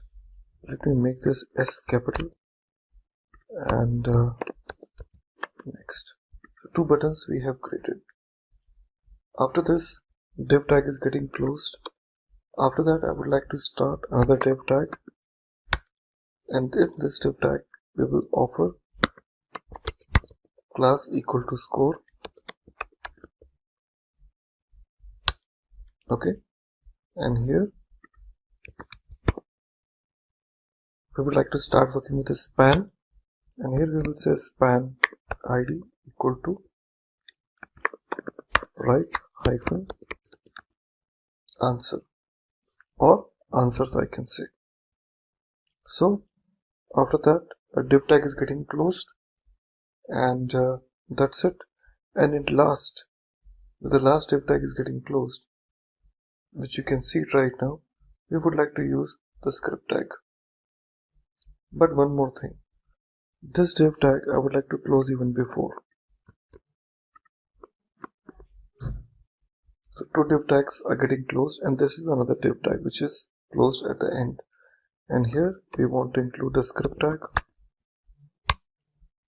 script src equal to script.js. That's it. So our HTML page is almost ready. Let's review. And yes, I can see some standard buttons has been created. Now we would like to give some better look and feel to this kind of buttons and complete UI by offering some awesome CSS. Okay everybody, so we'd like to start working with CSS part now. So to work with the CSS, we have to offer few things. Here we're providing a root, and with this root some basic settings we are offering it. Number 1, hyphen hue hyphen neutral, hue hyphen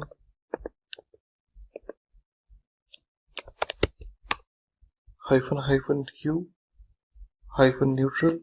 The value we're giving is 200. After that, we're giving call hyphen hue, again hyphen wrong. This value we're giving is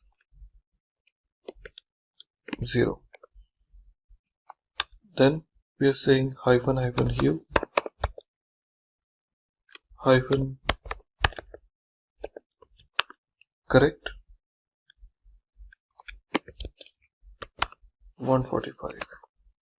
So these 3 values we have given, followed by body. In this body we would like to offer few details. Number 1, hyphen hue. This we are making it with the variable hyphen hue neutral, the one which we have already declared. Okay, now we will try to provide padding.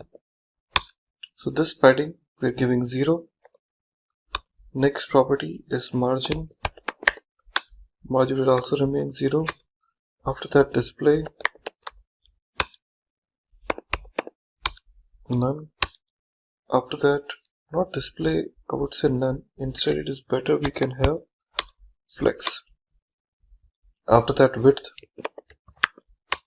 we are providing width almost 100, followed by height. So height we are providing is called once again 100. Okay, now we have got justify contents. This justify contents I can say center. Perfect. Going forward, align items. Here we can say center again. Now background color. Which color you would like to give it? So we can just use this option called HSL. And this we'd like to use this var. Again, in this var we are using hyphen hue and followed by 100%, comma 20%. These things, and this is style we would like to use in my index.html page. So within my head tag, well, in index.html file, how you would like to define the style? So we always use link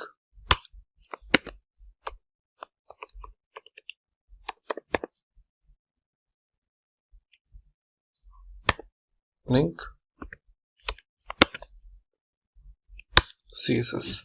So the value is automatically style.css, but we would like to change to app.css. That's it.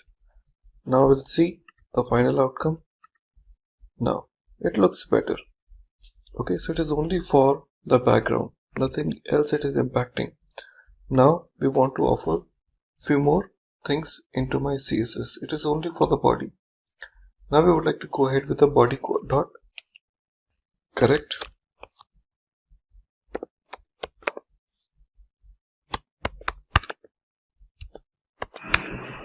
Body dot correct. We are providing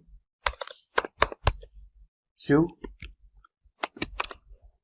var, and here we would like to offer hyphen wrong, and also sorry, not wrong, it is for correct. And we can use body dot wrong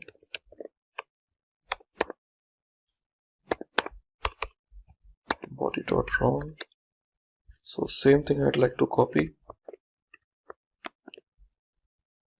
So rather than saying correct, we're using wrong here. Well, these two properties we have defined. Going forward, we would like to start working with a container.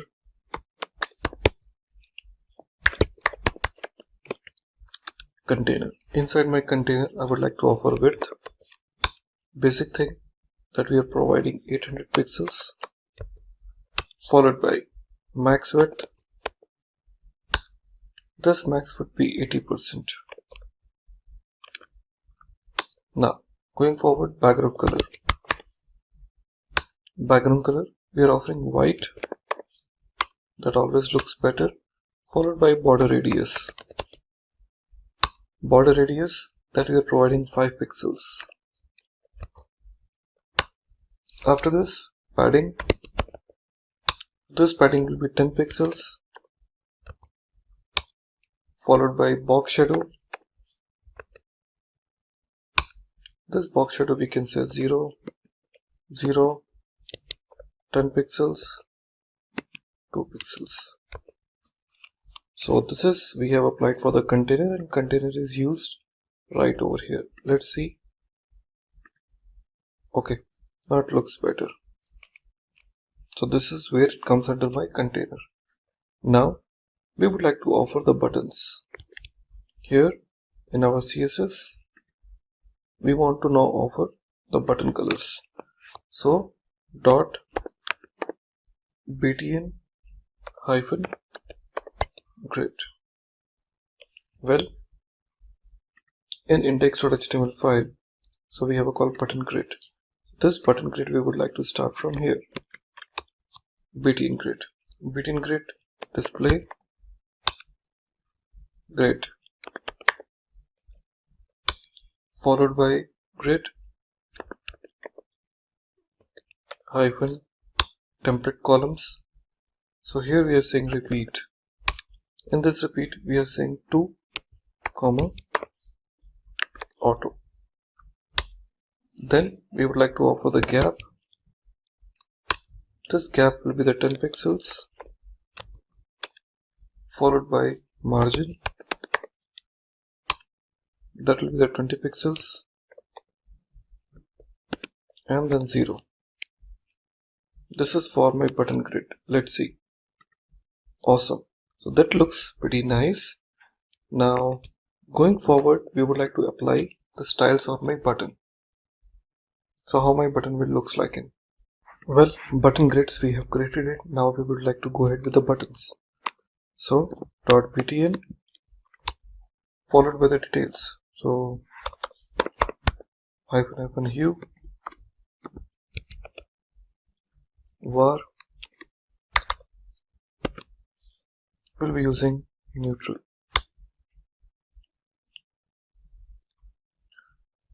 Okay. Going forward we would like to use border. So this border we want to use 12 pixels, or I would say 1 pixel, and then solid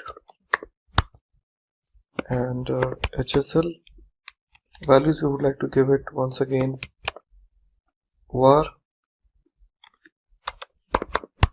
hyphen hue followed by 100%, 30%.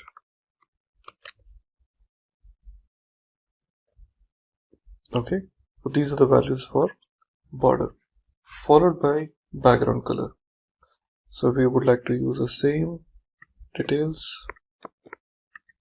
Now we would like to use background color. So in background color we will just use HSL rather than this. So hyphen hue 100% and 50%. Okay, followed by border radius. Border radius 5 pixels. Now padding. Padding just 5 pixels and 10 pixels. Then color. This color will be white for sure. And the outline. Outline we are using is none. Last option cursor.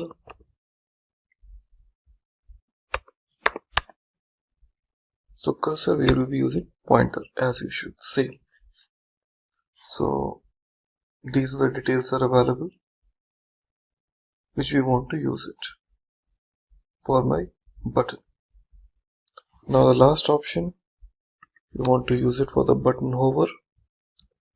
.btn dot or hover,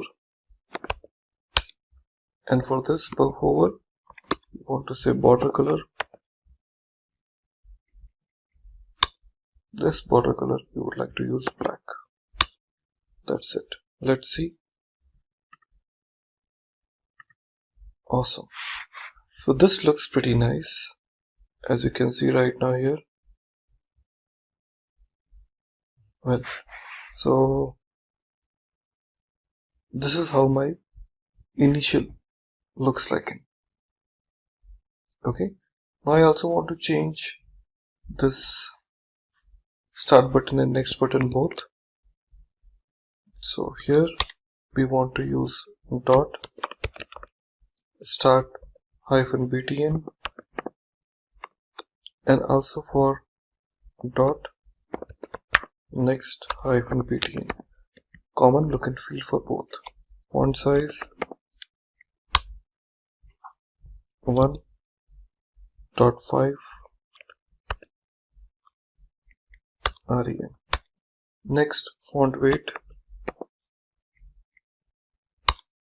Now this font weight we want to give bold, followed by padding.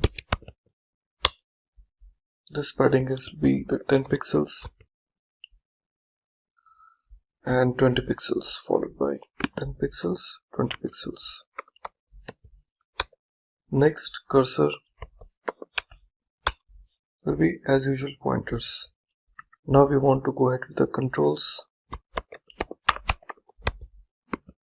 With controls we say display,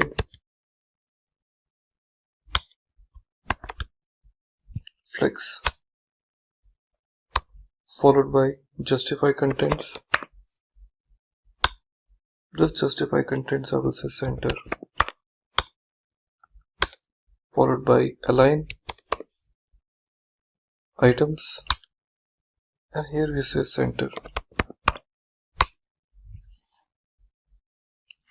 And last option which is left is called hide. This hide we say display none. That's it. Let's check this out. Well, so this will be visible to me. So the moment I said start, then only the other buttons will be visible. So this is how my program is. Well, my CSS is all set. Well, let's get start working with the script part now. This is a major part of your main code development. So here we will start working with this const, and here we will say start button equal to document dot get element by id, and here we will give the name called start -btn. That's the name. Like this, I just copy this line, make it available here. Like we will call start button, we will call next button, and here next button. Like here another one. Here we change the name and give the name called question container element. Container element. Question container element, document get element by id. Here we give the name called question -container. Question -container, because this is already there. You see, question -container is already there. We're using question -container. Like this, we would like to use one more, and that is called question element. Question element, document get element by id. Here we will be passing question, followed by we want to use answer button element. Answer buttons element.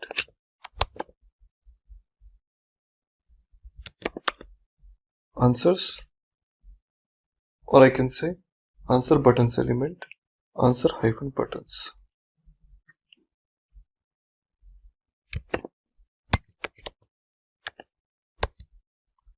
Answer -buttons. So naming convention must be chosen very carefully. Now we will provide option called shuffle question, because we want every time the questions to be get shuffled.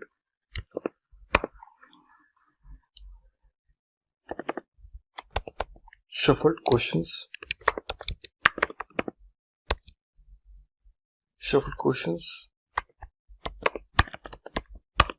Current question index.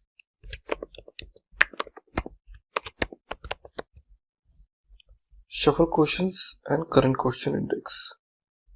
And we would like to provide one variable called let quiz score equal to 0. So we created those variables. Now, once it is done, we want to basically go ahead and start creating a set of questions for my application. So here we want to provide the questions. So we say const questions.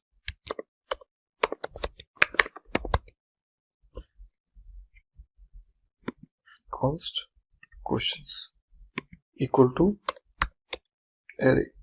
First question which I would like to create it here is called question. Now here we will say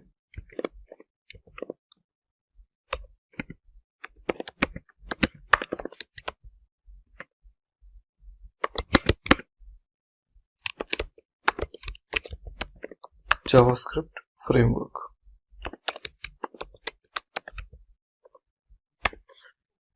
So which one of these is a JavaScript framework? So that's my question now. Okay, so I would like to have answers for sure. So here we are providing answers. So what answers we would like to provide?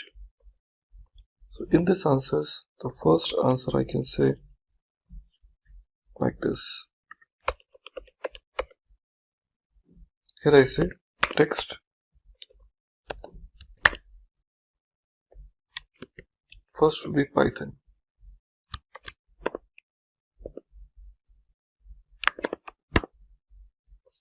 Python.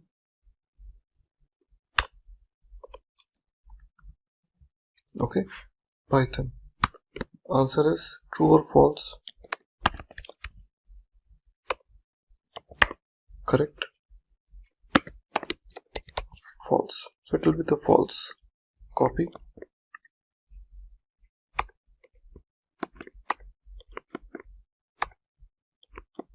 Now let's change the value. Here I say Django. Correct, false. Third is React. So here I can say true. Last I'm keeping it is called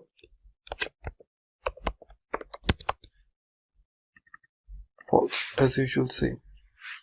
So like this we have created a question and 4 answers. Okay, so we're all set now. So here after that we want to create a few more. Okay, so once again I would like to bring some questions now and related answers. So I just copy this.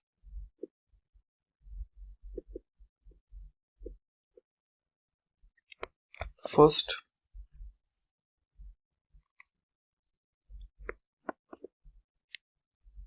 so second question I can say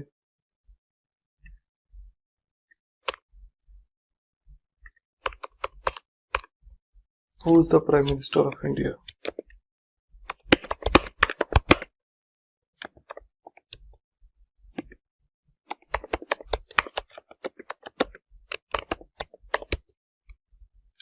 So we can have 2 answers available. Okay.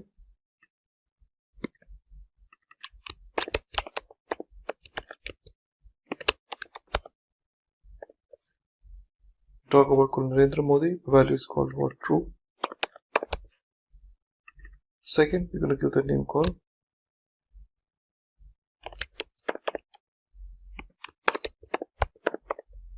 which value is called false. So I've taken the values like this, and we can take one more just for the demo purpose. So like here, next is called what is 4 multiplied by 3.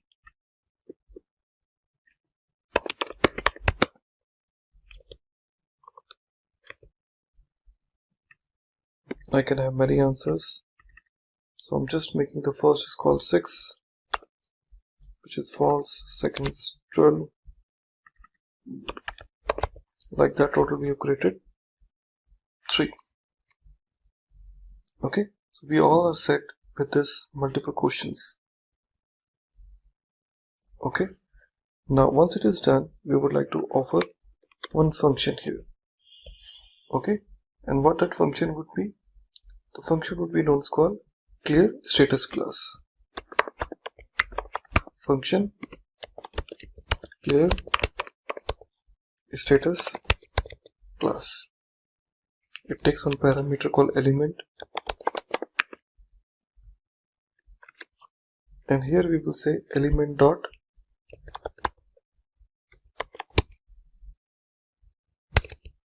class list dot remove element dot class list dot remove correct, and once again I copy the same line, wrong.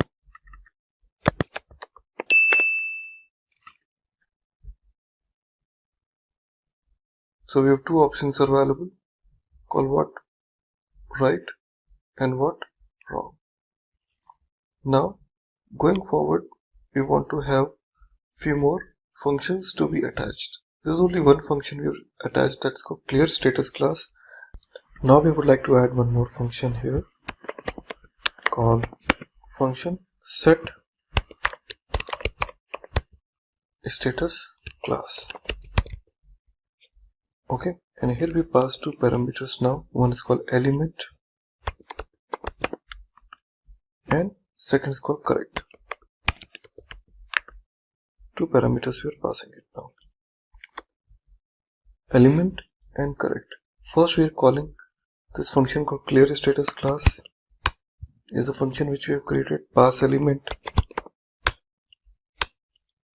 followed by we are saying if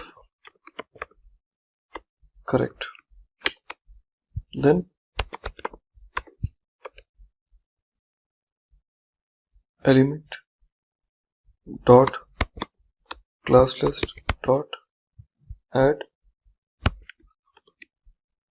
correct,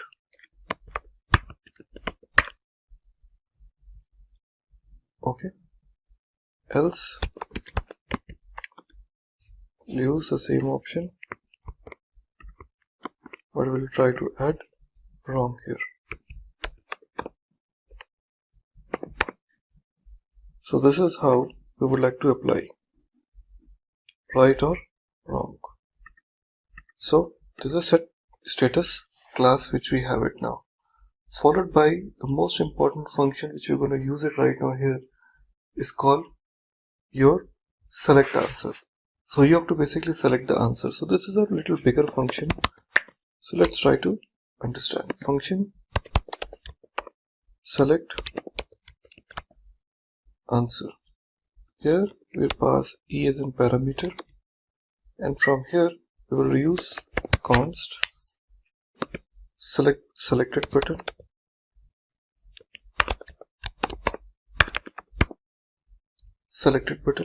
equal to e dot target.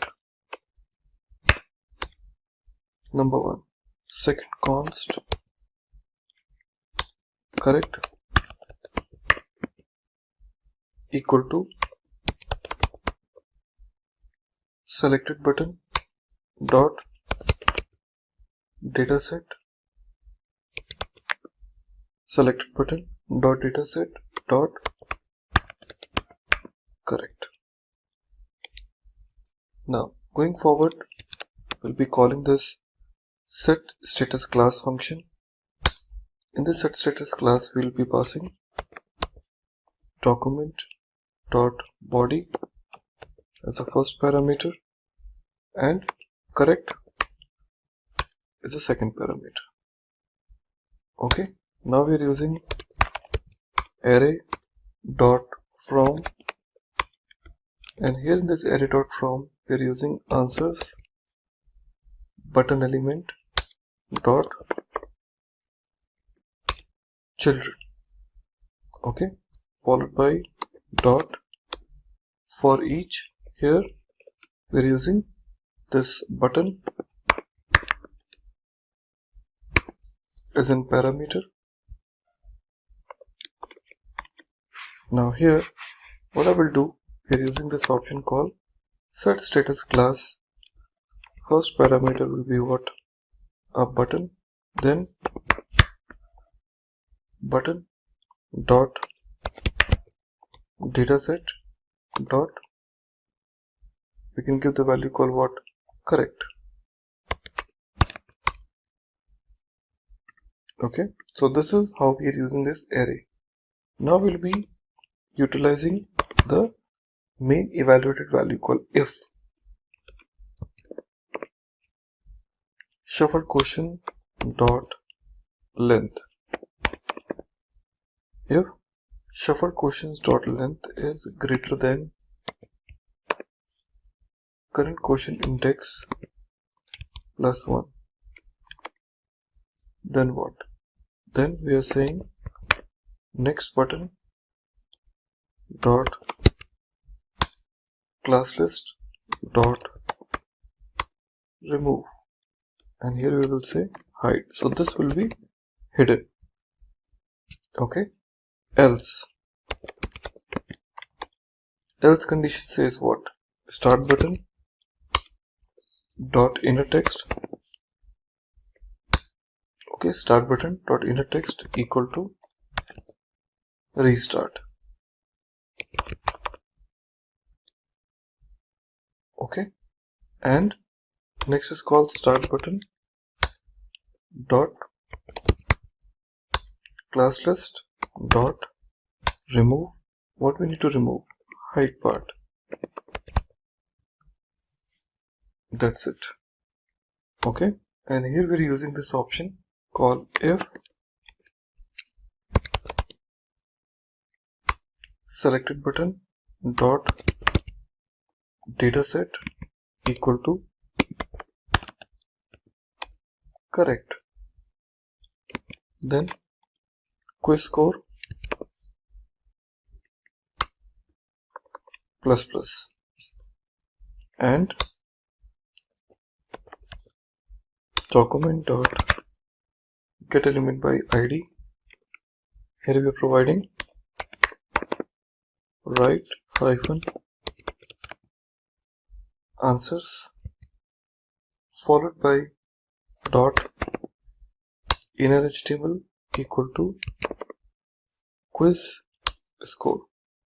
So whatever the score will be after selecting the correct answer, this will be available to the user. Okay, now the next thing which we're going to develop it is basically your reset state function. Reset state function reset state. So what we're going to offer here, we are saying clear status class document dot body. Okay, here we are saying next button dot class list dot add hide. Okay, now we are using this while option. Now answers button element dot first child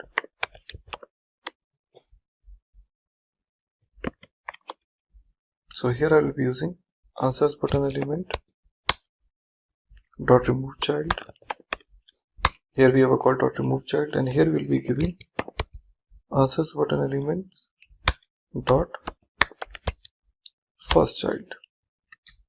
So these are the functions are used right now. We haven't called those functions, but we'll be calling those functions one by one.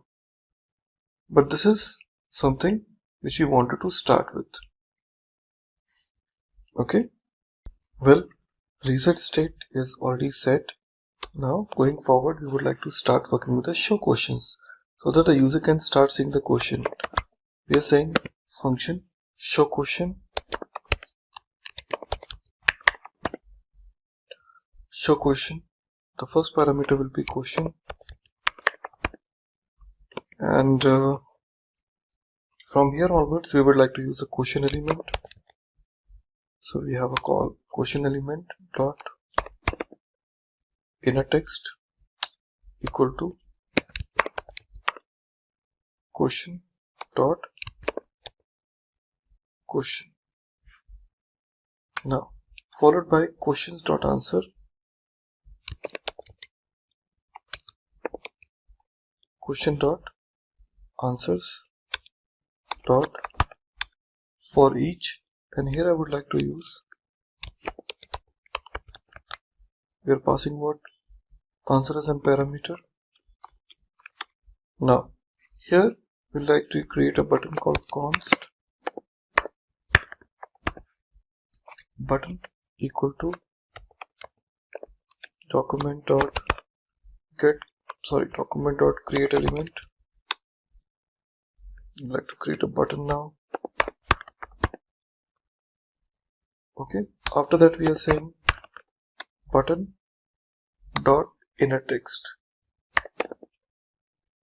We have to set the value equal to answer dot text, then followed by button dot class list dot add. Here we are offering BTN.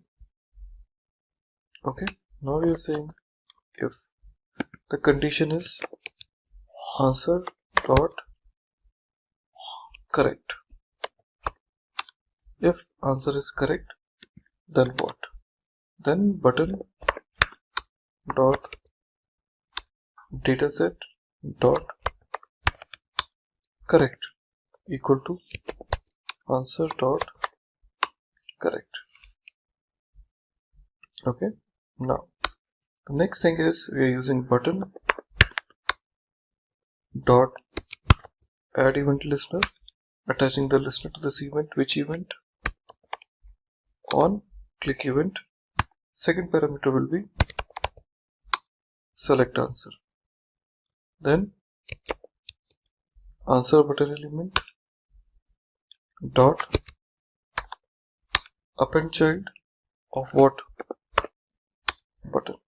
So this is your show questions, followed by what is the next question it will appear. So here we say function set next question.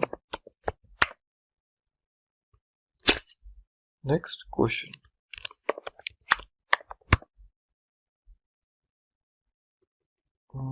Here function set next question. Here in this next question we are just saying reset state, the function we are calling it, and saying show question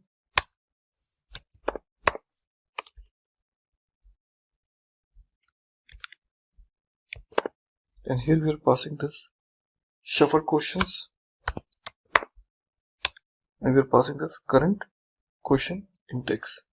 That is what the set next question is offering it to me. Now the last function which is left, that is called start game. How the game will start?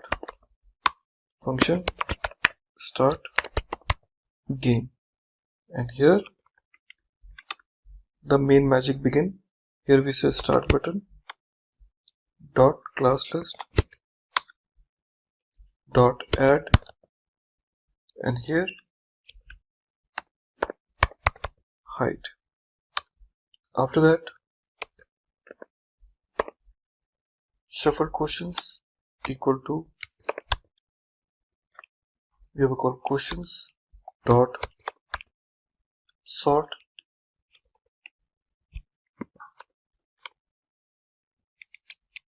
okay. Here we say math dot random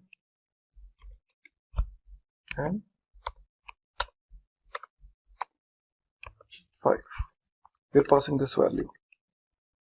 Okay, after that we are saying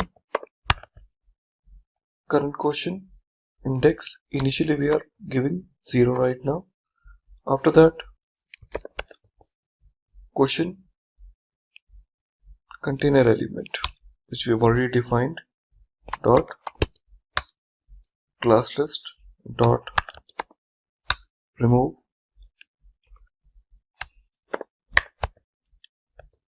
height. Okay, and then we're calling set next question, which is a function we are calling it, and initializing our quiz score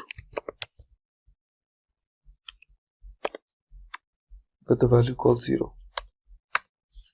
Well, start game is ready. Next thing which we have to start with our button. So here we are saying start button dot add event listener. Here in this, on my click event, I will try to call this function start game. First thing. Now next we'll be calling next button dot add event listener. On click,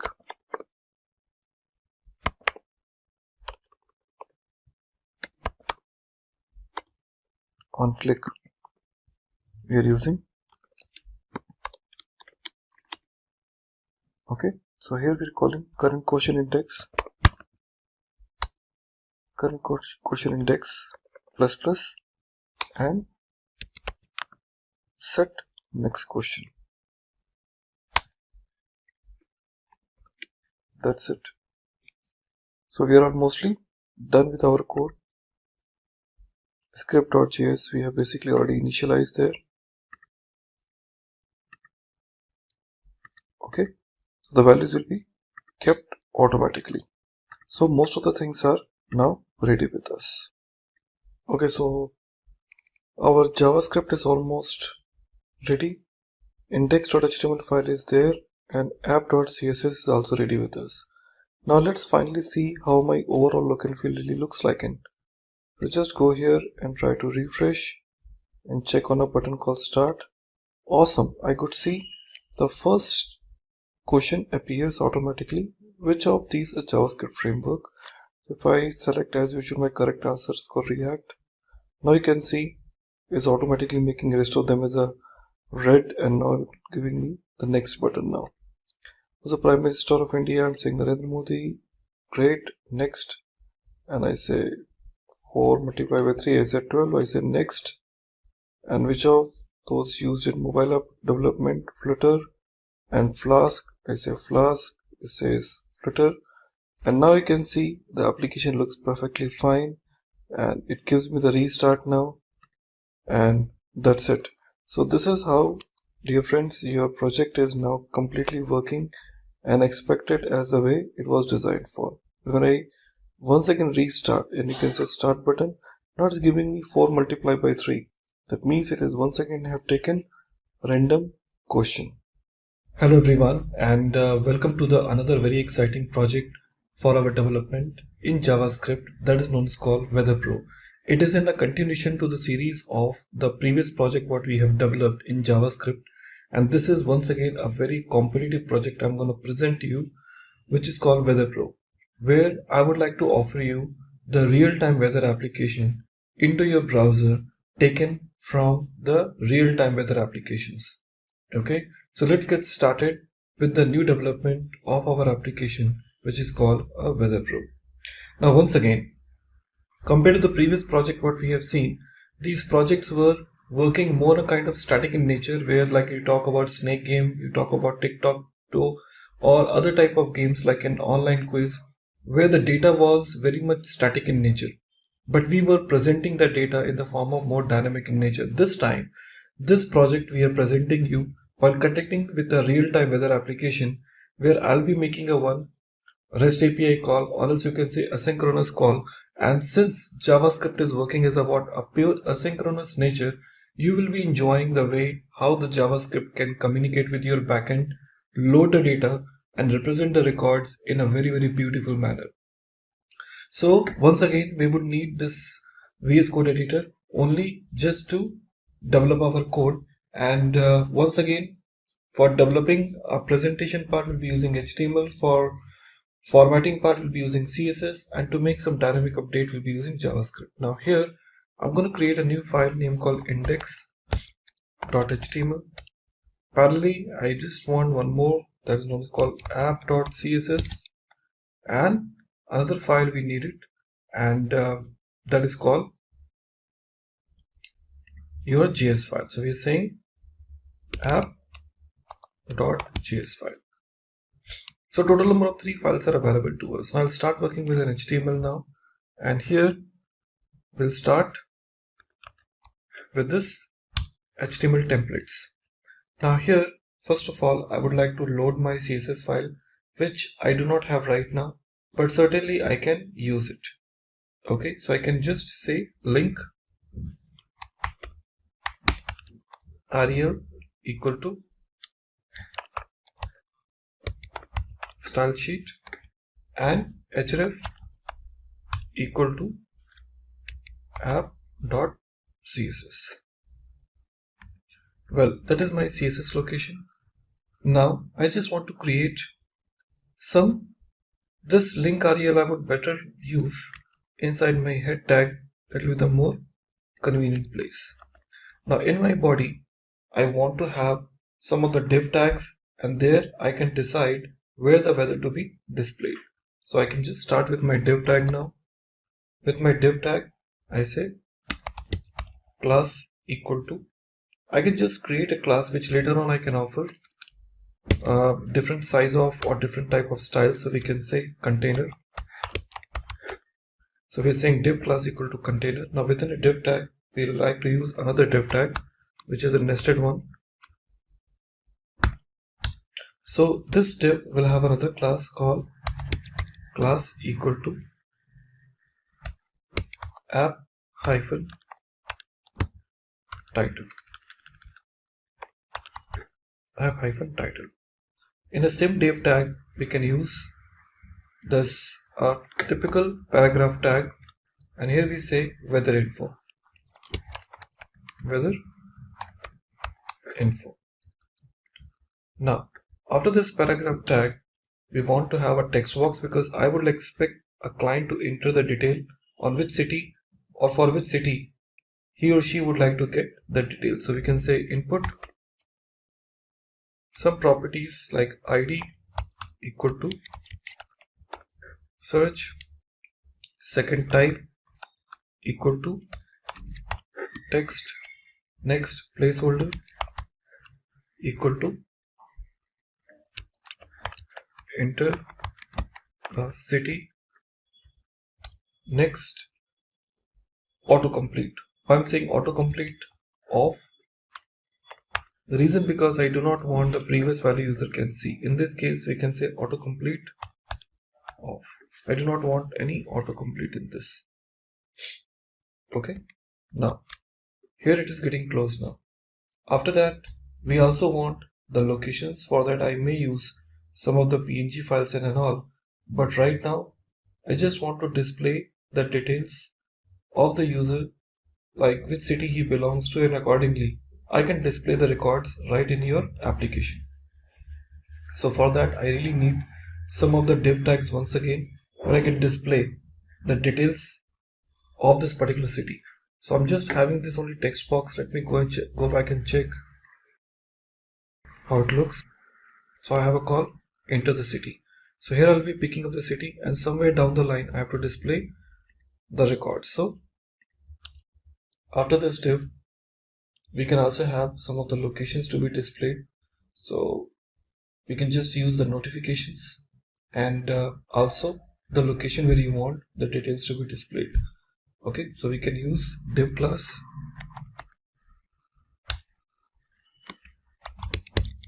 class equal to temperature value,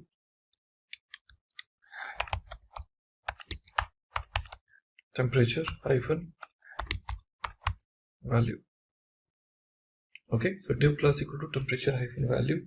Inside this I'll be using paragraph tag, and here in my paragraph I'll say hyphen and this degree centigrade or whatever you want to display it here, and we'll use a span tag within this and show in degree centigrade. That's it. And if you want to define the temperature description, after this div tag, we can use another div tag, and inside my div tag, I can define the temperature description.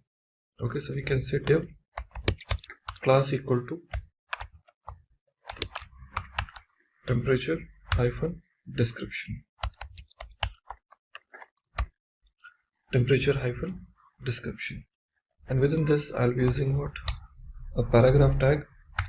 Here I'll be displaying all the description. So right now, that is the only thing which I want. Let me check. Okay, so it's here right now. So now let me try to collect the value from the client and perform some JavaScript tag within this. Okay, now it's time for us to go back and try to bring some of the CSS features into my code now. Now, few things I would like to say is I have basically downloaded some fonts which I would like to use it in my application, and I also have some of the icons which I would like to use during my application presentation. So there are some PNG files are there which I've downloaded from the internet just to bring more beautiful experience towards my application development. Well, this is another background image which is called bg.jpg, which I would like to make it as a background of my existing application. So I'll start with my CSS and see how this CSS can really bring some new features to my code. Well, first thing, I need to have a called font face. So to make this font face, we are using this statement name called here @font face, and I like to use font family. Font family, I'm using Montserrat. Okay, it is already there with me, Montserrat, and the URL what is looking forward for. So we are saying src URL, and I'm saying under the font, so we have a file called ttf. Okay, that is called bold.ttf. That is the file which is there with me. Next thing, so for every location I want to use the font family, font hyphen family, I want to use same Montserrat. And the next thing is like in my body. So in my body, few details like background image, I need URL, and in this URL we can say bg.jpg in my background. Next thing is background color, that I need it steel blue. Then I need height, I'll say 500 pixels. Next, your background position, this I need it is center. Next is your background repeat, I say no repeat. Next is your background size, this I'm saying cover. This is my body part. Okay, let's check. Okay, looks awesome now. You see this now. This is how my weather info is looking like it. You can see like the background looks awesome now. Now, next thing, we require a container. So we are saying dot container. Container we say width 50%. Next, background color, we're just using white. Next, we need it is your align self, that will be center. Display will be block. Margin, so in margin we can say 100 pixels. After that, border radius,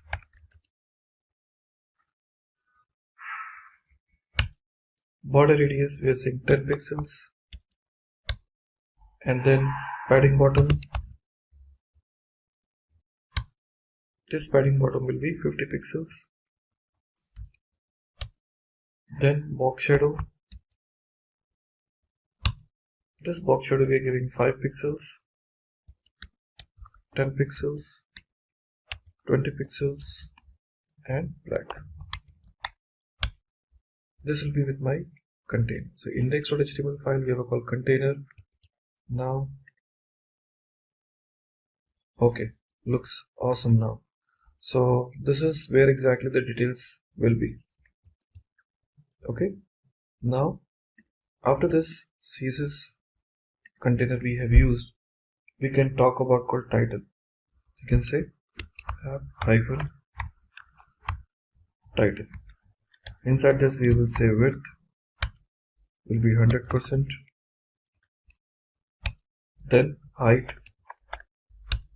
will be 150 pixels, then border radius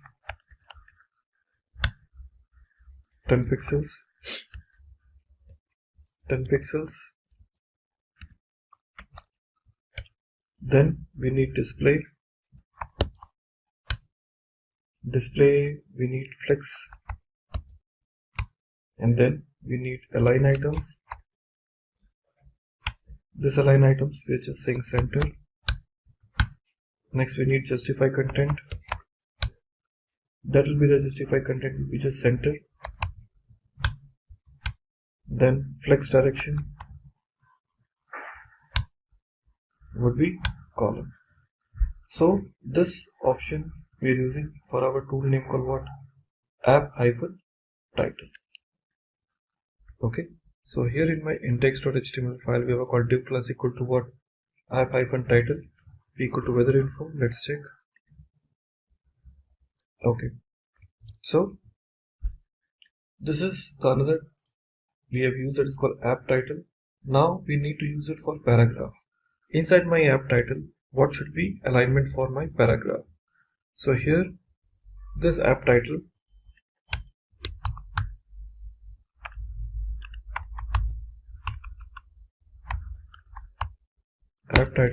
is space p, but it should be the class, so we are saying dot, and there also we have to use what? Dot, because both have to be the class type. Okay, so here you can see now there is a difference. I forgot to add dot, and now you can see it looks better comparatively. Paragraph. So once again in my paragraph I'll be having text align, center, padding I want 15 pixels, then I need margin would be 0, and auto, followed by font size font size, this I'm saying is called 1.2. Yeah, this is position. Then color we are giving hash value called 333. Okay, now here, okay, so some changes in a paragraph. Well, going forward for the search, because if you remember we have an index.html file, we have a call id equal to what? Search. So here in my app.css I have to use hash search. Okay, so this search conditions I want to use it. Now inside my search I need few things. One is called display, I need block, after that I need margin left, auto, margin right, auto, width I'm looking forward for 5 pixels, height that I'm looking forward for 20 pixels, then border radius I'm looking forward for 5 pixels, Then outline, that is called none. When we say border, okay, in this border what we can say 3 pixels, space solid, okay, and once again sea blue. That's what. Let's check.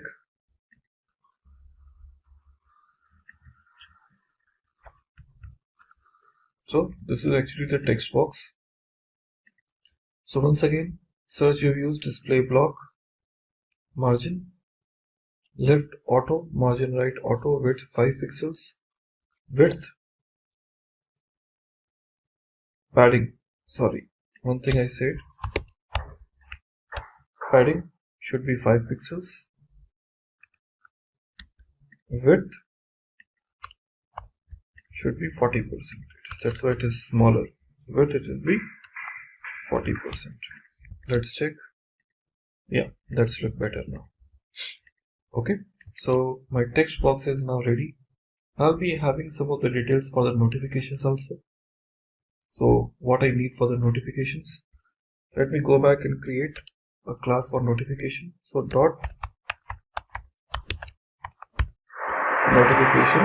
Okay, now in the notifications I would like to give some value called background color, and in this background color we are just giving white, and after that we are saying display, and we are saying none. This is for notification, and followed by the notification. We're talking about the same notification. Okay, and followed by its paragraph. We are giving the color. First of all, we are saying color. Color is basically red. Okay, or else if you want to give maroon, it will be maroon. And after this, the next property we are taking is called font size. Font size we are taking is called 1.2 em, followed by margin. Margin we are taking is 0. After that, text align, center, padding 10 pixels, 0. So this is for notification P. And then the weather container,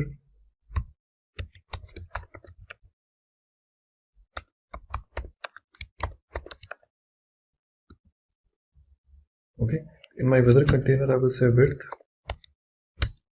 100%, sorry, yeah, width 100%, height we're giving 260 pixels, or if to you 250 pixels if you want. Background color, this background color we are giving is called once again white, and followed by margin top 20 pixels. 20 pixels. This is for weather container. Now for the weather icon, weather hyphen icon, I'm saying width is 100% and height 128 pixels, just to give in a better look. Now the next thing, we're using dot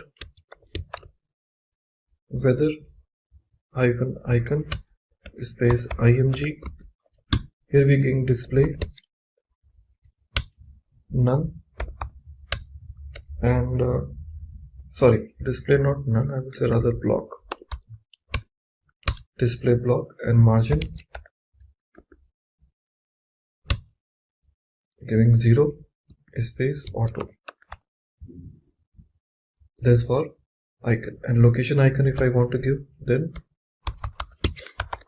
location hyphen icon. This location icon I can say same width height. So width I'm giving is 100%. Then height I'm giving 40 pixels. and then we give this option called padding, then 10 pixels. So it's for location icon. Now followed by location icon, we are also giving call location icon img. Okay, dot location hyphen icon space img. Here we're giving the value called display block.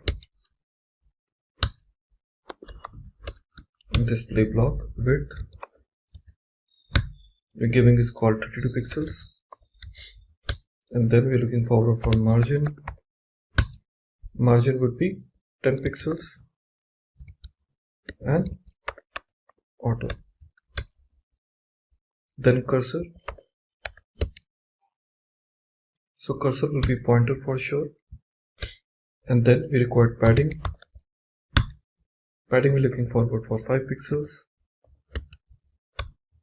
followed by border. Border we are looking forward for steel blue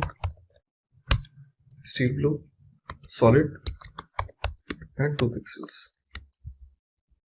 Then border radius. Border radius we're looking forward for 10 pixels, and followed by your color steel blue. So these are the look and feel we have to basically offer it for my current application, which I yet to discuss in my next development. Then I'll be having some small properties here. Okay, and those properties are nothing but to give you the details of like temperature values. So we say dot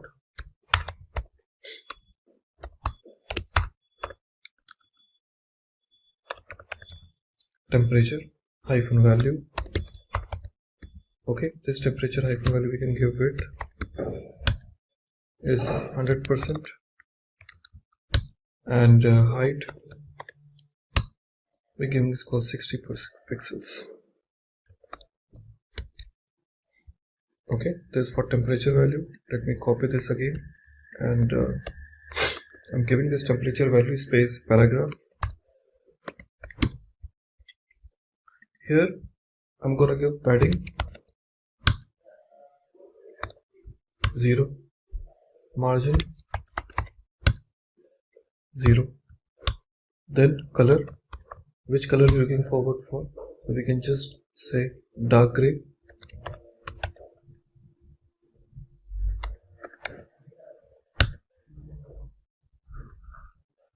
Okay, or any color which you're looking forward for, it's up to you now. But if you want, you can change the color also to the another one. We're giving this called hash 293.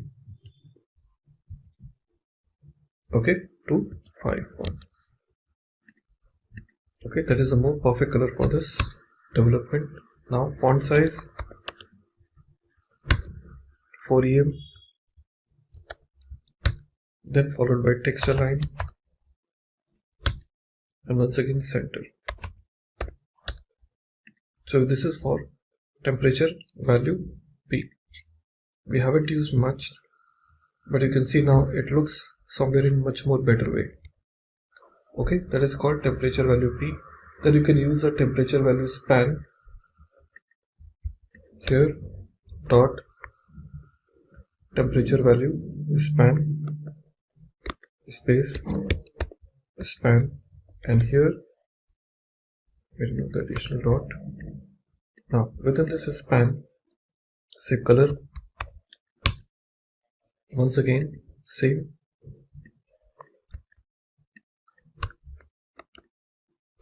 and font size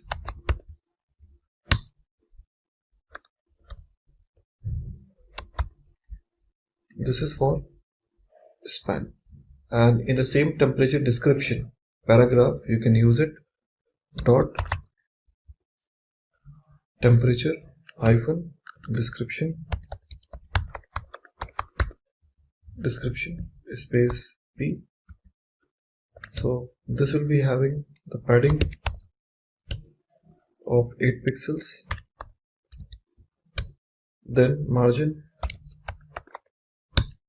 0, followed by color, same color, the one which we have used it earlier.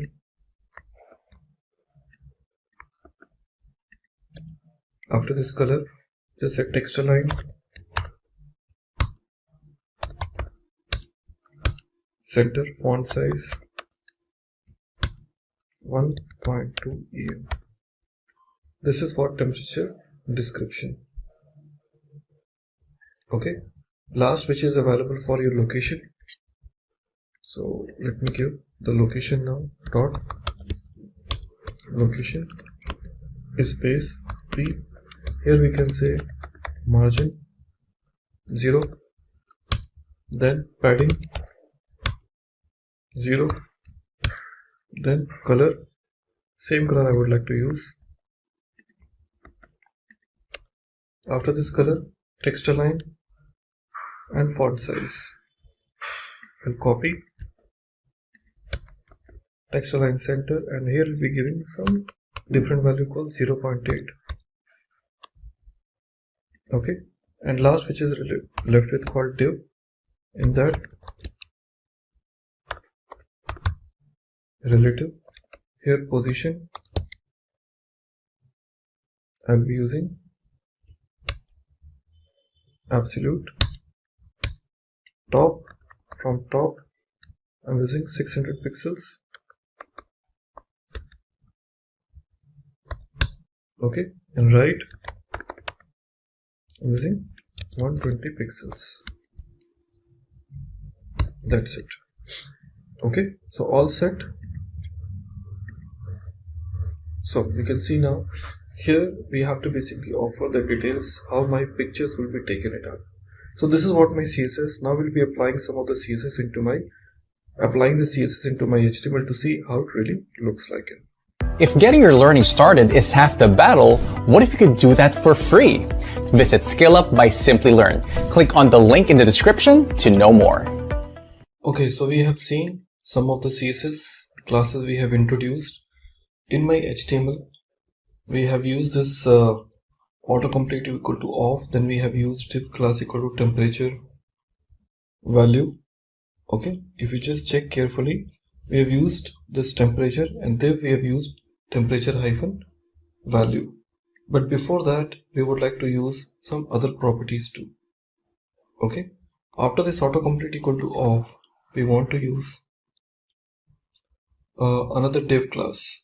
Okay, before my previous div tag is closed here. So here, after this, we would like to use another div tag, div.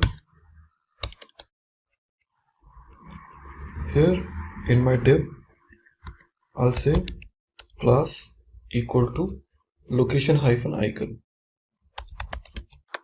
Location hyphen icon. Okay, and here I'll be using img src equal to what? Under icons, I'm using the file name called location.png, and alt equal to, we leave it as it is a blank. Okay, now here the div tag is getting closed. Okay, now there's another div tag is getting closed here. So two div tags are closed. After that, we'll be using another div class for notification. Here div class equal to notification. Div class equal to notification, and this div tag is getting closed right here. Okay, now another div for the weather condition. Another div tag, and here we say class equal to weather hyphen condition.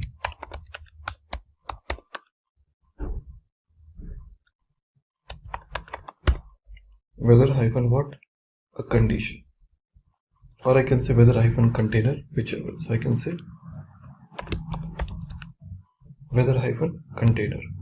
Under this weather container, I like to use another div for weather icon, div for class equal to weather hyphen icon, weather hyphen icon, and within this I want to use another img src equal to once again icons slash unknown dot png. Okay, div tag is getting closed. So after this div tag is closed, I'm going to use temperature value. So the temperature value is anyways used here. If you see, it is in call temperature value. After the first div tag is closed, you see like temperature value we have used. After that, the paragraph tag and the temperature hyphen description p. After the p, there's a div tag is getting closed. Okay, and after this we are using div class equal to location. So we want to use div class equal to location, and within this location we want to use one more paragraph tag with this hyphen. After this paragraph it's closed, this div tag, and another div tag. 3 div tags are closed. That's it. And at the last, before my body tag is closed, I would like to use script src equal to app.js. That's it. Let's check. Great, my application looks pretty beautiful now. So this I want to be displayed only when I don't find the weather and the location and all. So look and feel is absolutely good. And now I'll start working on my JavaScript front. Okay, so let's go ahead and start writing our JavaScript code. So in just JavaScript code, first of all, I need few things. First thing what I need is call individual elements or individual properties of my application. I need const icon element equal to document dot query selector, and I'll be using the name call dot weather hyphen icon. Okay, now copy this,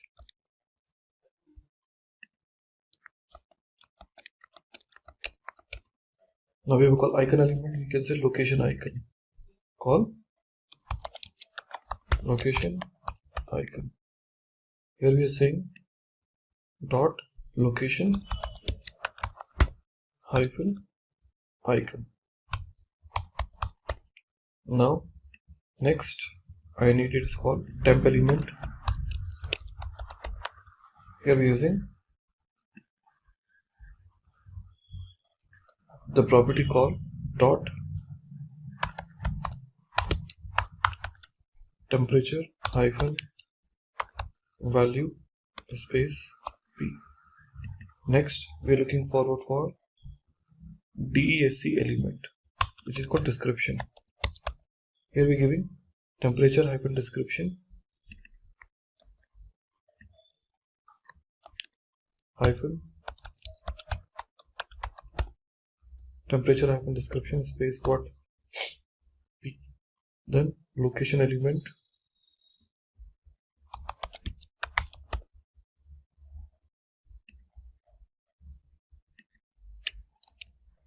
okay, we need a location element and we use dot location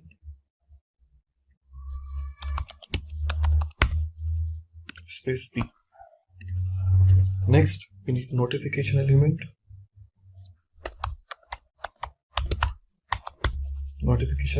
and here we're going to give the call notification.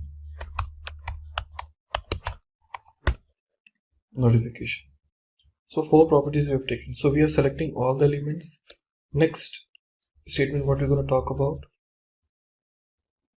see this statement is all about selecting the elements. The next step we are talking about call get the input field. So we are saying var input equal to document dot get element by id.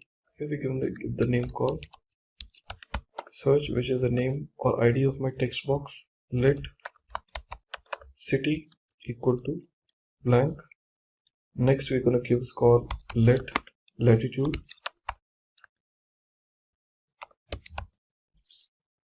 equal to 0.0. We are initializing this value, and let longitude equal to again 0.0. So we are getting the coordinates right now. So this is how to get the input fields. Next we want to apply the events here. We are saying input the variable dot add event listener. The variable what we're talking about, which event listener we're talking about, key up, and what event you want to apply. So we are saying function with a parameter name called what, event, and now we would like to attach the logic. Now we are saying if, what is the condition, event dot key code equal to 30. Okay, then that means number 13 is basically the enter. See, the key code means what, 13 represent the enter keyword. So event dot key code equal to what, 13. So we are saying event dot prevent default. Why we are using this? Because I do not want my page to be get refreshed. Just to avoid this, we are using this. And after that we are saying city equal to input dot value. Now you'll be using this another function because I do not have function created. Otherwise I have to call the function name called get search weather and be passing this as a parameter. So we're using get search weather. I do not have this function, I yet to create this, and pass it here as a what, city, and we say console dot log city, whatever we are basically printing it. Okay, so that is the first thing. Later on we need to get the data. So to get the data we are just using this variable name called const weather equal to curly braces. After that we are saying weather dot temperature equal to this, and which temperature conditions you want. I'm saying unit of type what, Celsius.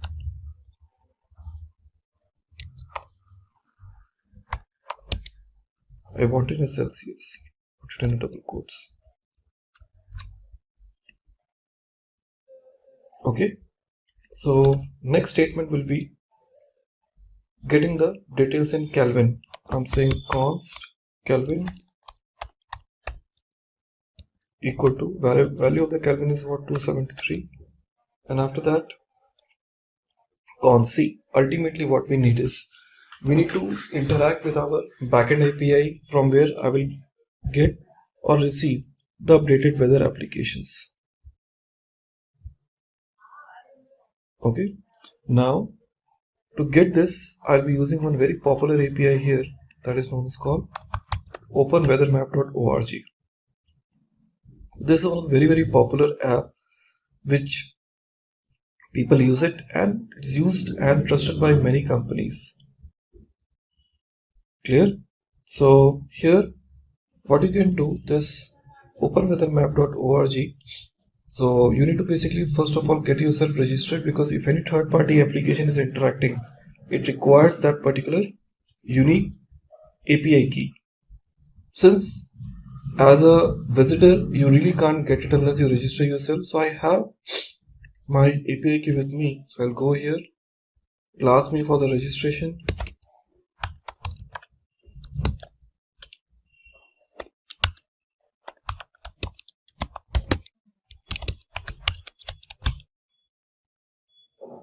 So I already signed up, so if you're not, you need to sign it.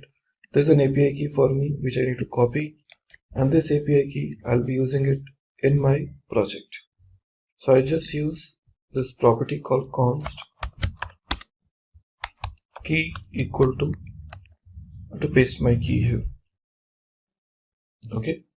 After this, pasting the key, but make sure that you're rather using my key, you use your key, otherwise this application sometimes won't work. So I'm basically trying to use this tool name called geolocation. I'm saying if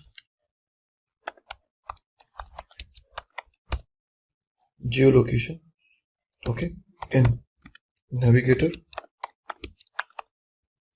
is, there's a browser object model element. So here we are using navigator, okay, navigator dot geolocation dot get current position, in which I'll be passing the first parameter name called what? Set position, and second parameter will be show error, in case if any error is received. Okay, else. In this else condition, what would happen? I'm using this statement name called notification element. You see this notification element dot style dot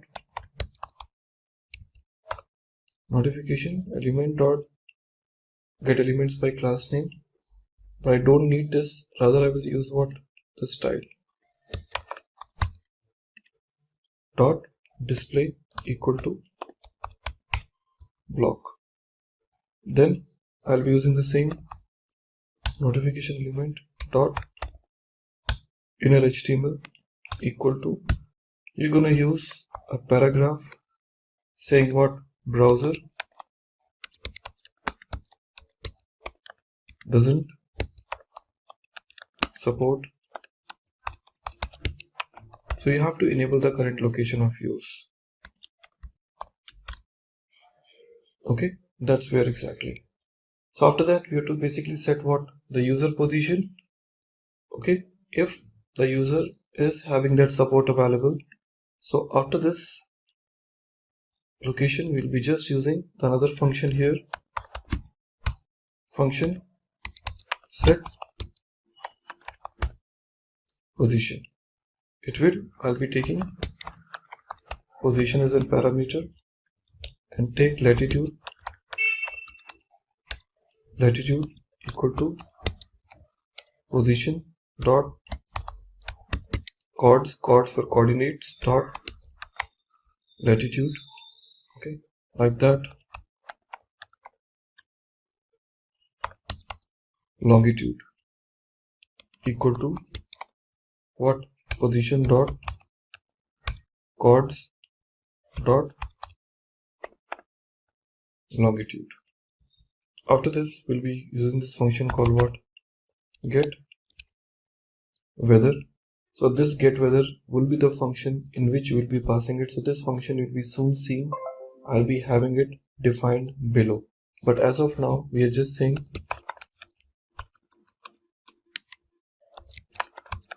get weather, and in which this we are passing latitude and longitude. That's it. So we have this function name called what? Set position, in which we'll be passing all the values. Okay. At the same time, I'll be using one more function here, that is called function. Not function, in fact, I would like to use location icon, the one which you defined at the top, dot add event listener. Which event listener? I'm saying on click. Second function which take event as in parameter, and inside this I'm saying console, just to confirm whether the records are being taken, console.log hey just, and we say get weather. Okay, Once again we'll be passing what? Latitude and longitude. Same. I just copy this and paste it here. Okay everyone, so we have written till here. When I try to run my browser, so I should see there is a message name called show error is not defined. But obvious, because this message what we're writing it here called show error, okay, this as a function, as a parameter, it is not defined. Let me define this function called show error. So we are saying function show error, which take error as an, just take error as a parameter. Now in this we are using notification dot style dot display equal to what? Block. After that, once again, notification element dot inner HTML equal to what? We're just using this as a paragraph, and here error dot message. Okay, and after that paragraph. So this is how we are basically writing it down.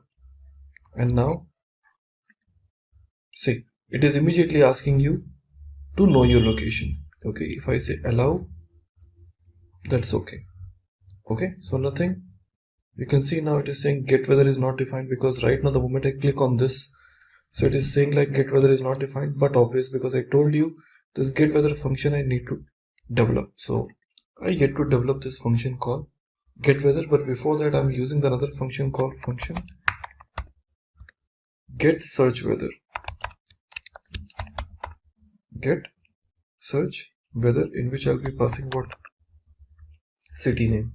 Now what exactly my API will be, in case if I want to make a call, I will be using let API equal to, now the URL will be what? http :/API dot open weathermap.org. Now open weathermap.org slash data slash 2.5, that is a version, slash weather, okay, question mark. I have to take the city dynamically, so I'm saying weather question mark q equal to, here we're using what? City, and we're using ampersand app id equal to the one app id we have used it already. Okay, what is that? That key. So that is a key which we've already written. That app id we are passing it right over here. Okay, q equal to city and app id equal to this. Now after that, to make the RESTful API call, I'll be using one independent or by default API which is available to us, that is known as called what? Fetch. Okay, so if you just check this fetch, it is basically a take request info and give you the what? A promise response. So return type will be the promise type. In this fetch I'll be passing what? The API, and we'll be using dot then means if the request is successful, we are saying function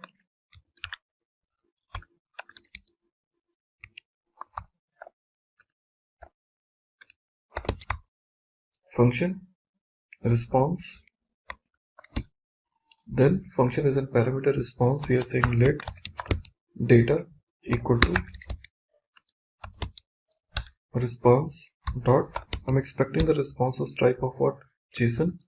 We're saying JSON now, and return what? Data. So it will be returning data back to me. Now if it is successful, then what? Then I'm saying dot, then once again it is chaining, again function, again data is in parameter. Now in this case we'll be getting a lot of things.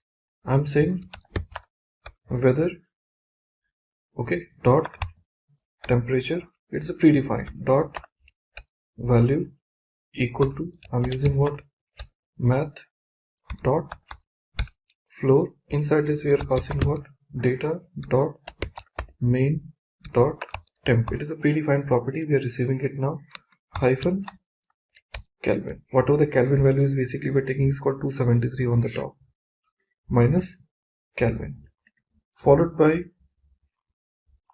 another property, what, weather dot description,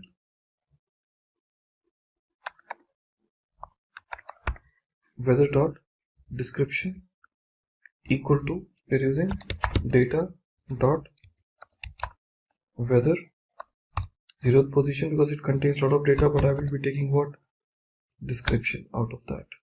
Then weather dot icon id, weather dot icon id equal to data dot weather dot icon, then dot icon, then once again weather dot city, okay, equal to data dot name. After this, weather dot country dot equal to data dot sys dot. So these are the properties. I have it right now with me, okay. And once I received all the property, I'll be using dot, then I'll be using one function, and I will say what, display. There is no function written called display weather, but I'm gonna say there's a one function name called display weather. This function I yet to write, but this function I'm just putting it here, okay. Now this is closed. After that, since I need to get a weather from the API provider, so I have to also pass what, the latitude and longitude, which I'm receiving it from the client, because here I just want to have two things, the properties as well as weather, both, and both I'll be using it one by one. Okay, so here we have kept this get search weather, and now I'll be calling one more function after this logic, and I'm giving the name called function get weather. Okay, it takes two parameters. One is called what, latitude, and second is called longitude. So we have two things called latitude and longitude, and here I'm using this property called what, let API equal to, once again if you remember, I have used this statement. I'll just copy the same and pass it here, but challenge would be this time I will not be passing city name, because there are two options are available. Either you type the city name, or else you click on the icon and let your application identify the location which you belong to. So after this weather question mark, here I will not be using Q, I'll be using what, lat equal to latitude, okay, and we're using and lon equal to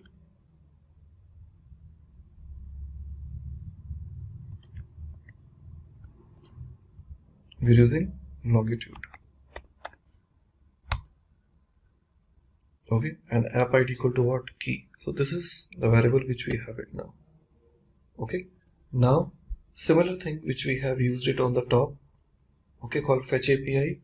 So I just copy this same fetch API again, because I really don't want to waste time on keep on typing the code. When we know it very well, it can be similarly done. I just copy and paste it here. So the same fetch API dot then response data equal to response.json return data, then weather dot temperature math dot floor sys country dot display weather. So we have used the same thing here, and after that we have to use the last function here, that is called display weather. Display weather, and here in my display weather I can use what, icon element dot inner HTML equal to, I'll be using img src equal to icons slash dollar, and we'll be passing what? Weather. Okay, dot icon id. Okay, dot png. Okay, so that we are basically putting it here, dot png, and after that we're just closing that. Okay, and this icon we also needs to close here. So rather than closing this, I'll be closing that, and this I'll be closing it here. Now we'll be using temp element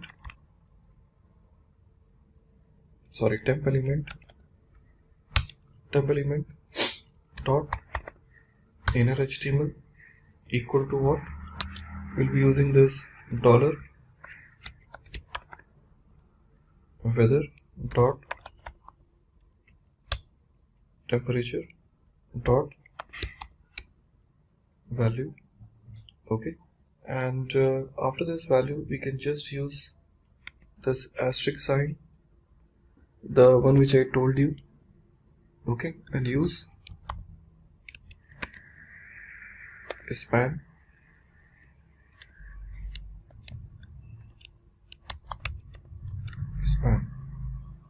Okay, next we are using call talk element.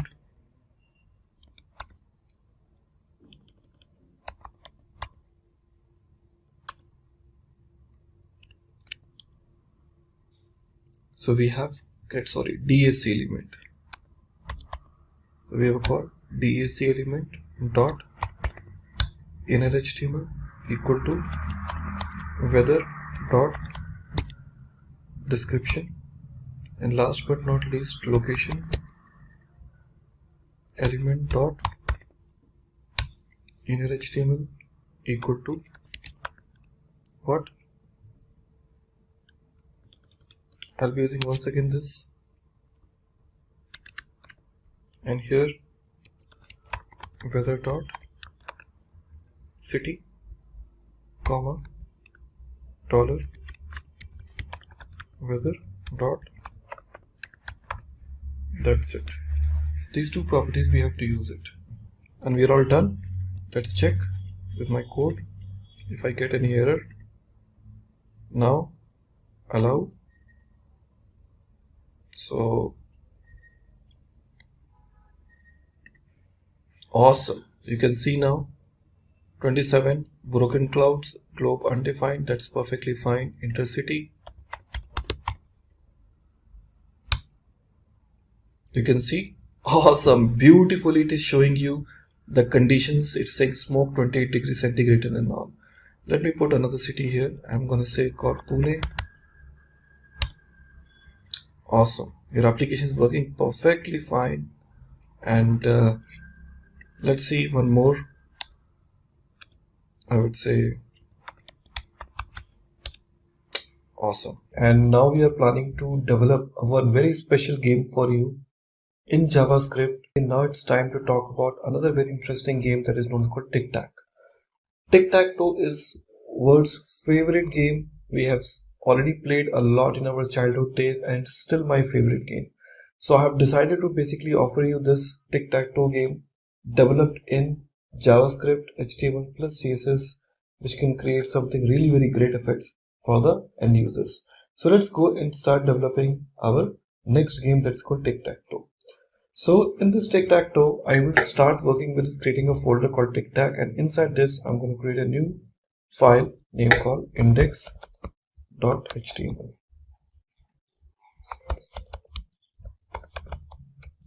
Now here onwards the same thing, I'll be creating this HTML tags, and now here onwards we want our some classes for headers and footer, but so we're going to create some div tag now.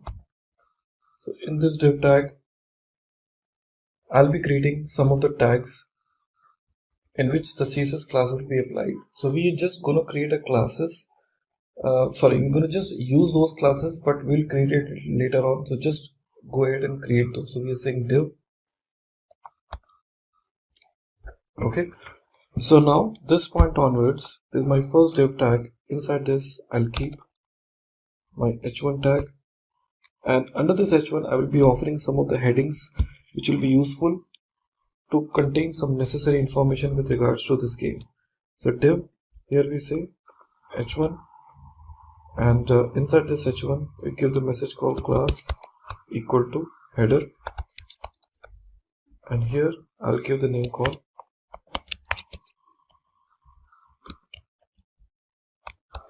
is a tic-tac-toe game. After this div class, here we will start working with our form tag. Within my form tag, I will start my div. After div tag, I will use label.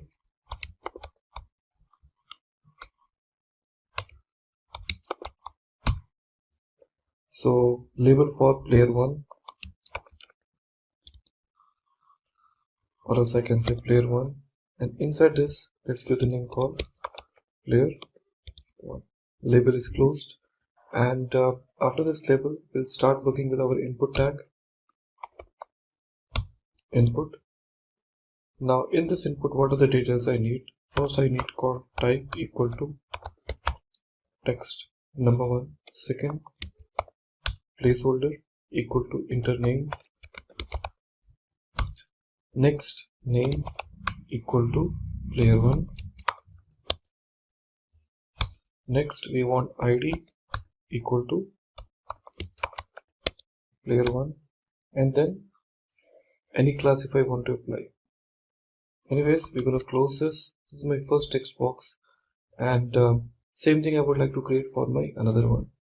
So the first div tag we have used, let me go and create another div tag.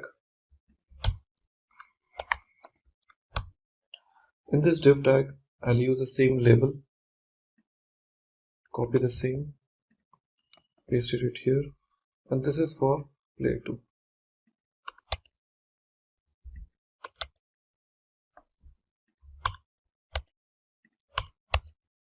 So we have this 2 players with me, and after this div tag, I'll offer the submit button now.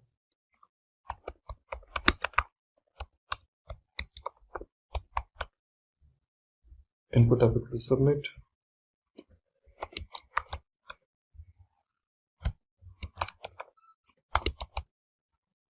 Start game. Now the form tag is closed here. Div tag is also closed. So you want the div tag to be closed or before that, that's up to you now. So here we have a called div class, whichever we have taken. So if you want, you can basically put it later or before, whatever. So we have a basically form tag with us. So form tag is there. Later on you can just show some containers where the details will be visible to me. So here after the form tag, let me try to offer, but first check whether it is really working fine. So here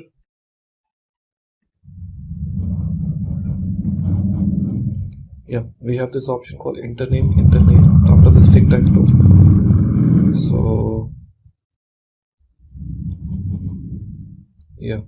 So here the details we have taken, input updateable text and input updateable text. Okay, so 2 values we are taking now, and accordingly we will go ahead now finally. After the form tag, we would like to start with working with the div tag again. Div, and inside this div, since I haven't created any CSS classes, so those we can use it little later on, but let's have this div, and inside this div I would like to use one more div tag. Okay, and here we want to use one more div tag.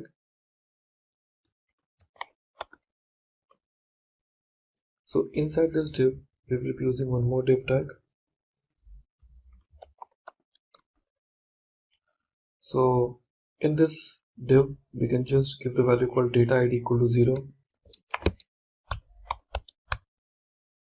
id equal to 0. It's just the value we're passing it. Div, data id equal to 0. The div tag is getting closed. Fine. So that's how we want it now. So here the first div tag is closed. Like that we can create another data id. So 0, 1, 2, total number of 3 we want to create it. So I want to create 0, 1, 2, 3, 4, 5 like this. So the way we have created here, for this div, let's go and create one more div tag, id equal to 1.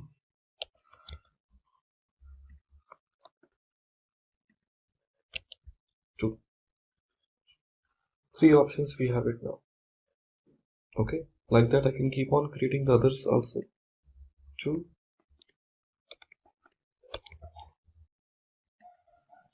3, 4, 5. So 0, 1, 2, 3, 4, 5. Total number of 5 we have created. One more I would like to create it now here for 6. There will be no difference because we haven't changed anything here. Okay, so the div tag is getting closed here.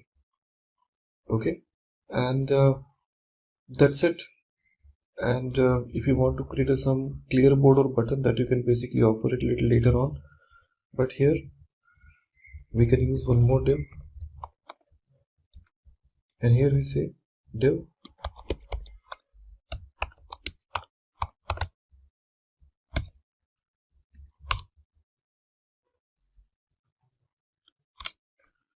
class equal to relative, and within this div tag I can use any image tag if I want. So I just leave it as it is, and after this I can create one more div tag, and inside this another div,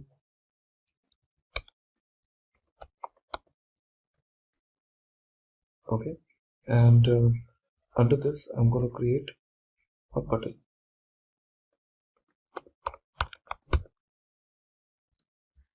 Okay, and in this button we'll be having some value. Okay, we can secure the value name called replay.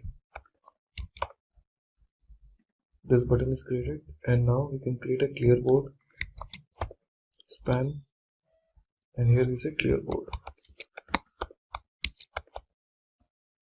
That's it.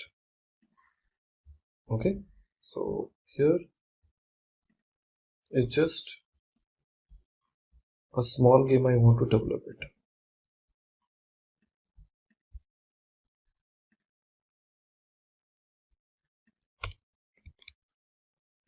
Better. Now there's no user interface has been used, so this user interface will be using it later on by offering them a pure look and feel, so that it gives me more better look when your application will start. But most importantly, I need to start working with the JavaScript part where the logic will get calculated here. Okay, so we want to start with the JavaScript, so let's get included the JavaScript in my code. So here I can say here a script tag, a script equal to, now the file I haven't created, so let it be as it is. That's it. So this is my script tag, and let me try to include my style sheet also. So I just say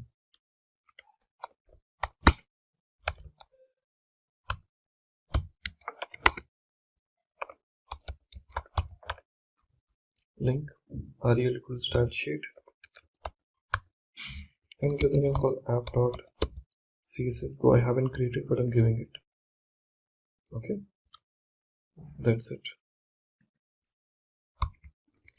So we have taken this HTML into our consideration. Now we'll be creating this CSS as well as the JavaScript to make this example complete.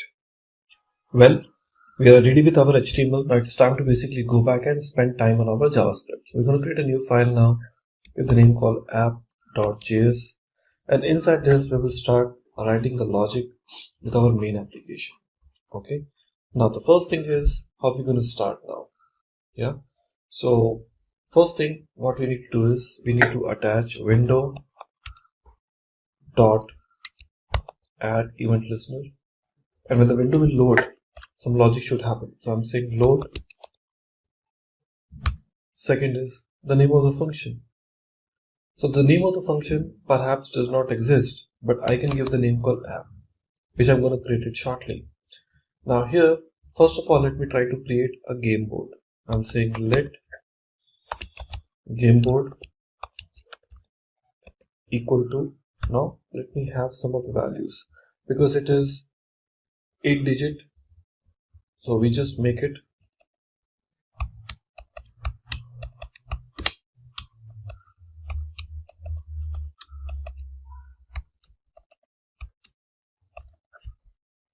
like that, and one more for making it 9. Okay, so that's how we're going to create it now. Okay, now this is all empty right now. After that, we're going to create let turn, just a new variable, equal to 0. What this is, it keep tracking if X or 0 player its turn, like which player turns it to be, so just it is trying to mention it. I'm saying let winner equal to false. Okay, now let's go and create the player. So create player. How are you going to create a player? We say const player equal to what we're going to pass, name, okay, equal to.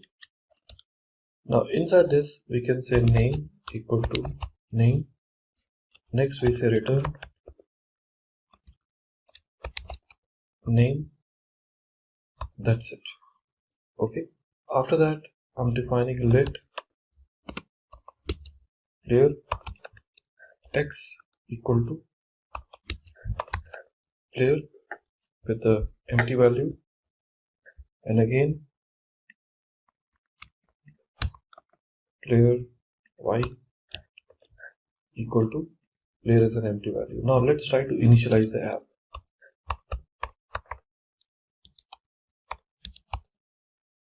Okay, initialize the app. Now inside this initialize the app, we're going to create a new function app,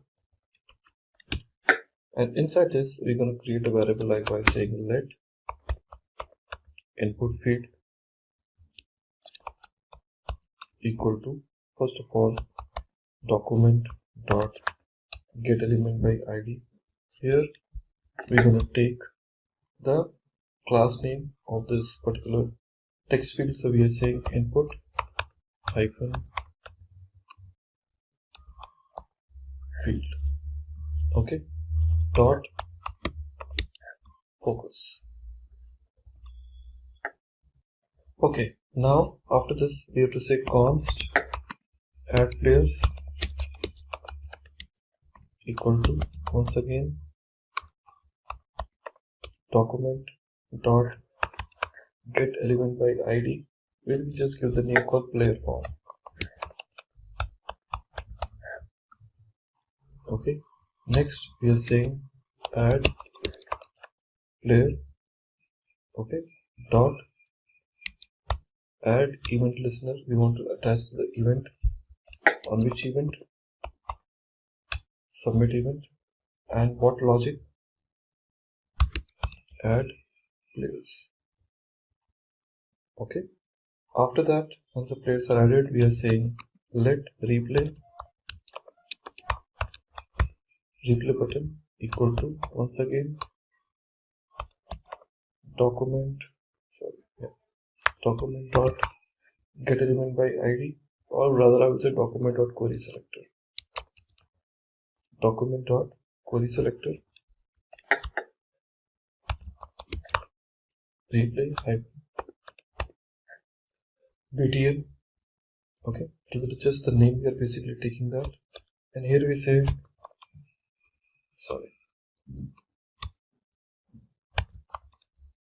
replay button dot add event listener, which event I want to say, click. Okay, that is the first event. Second, reset board.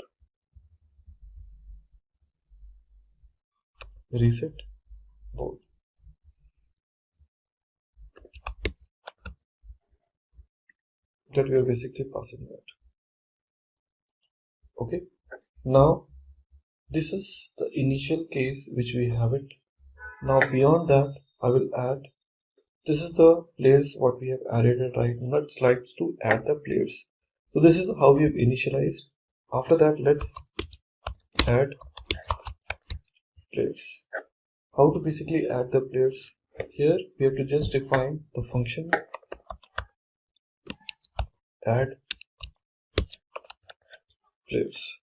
Okay, so we'll take event as a parameter and say event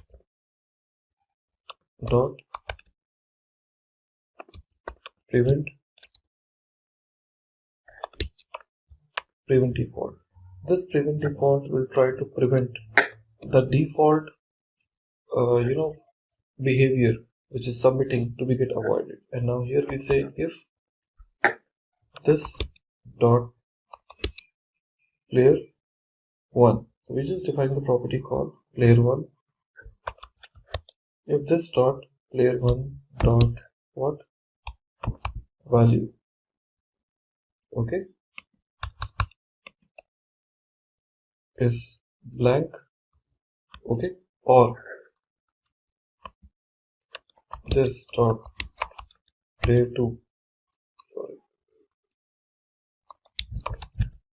this dot player 2. Now I just want to find it out its value also, value blank. Then what I should do? In this case I'm saying alert, you must enter a name for each field. The user has to add the values and after that return. Okay, now the next thing is like we would like to select the players in this inside this by saying const player form container. Again, const player from container equal to document dot query selector, document dot query selector. Here we will just pass the value called enter hyphen players. Okay, now we say const board main equal to document dot once again query selector board underscore main. Okay, after that player form container dot class list dot add. Here we're giving the name called what? Hide container. Hide hyphen container. And after that, you just say board main dot class list dot remove hide hyphen container. Okay, so we have basically taken that. And after this, what I will do, I'll just say player x dot name equal to this dot player 1 dot value. Okay, this for player x, copy this, player y 2, and after that, that's it. So we have done it now. So we'll be calling other functions one by one, but that is the first thing which we have implemented. Well, so add player function is added right now, and after this add player we have to basically call one more, that is called, which returns the current player. So I'm saying return current player, and here what I will do is we'll just write function, and here we say current player, and in this current player what we will do is we will say return turn just variable, okay, percentile 2, we're just adding it with this 0, okay. If it is, then x turn, I'm telling you, okay, or else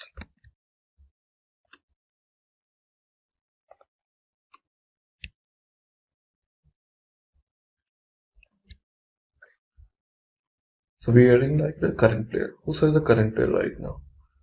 Well, after this adding the return current player, we're gonna add another function that is known as called return the current player. Return current player is having this value, and after that we need to say resize the square in event browser is resized. Once again, if the browser is getting resized, automatically the square size of your tic-tac-toe should also get increased. So we just say resize squares, and here we're gonna say this option equal window dot add event listener. Now we have a call option called resize here, and the second parameter what we are passing is called on resize.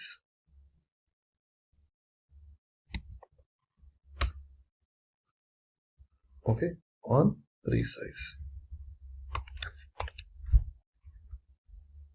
Now let's try to add it. After this we are writing this function called function on resize. That is the function name for me, the one which you are passing into the second parameter. We are saying let all cells equal to document dot query selector all. In this we are passing board underscore cell, okay, and then we are using another option called what, let cell height equal to all cells with the position, okay, dot of set width, of set width. After that we are saying all cells dot for each. Here we are passing cell, and after that we are using cell dot style dot height equal to, now he'll be using this backtick and use this dollar sign and say cell height, and that too in a pixel.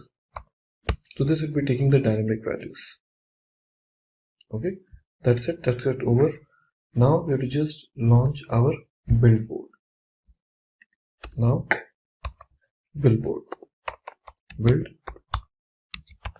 board. So how are we gonna build our board now?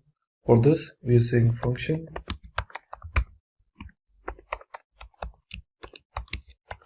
build board, and inside this build board we will see this option called let reset container equal to document dot, once again, query selector, and pass the value called dot reset. Okay, and after that we are saying reset container dot class list dot remove, and we are passing the value called reset hyphen hidden this value, and after that we may call some other type of functions also. Okay, so for those functions I can say first will be called on resize.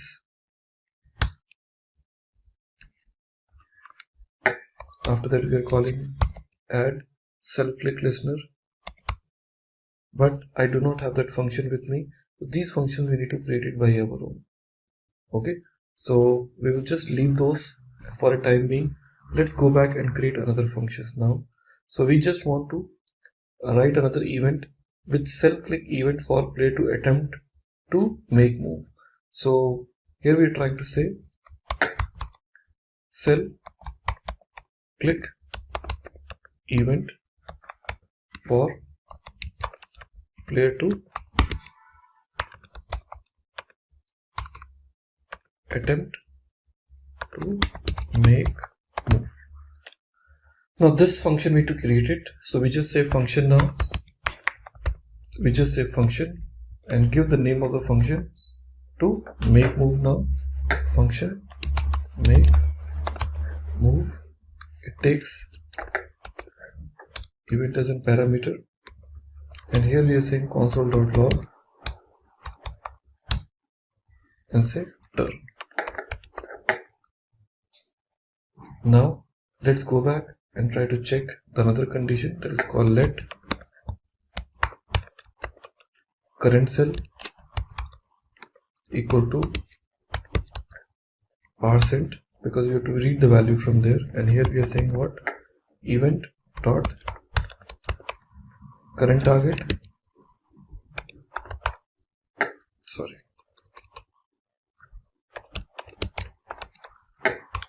event dot current target dot first element child, okay, dot dataset dot id. So we're reading these values. After that we use another variable called let cell to add token. Now here we are typing document dot query selector, and here in the using backtick I'm using this value called data hyphen id, okay, equal to, here we are using once again in a single quotes dollar current cell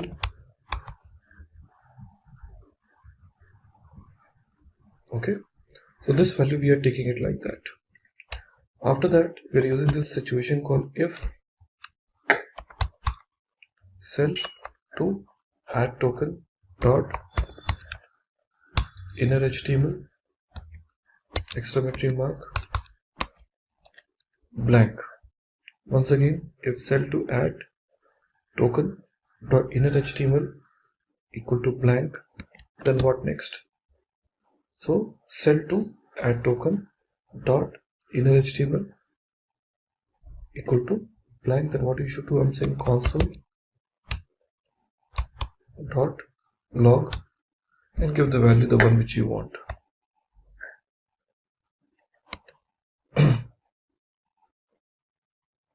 Okay, so in this console.log what value we can give it? Cell to add token, we have it, it is taking this value to the current cell dot inner HTML console.log, and inside my console.log we can set this cell is already taken. So values are already taken for this, and now we will be returning those values. After that we will be using else condition, and here we use once again if current player okay is X, then we'll be using this option called cell See, we have this property option available called send to add token. So we are saying send to add token, okay, dot text content equal to current player. Okay, and we say game board, the one which you have created, pass in this game board this value called current cell, and in this current cell value will be equal to x. Okay, else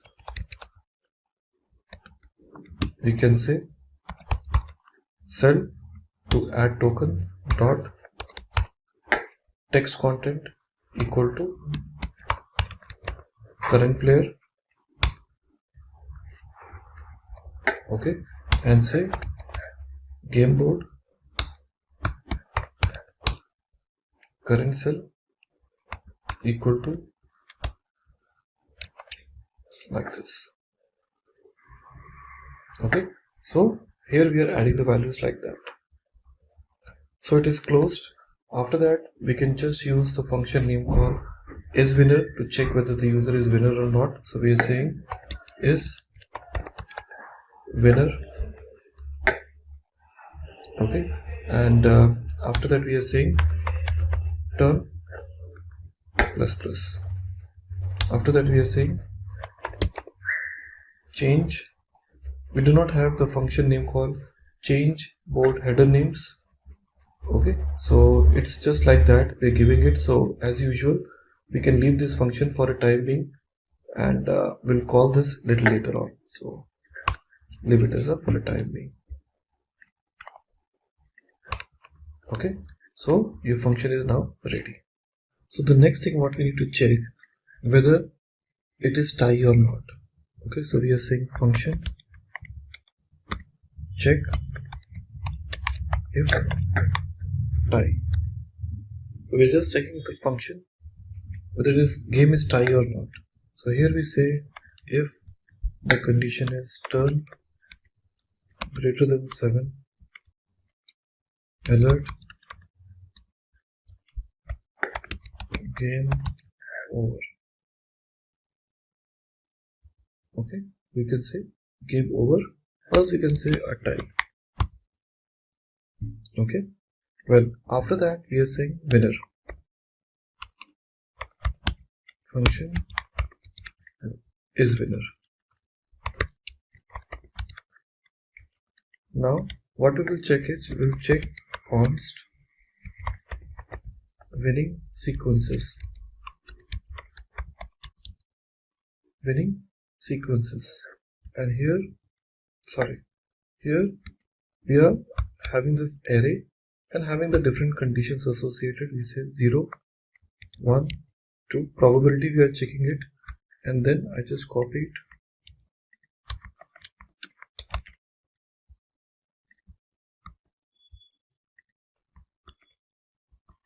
Well, we are saying 0, 1, 2, and here we are saying 3, 4, 5, 6, 7, 8, and 0, 3, 6 again, 0, 3, 6, and once again 1, 4, 7, 4, 7, and next we have a call 2, 5, 8, 8, then we are checking the value called 0, 4, 8,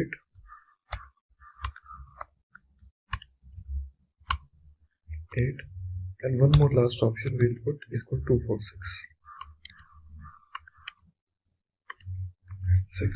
So these conditions we are adding it now. After this array we can say winning sequences dot for each, and give the name called winning combos. Winning combos, and inside this winning combos we are giving let cell1 equal to winning combos position 0, Then let copy and paste 3 times, cell 2, cell 3, and here we get the value called what? 1, 2. 3 values we're giving it, and after that we are checking the condition. Let's say if, and here the conditions we are checking. What exactly that will be? For the game board, we are saying game board cell 1,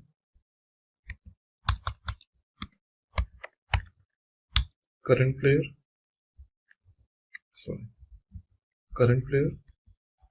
ampersand, come down, game board cell 2. I just want to copy this the same line and paste it multiple times. Now here we are checking the condition for cell 2 and cell 3 and cell 3, and after that we are starting the position. So after that we are starting the position call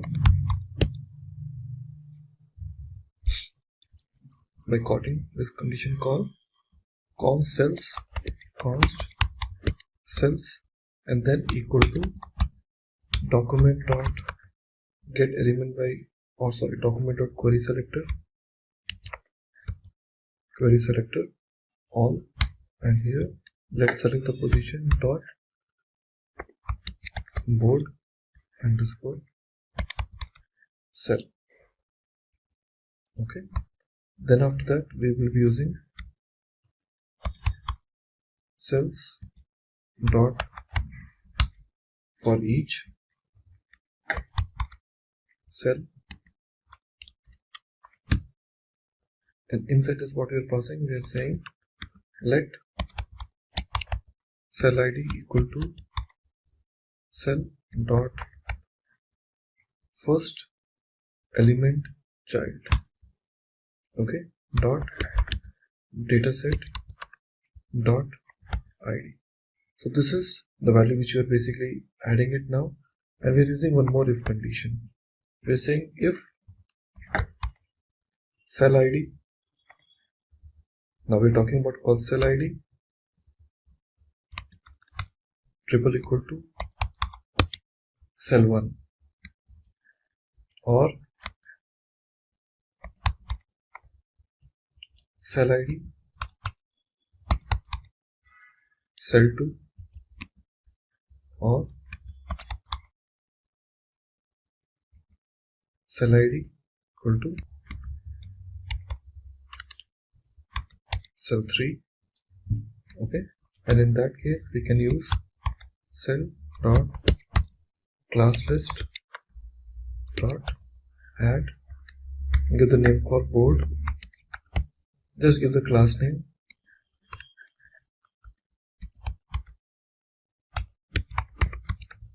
winner. So here we'll be giving the winner, and a part of that we can use the other conditions too. Okay, so here it is adding the value, and now let's say let current player equal to document dot get element by id. So you can basically define it. So current player you want, so we can use the current player or whichever conditions you want. So here we use what? The cell winner. Now small change, rather than using current player we can use the current player text. The new variable we are creating it, current player text document dot, rather than saying get element by id, we can say query selector, and in this query selector we'll be giving the value by saying dot board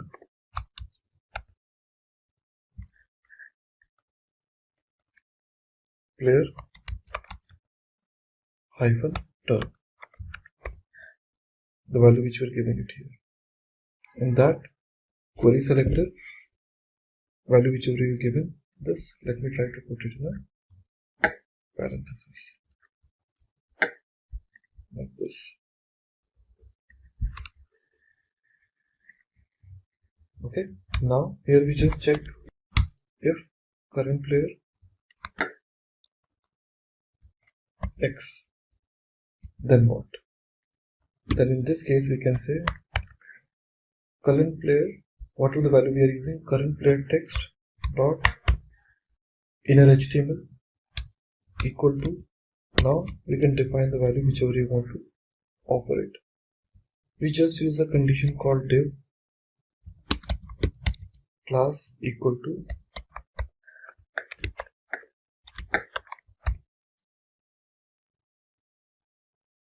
okay, so we are saying congratulations.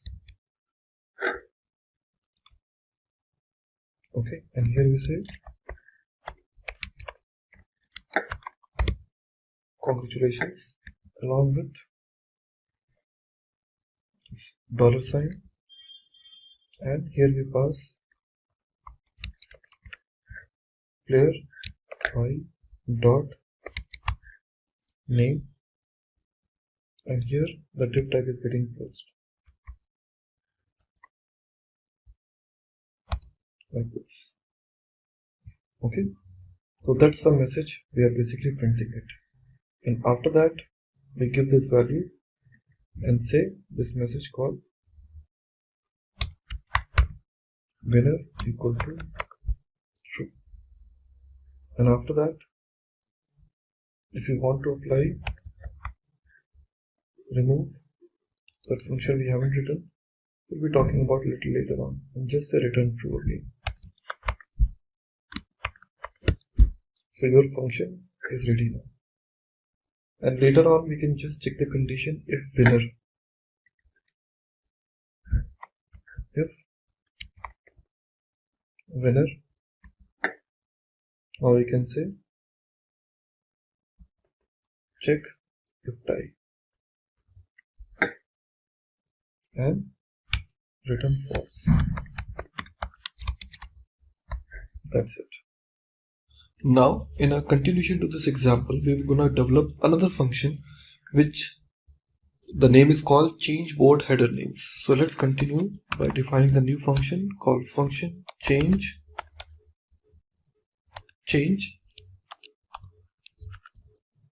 board header names. So this change board header names will be the new function for us, and here we would like to check whether the user is winner or not. So here we say if not winner, then what? Then in that case we have to say let current player text equal to document dot query selector. In this we'll be getting the details like dot board, and here we're gonna give the name called player and hyphen turn, player hyphen turn. Now later on after this particular variable we have to just check the condition by saying if current player equal to x, if the position is x, sorry, let me try to put it in a capital letter here, x, then we have to say current player dot inner HTML equal to, now here we have to just use the same option called backticks because I want to go multi-lines. That's the benefit of this backtick. And here we say in our inner HTML span class equal to name hyphen hyphen style, close this, and here we want to use the statement. Now this value we want to write it with name attribute, so it is getting closed, and here we are saying dollar with this player x dot name, and then close the span tag, and we say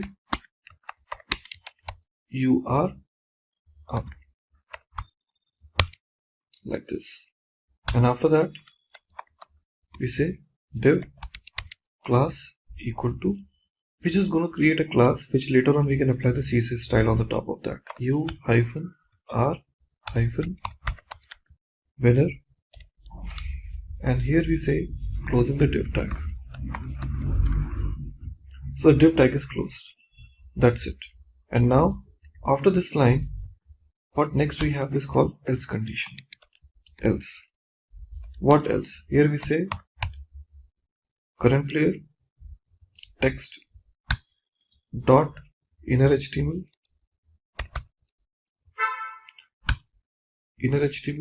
equal to, after this we're going to write the span class equal to, here we say name hyphen hyphen, same option we're going to use it. So in this condition, so winner conditions, so let me try to copy the same rather than copying it again and again.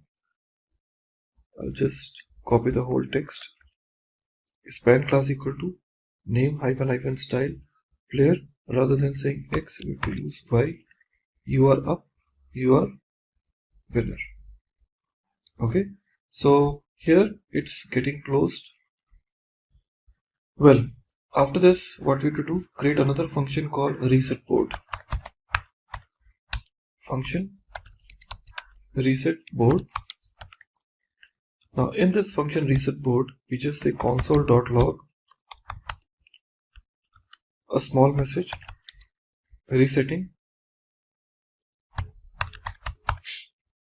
is added. Now afterwards we will be using the game board, and the same game board what we have used it earlier, I'll be using the same conditions. On the top, if you remember, that was the game board for me, so I'll be using the same game board. We copy this, yeah, with the same condition. Okay, game equal to this. After that line we will say let cell to add token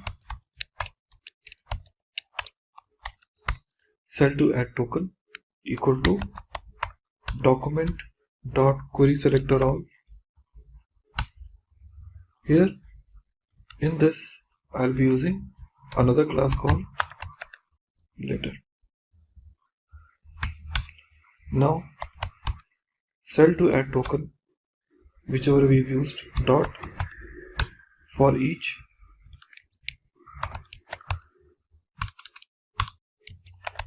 square, and within this square we would like to use square dot text content equal to black. After that square dot parent element dot class list dot remove, and here we would like to say board, okay, underscore cell winner. So these classes we yet to create, because these CSS classes we are just using this, but we haven't created. We'll be using it little later on. So that was the point. Now after that we are defining the turn value, turn equal to 0, because we are resetting it, and winner equal to false. After that winner equal to false, we just define another variable called define let current player text equal to document dot query selector all, yeah, document query selector all. So here we're going to use the name called board, define player hyphen turn,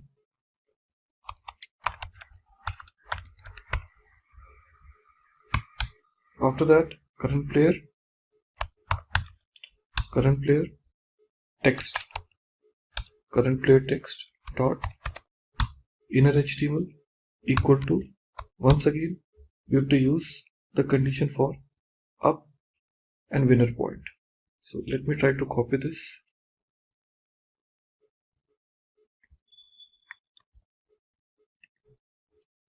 Inner HTML equal to. Okay, and in this we have to say player x.name. Okay, just everything is same, no change at all. Okay, now here after that we're gonna write one more function called function add cell click listener. That means when I will be adding or clicking something to my cell, what kind of event I would like to listen. Here we are saying const cells equal to document dot query selector all. Let's check the condition board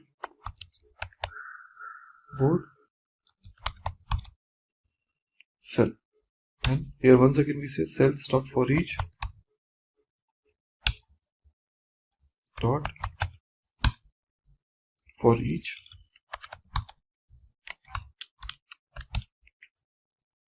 and here we say cell dot add event listener, which event I want to listen, click, and the second parameter will be handler. Once call make move.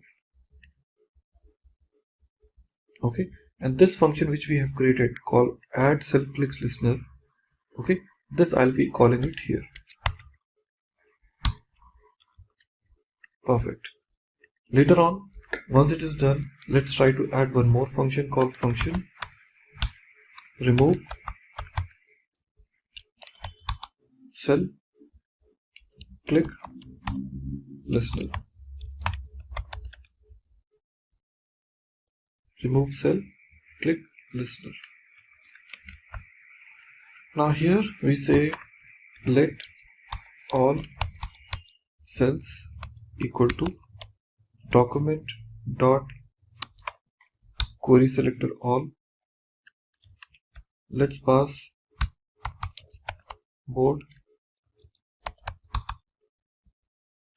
cell, and now we say all cells dot for each cell, and here we say cell dot remove event listener,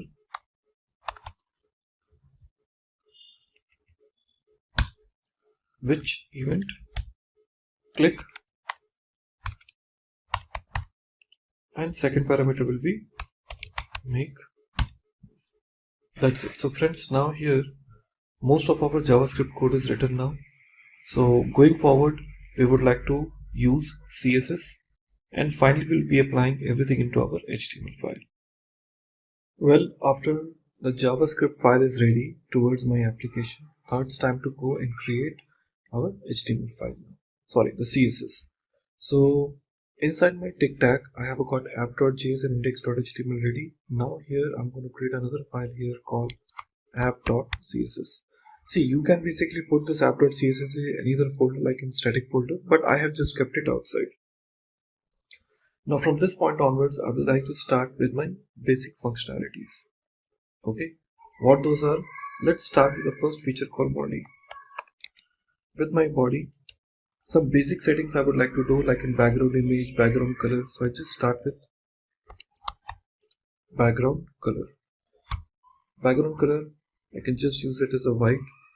Okay, but I don't think so it's really needed it. So if you want, you can have it. Otherwise, leave this background color because it's by default going to be white only. And now, next would be called height.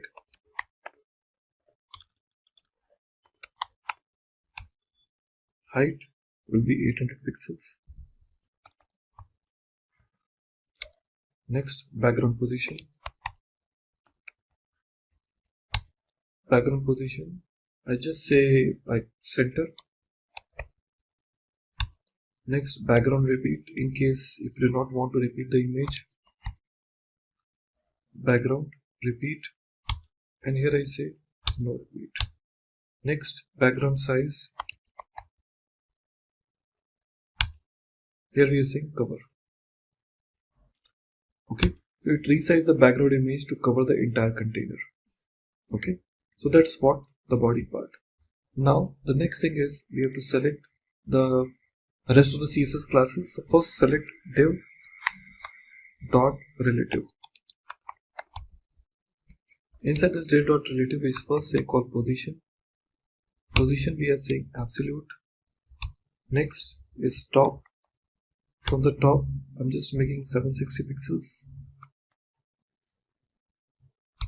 Next right we are just saying 120 pixels.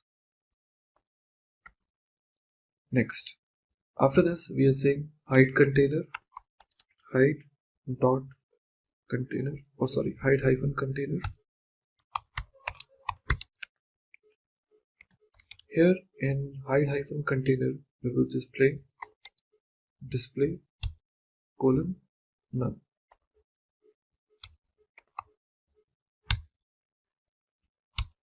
Well, after that we have to use the header point. Header.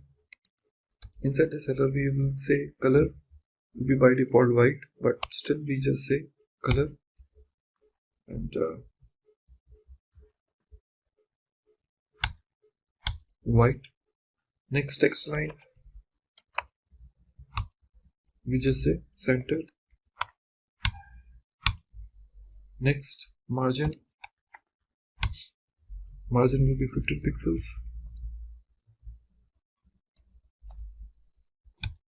Next font family I'm selecting called permanent marker.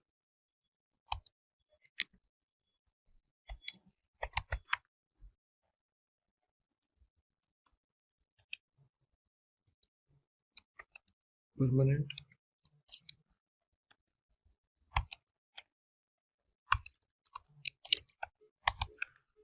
marker. Okay, next class we are talking about called interplayer, that is called dot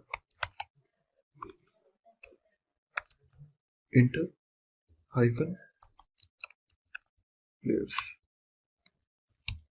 Now in inter hyphen players we will say color.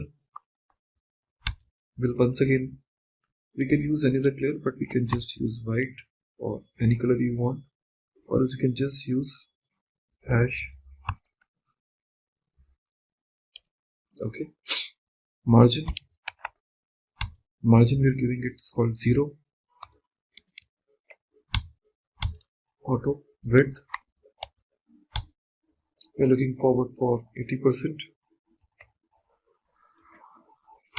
Next text align, center, position, relative. Now next we are going forward for input field.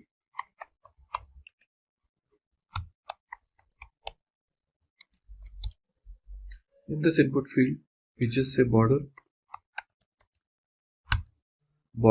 2 pixels, solid and black. Next outline none, I do not want any outline to be there. Next padding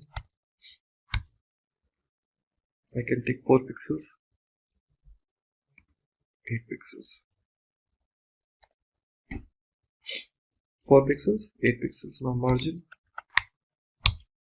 we are saying 0, 10 pixels. Okay, and finally 4 pixels. After this margin we say font size 18 pixels. Okay, so that is your input field. Next we are talking about something called input field focus. Input hyphen field, okay, colon focus. Now here border 2 pixel, solid red, or any other color which you want to use it. Next, how you want your submit button to be. So I'm saying dot submit hyphen btn border 2 pixels, solid and black, padding 8 pixels and again 8 pixels, font size 18 pixels. Now width 250 pixels, followed by border radius 5 pixels. Next, your margin from top, let's take 10 pixels. After that, background color, let's take white only.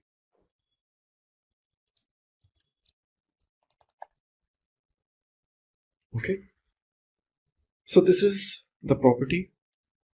Now going forward, you can associate with your submit button active and submit button focus. So we are saying dot submit hyphen btn colon active and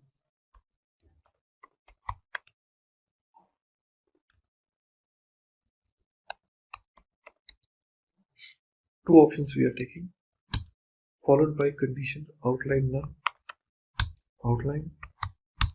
none. Next, border, we're talking about code 2 pixels, solid, and the color red. Okay, so that's the one. And after that, we like to use hover dot submit hyphen button colon hover. What you want? Change the background color to what? White. You can use white smoke. Well, here we like to use dot board. Here we'd like to use player hyphen. These are the classes we were using in our JavaScript, we remember. And here we say color we are using once again white, or you can use this white smoke, whichever you want. So, well, later on, text align, center, margin 10 pixels, 0 and 10 pixels, height 54 pixels. Okay, so these are the properties initially we have taken. Okay, so after this turn, let's go and start the another classes here. I'm saying dot name hyphen style, and here we are saying color red, and then font size 22 pixels. Well, now coming back to the another properties, now we're talking about the next important called board container dot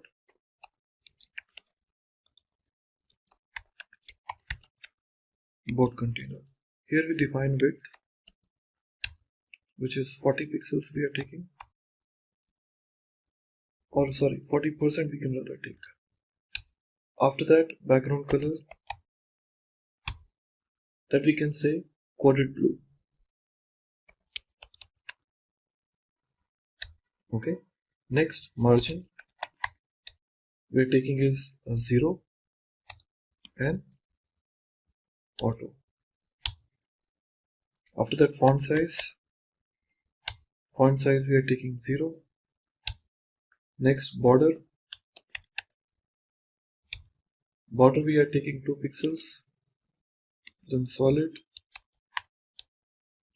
and then black, followed by box shadow. We remember this box shadow is one of the very CSS3 popular property. Here we are defining 3 pixels, 3 pixels, 3 pixels, 0 pixels, and RGB we can talk about called black.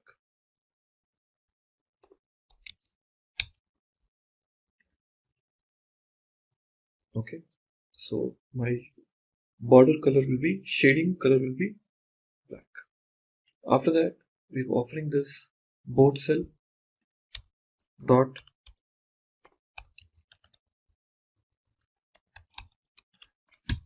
now in this board cell we are defining width.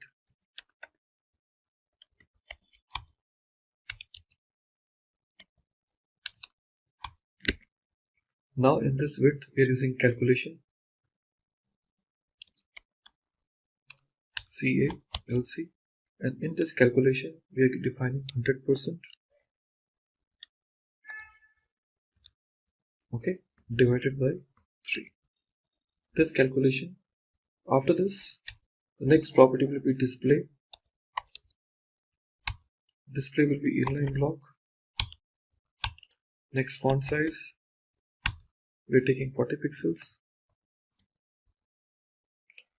Well, text align. Center, border. We are taking 2 pixels. Solid and black. Adding 20 pixels. Vertical align. Top. Next, font family. This family I can use permanent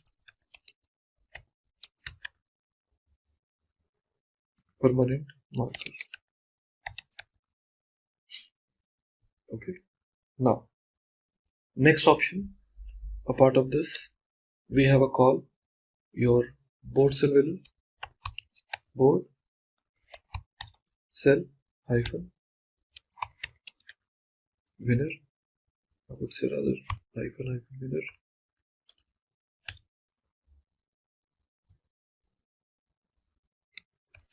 Now, spelling wrong, this has to be D. Yeah, board cell winner. Let's make background color red. Okay, and later on, just use letter. Now, in this letter, we just give the color combination. So, color will be white. Next, position.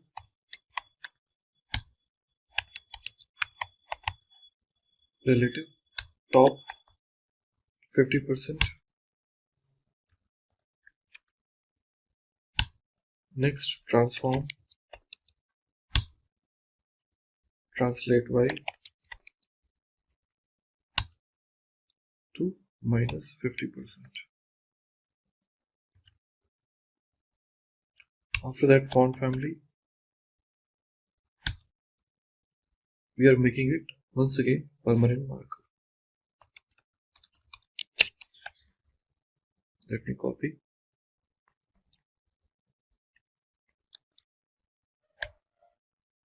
Okay, now here next option will be called winner container. Here we're giving winner with dot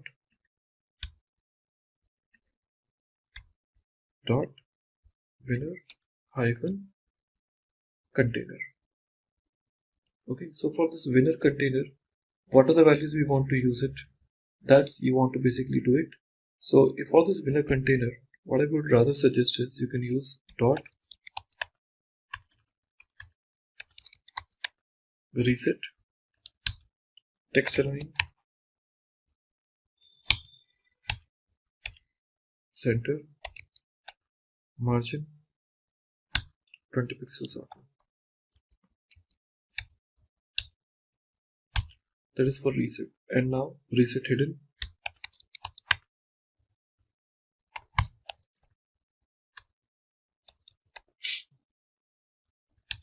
Inside this reset hidden, we will set display none, display none. Okay. After this, the replay button. Now we will talk about replay button dot replay hyphen btn, and here width we make it to 25%. Okay, and followed by padding 10 pixels. We take it from here and 20 pixels. Border, this border we are taking is called 2 pixels, followed by solid, okay, and black color. Now later on, border radius we are taking 5 pixels. Later on, outline, I'm saying none. After this outline, we say letter spacing. Now this letter spacing would be again 0. After that, text transform. This text transform value we are talking about called uppercase. Next, font size. Font size, we are taking 16 pixels. Then margin top. Margin top would be 12 pixels. Then word spacing, that you are taking 3 pixels. Followed by background color. This you are taking white as usual. So this is for your replay button. Okay. Now in a similar line, we can also have call dot replay hyphen btn colon hover followed by dot replay hyphen active. Now apply the common style outline. We are making it none.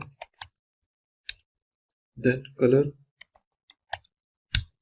we are making it called white.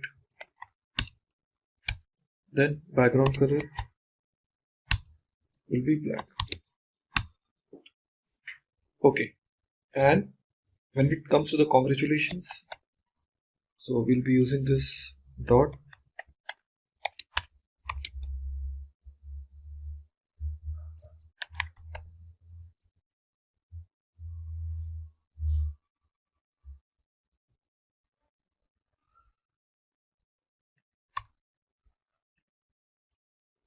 okay. So this congratulations class will be using font size to what, 24 pixels, and after this we are using this call winner dot u hyphen r dot winner. In this winner we'll be taking font size, okay, that's 18 pixels. After that height, we are taking 18 pixels again. Then line height, we are taking 18 pixels. And then margin 2 pixels and then 0. Okay, that's it. So last but not least, we would like to use this dot replay hyphen btn. This I'm saying width 50%. 50%. So this is what my CSS file is all set. I know it was pretty lengthy, but it is required for this particular application. Okay everyone, so we are all ready with our CSS also. Now it's time to go back to our index.html file and take care about the final finishing touch.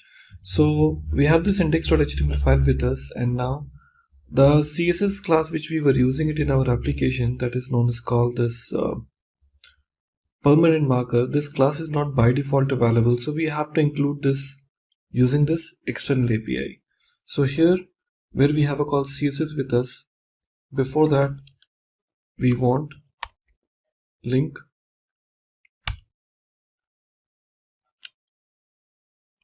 So within this link, we want one variable name called href equal to, now we have to give the proper location by saying https://fonts dot google apis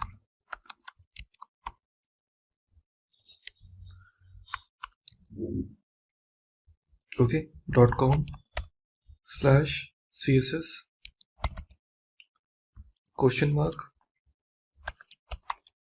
family equal to permanent plus marker. Okay, so if you just copy this into your browser, you will get to know where exactly it is using. Okay, if I just copy and paste it, so I just need to say https before, https fonts dot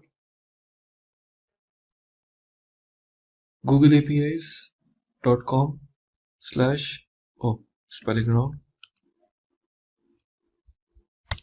css family equal to permanent marker. That is the main URL from where I can take this kind of font. So here CSS, so that's what I was cross verifying it. Well, it's there, we have included our CSS also, but in which class we need to use, that is an important now.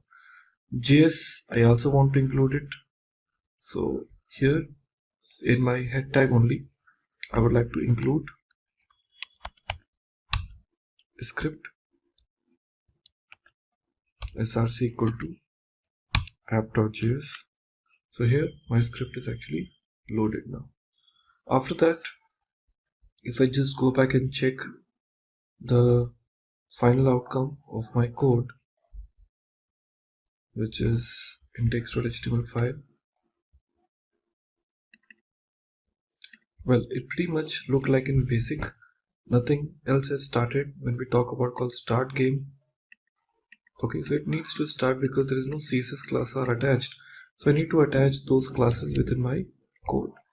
So here onwards, we have to start with offering those CSS classes so that at least I can apply those common behaviors to my application. Okay, like here we have a call div. We haven't attached any class to this. After this body, we have a call div h1 class equal to header tic-tac-toe. Then we have a call div. We have a call body. Under this, we have a call another div tag. So just imagine how many type of classes are available. One, we have a call div class equal to header. Div class is closed. Again, we have a call one more div tag. So like that, multiple CSS files are there where we have to apply the new CSS class to make it happen. So now we have to just go back and change our HTML and to apply our main class. So this is what my final HTML, which looks like the same. You can see we have added all those type of CSS classes which we had, that is called enter player, player form, player container, label, placeholder, and player container. And if you see all different type of classes, we have attached this to. Okay, because here only my CSS class will get applied, and the JavaScript will apply those kind of dynamic CSS based on certain conditions.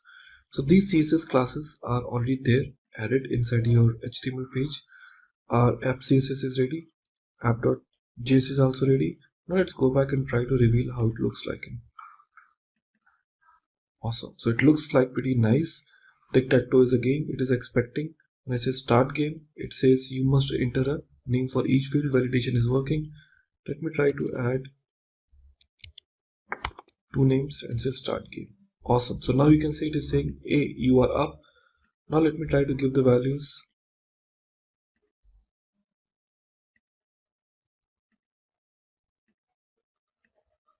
Awesome. Now you can see it's saying like, hey, you are a winner. Great. So guys, congratulations on this, the first example of how the tic-tac-toe game is used. So it is a classical example of CSS, JavaScript and HTML together. So this time we're going to talk about our next very interesting feature that is known as called dealing with another example that is called snake game. So snake game is one of the very powerful example which I'm going to share with you, which will help you to understand like how we offer a very simplest way of developing a mini project. Okay, that is something which is a snake game. Let's see how the snake game is important and how we're going to deal with this. These are our previous examples which we have seen, which I will call a project which we have created that is called quiz application. And now we're going to start working with our new project. Now here, first of all, I'm going to create a new folder that is called snake game. And inside this snake game, we need some new folders. First folder I'm going to create it inside this, that is called images. And within this snake games, I'm going to create few new files that is called index.html. And here I'm going to create a new file name called app.js. At the same time, I'll be having some of the CSS files if I need, so I can say app.css. So total number of 3 files I have it now. Let me close down all the files whichever I have opened it earlier. So now that looks cleaner approach. So this is a snake game for us from where we need to start, and we have a called index.html file, and here I will as usual create our basic HTML syntax, and here I would like to include our script tag, script src equal to app.js. That's it. And now going forward, we will start developing our next implementation of snake game. Now inside my body tag, I would like to have some basic property called speed. Okay, and later on I'll be taking the input from the client, so we are saying input type equal to. So here we can justify the speed, and we can give id equal to game speed, and followed by value equal to, we can give the value called 5 initial value, and min equal to 1, that is the minimum value, and max equal to 9. That is the maximum and minimum value we can offer. Beyond that I won't allow the users to go. And step, that means the increment value, that is 1. Well, that is the input type. And now another input, we are taking input type equal to button, and value equal to start, and then id equal to game start. Okay, so we're giving these values. After that, I can give some breaks.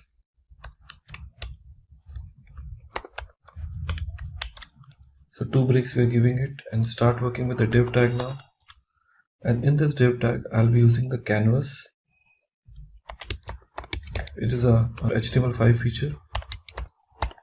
We use canvas, and I just give id equal to game area. That is the canvas, and after this canvas, we will, the div tag is closed here. After the div tag, I can use another div tag, div. Here I can say class equal to, I may not have any class written, but I can say class equal to relative. So later on, if I want to apply any CSS style, I can certainly apply. And after that I can offer the images. Okay, so I may not have any images right now, so I just leave this image blank right now.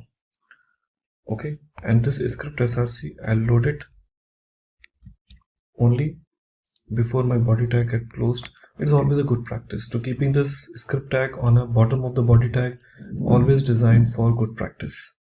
Now this is almost ready for me. Let me check.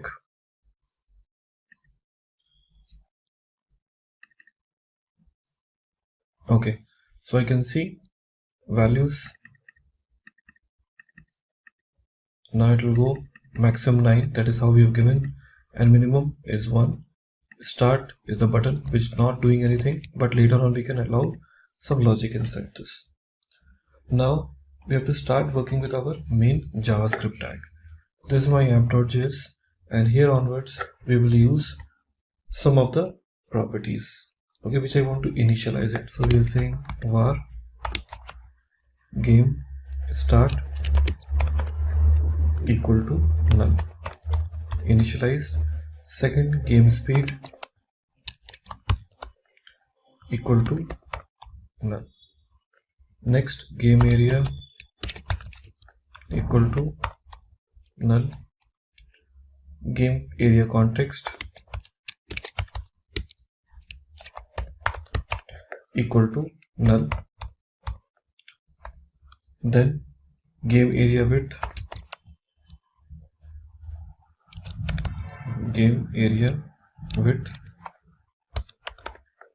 equal to 0, that is in integer value. Game area height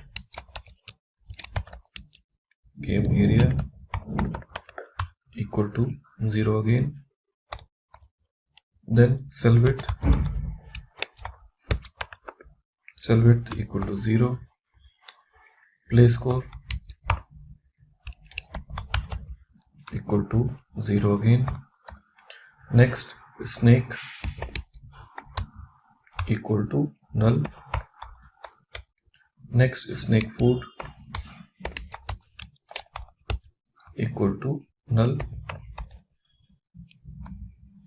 Next, snake direction equal to null. Snake speed, or else I can say speed size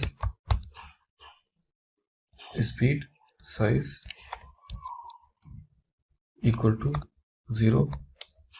Next we have a timer equal to null. So these number of properties we have initialized. Okay, now after that we will be writing a function by saying function name is called initialize. Okay, and here in initialized we would like to use some of the properties. First we are saying game start equal to document dot get element by id. Here I can give the value called hash game start. Let me put it in double quotes, game start. Now game speed, now these all basically the values are there. Game start, game speed, these all values we have to take it. Okay, so we will be seeing these values one by one. So let me say the another one, that is called game speed equal to again document dot get element by id. Now we are passing the game speed, game speed. Now here once again I will take another point, game area. I say game area. Here you have to give the value called game area. Okay, so these values we have taken. Now we'll be talking about called game area context. Game area context equal to game area dot get context. Get And in this game context, we will be using what type of context? We are saying 2D. Okay, because I want to have the kind of 2D. So this is how the kind of environment we want to set. Next, we talk about game area width equal to, just initialize to 400. Next,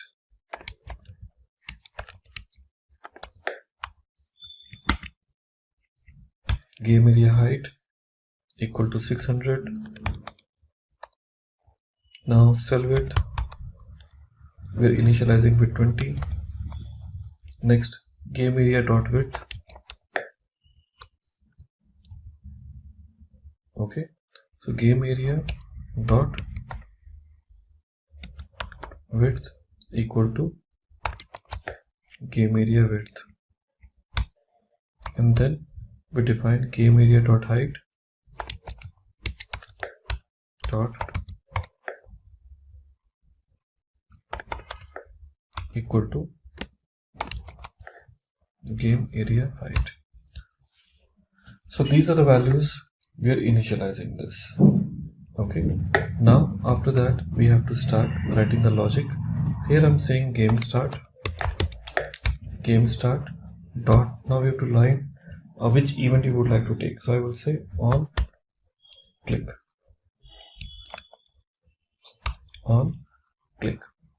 So when I basically click, what should happen? So on click equal to function. So what you want to write it here? I'm saying this dot disabled equal to true.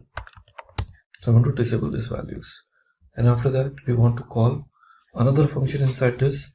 But which function? Let's do that. So here we are saying function start game, and here in start game we want to define the initial score. See, the initial score for the player will be certainly 0. So we say player score equal to 0. After that, direction, in which direction you want the snake to move. So we are saying snake direction equal to right, in the right direction. Then speed size, the variable which we have defined, so speed size equal to, because it will be accepting the value from the text boxes or from the drop down, so it certainly will be string type. So we have to use %.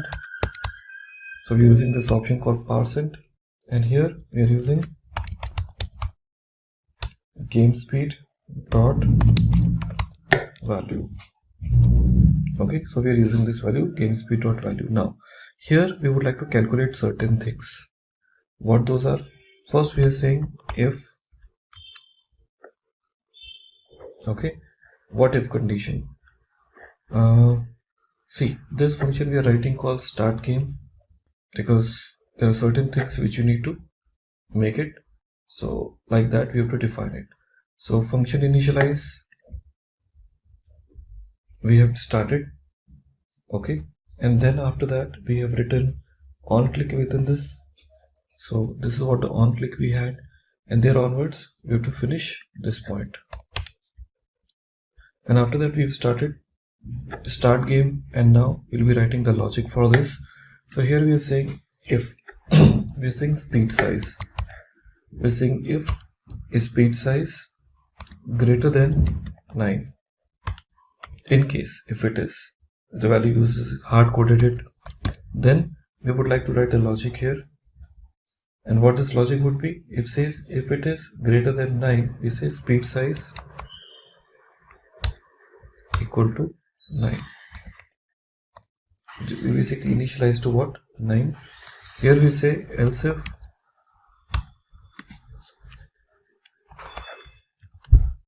speed size is 0, we say speed size,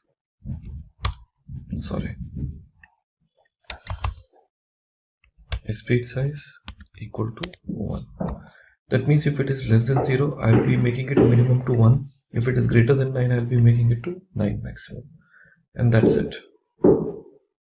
Okay, so after this else if condition is getting closed, we are saying speed size equal to 1. So here we just say snake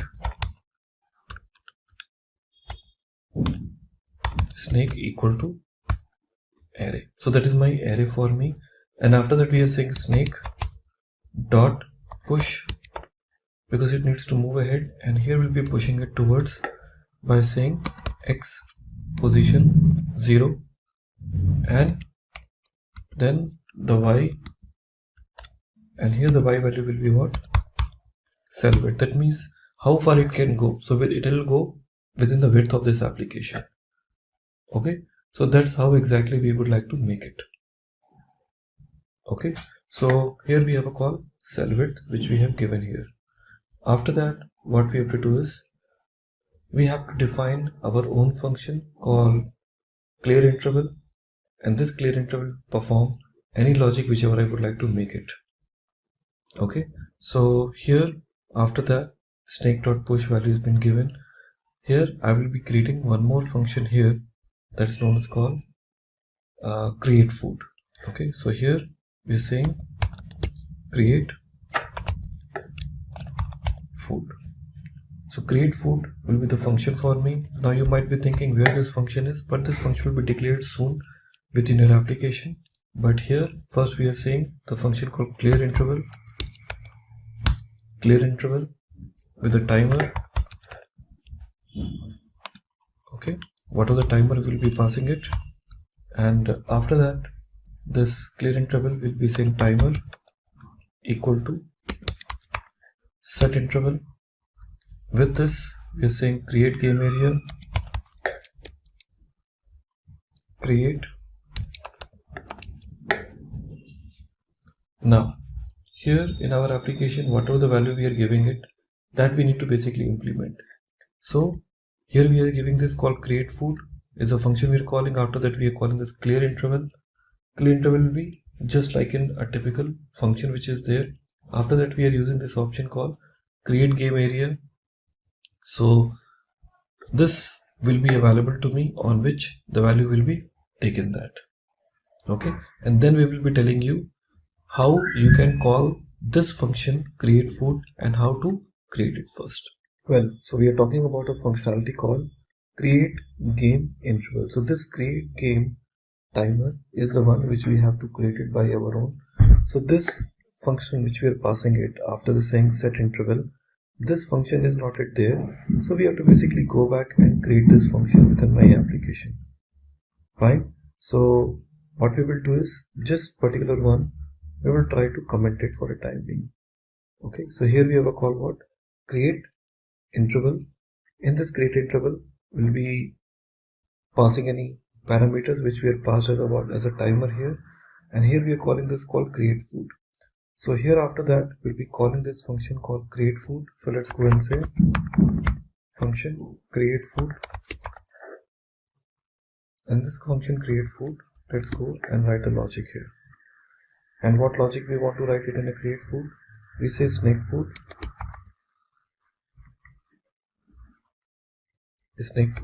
equal to, and here in our curly braces we use two direction x and y. We say in x we say math dot round, and inside this we say math dot random. After this math dot random function, we have to just take this calculation and check the another parameter called game area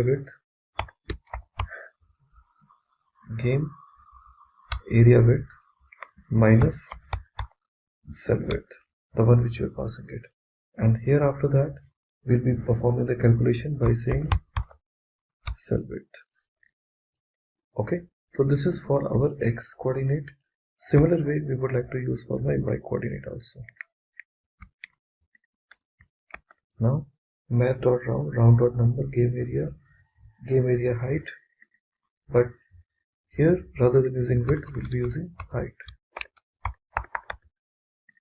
minus cell width. Let me give some space. divided by cell width. Okay, so that's where exactly it's got closed. Okay, now here our application is now ready by calling the function called create food.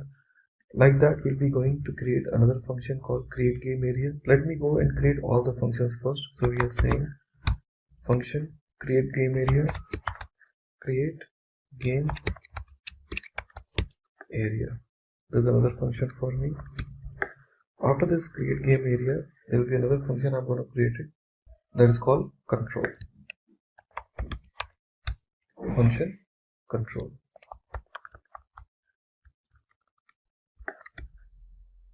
Okay, after that we're going to write one more function called function write score. There's another function available for us, control. We have a call write score.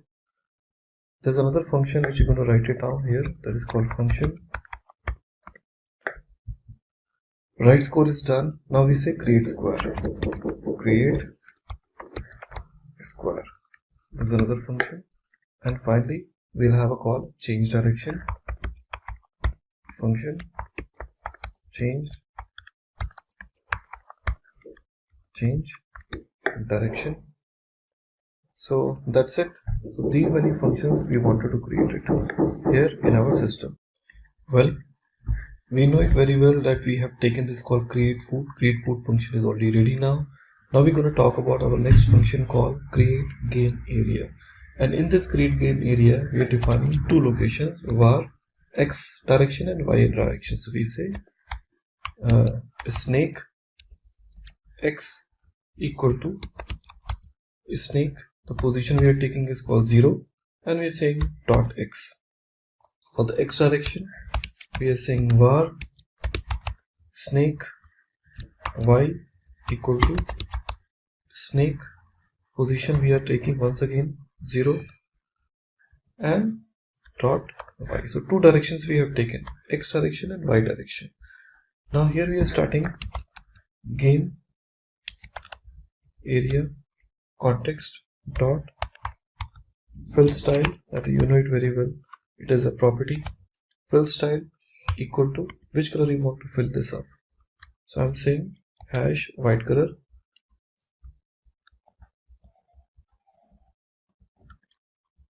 Okay, and then we are using this game area context again dot fill react.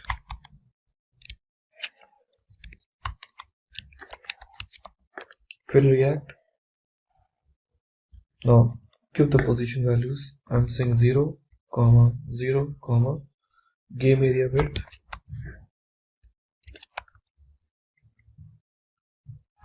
game area width, game area height. So we are basically filling the values. With color we want to use it called stroke style. Let me take this game area context again dot stroke style. Stroke style equal to, now we give the another color here by saying hash. Okay, and then the next option called same game area context dot stroke react,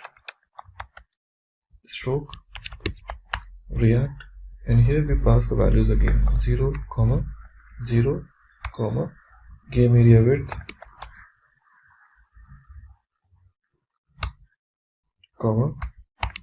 game area height. So we're passing those values like that. And now after this we have to write a logic of the directions. Now see, when you talk about snake game, it moves left, right and center, up and down. So now in this case we have to increment the situations accordingly. So we say if the snake direction equal to right, then we say snake x plus plus. Now else if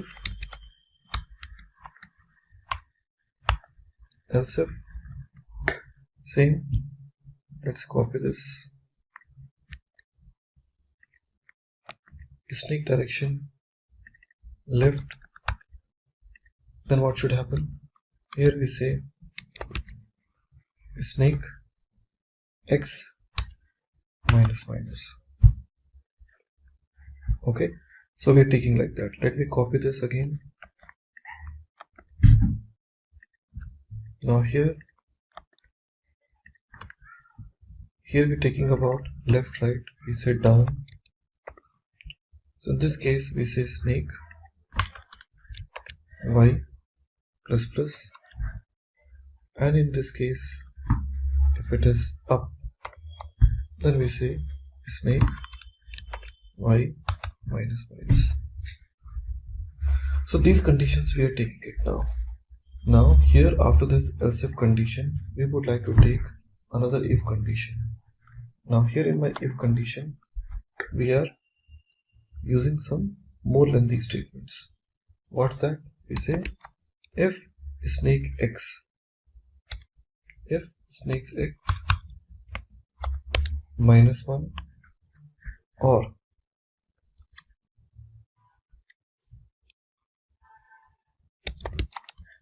snake x double equal to game area width, which we have taken, divided by cell width, okay, or we are taking this condition called snake y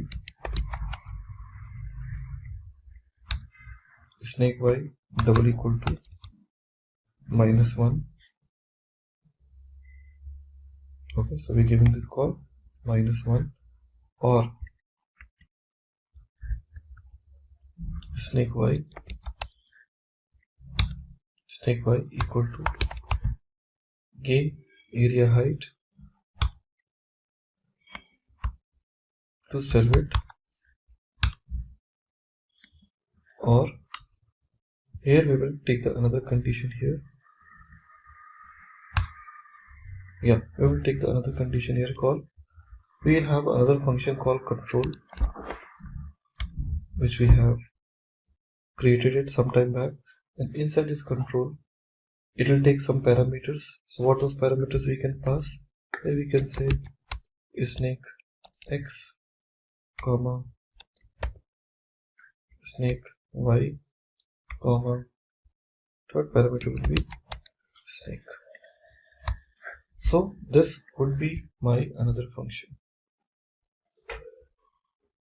Okay, so here we are passing the conditions just like that. Okay, now here this is available to me as a parenthesis, and here we are writing the situation for write score, which is so far the function is only created, not described more. So we are writing the write score. The score will be written here, and here we are saying clear interval because the timer will be stopped. Okay, and we are saying game start dot disabled equal to false, and after that return. That's it. So this is the logic for we have written to this particular example. Now we can use another if more conditions here just to check the behavior of my code. If getting your learning started is half the battle, what if you could do that for free? Visit SkillUp by Simply Learn. Click on the link in the description to know more. Well, here we have finished till this game start dot disable equal to false, and we returned. Now going forward after this return, we would like to have another condition for the snake x. So we say if snake x double equal to snake food dot x. Okay, snake food dot x ampersand snake y double equal to snake food dot y, then in this case I will say var new head var new head equal to here x colon snake x y colon snake y, snake x and y colon snake y. These options we are taking it. Now after that we are using this option called player score plus equal to speed size, and then we are calling create food method again, and here after that we are using the else condition, and in this else condition we are saying var new head equal to snake dot pop, okay, and we are saying new head dot x equal to snake x and new head dot y equal to snake y. So these values are basically associating with your heads, and after that we are saying snake dot unshift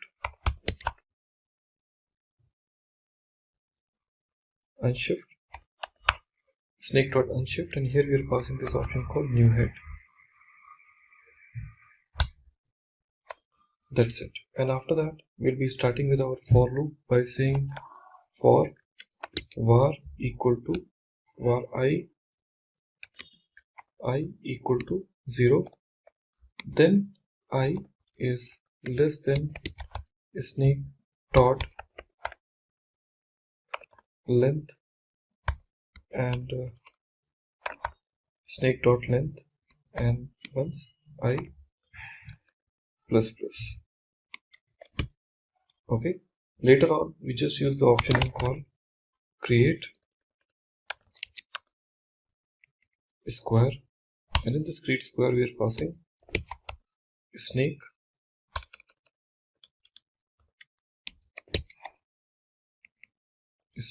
position I dot x comma same snake dot y. That's it. So it's getting closed here, and after that we are calling the same option with this snake food. Let me copy this again, and here rather than using this we can say snake food dot x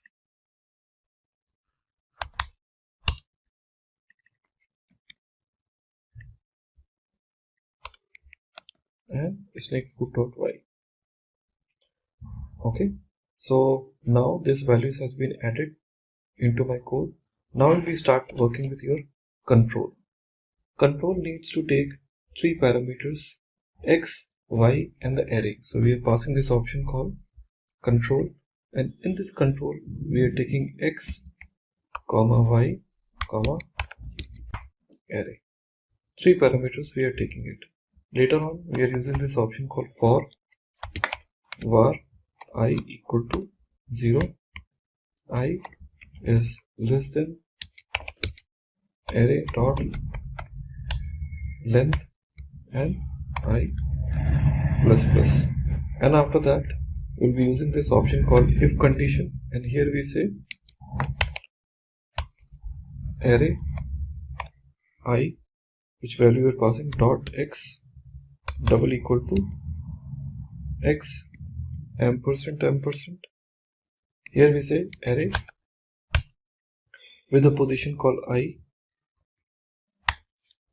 and in this we are saying dot y, and this position we are checking for the y condition. So it returns what? True. Return the condition. Okay, that is for if condition, else return what? False. Now that's it. Now we are talking about this option name called write score. This write score, we have to use the game area context. Game area context dot font equal to, here we'll be passing the situation. We are saying 50 pixels, and then sans hyphen serif. After that, we are using call game area context again. Let me copy this. Take it again, call game area context dot fill style equal to, here I'll be using the another color now. So we say hash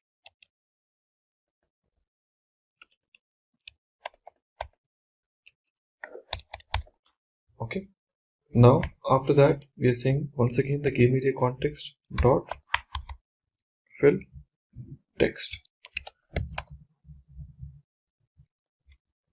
Here we are saying score colon, and here we say plus player score whatever it is with game area width slash 2 minus 100, and then again game area width slash 2. So this is where exactly the write score where the data will be actually written. Okay. Next we'll be having this option called create square. At this create square it takes two parameters.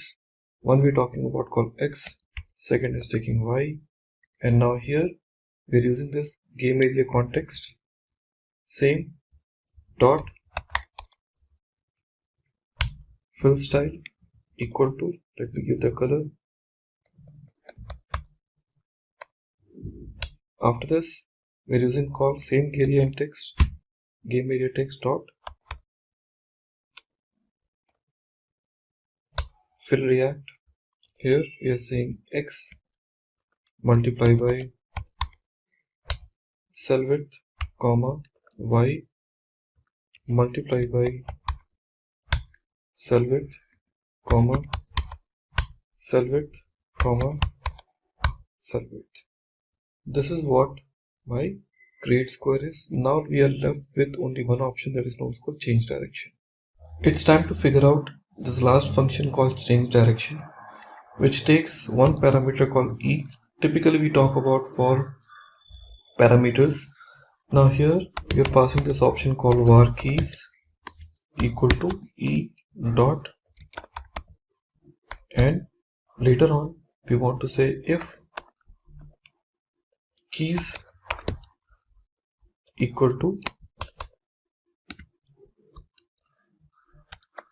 40, okay, ampersand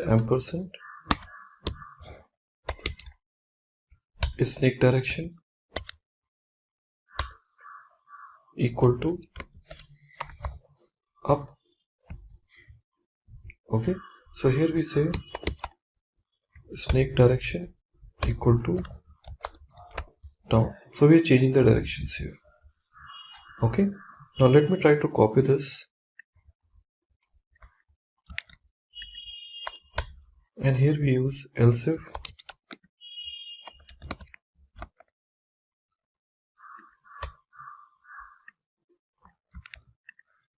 four times. Okay, so here we talk this 30, 40, and here we say 39, and followed by 38, followed by 37, 39, 38, 37, and here we say up. Let's change to what? Left, down, right. Here we say right, up, left. So three options we have changed, and last but not least here I will just use window dot on key down equal to change directions, and window dot on load, okay, equal to initialize. That's how exactly we want to use now. And this function what we have defined in initialize. Okay, so in this initialize we are having this game start dot on click and all, so we have a call start game now. So this start game will be calling it here.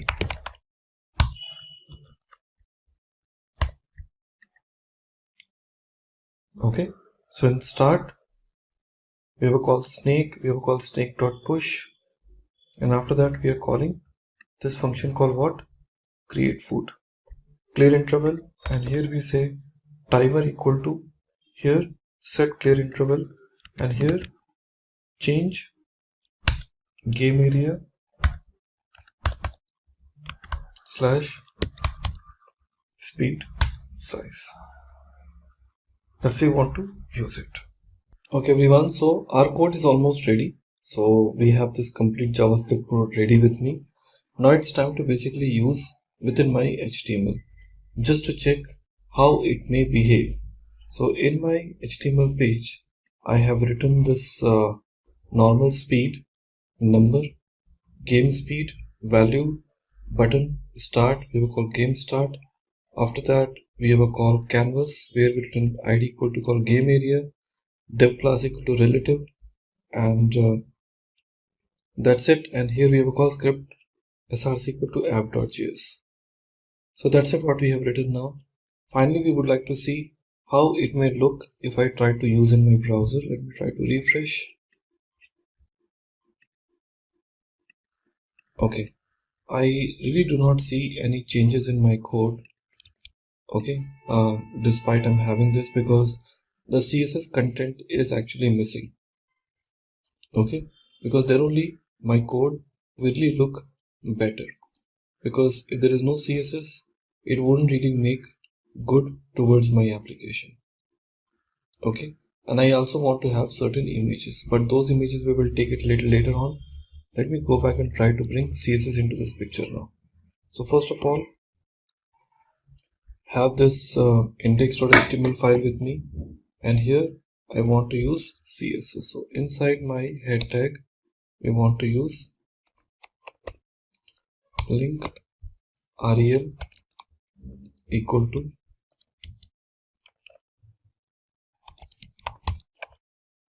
style sheet, okay, href equal to app dot css. Okay, now here in my CSS we want to offer certain details. What those details I want to start working with? I will start with my body part. Body. So we want to offer the font family. So font family, maybe a little bit later on I can use it. First I want to use margin. Margin 20 pixels. Auto. Later text align center. Next font size 150 pixels, also 150%, and here we want to say background image.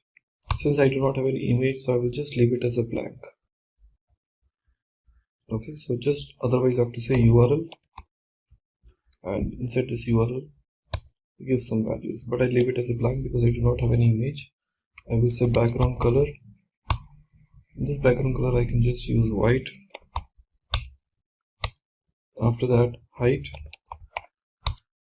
I can just say 800 pixels.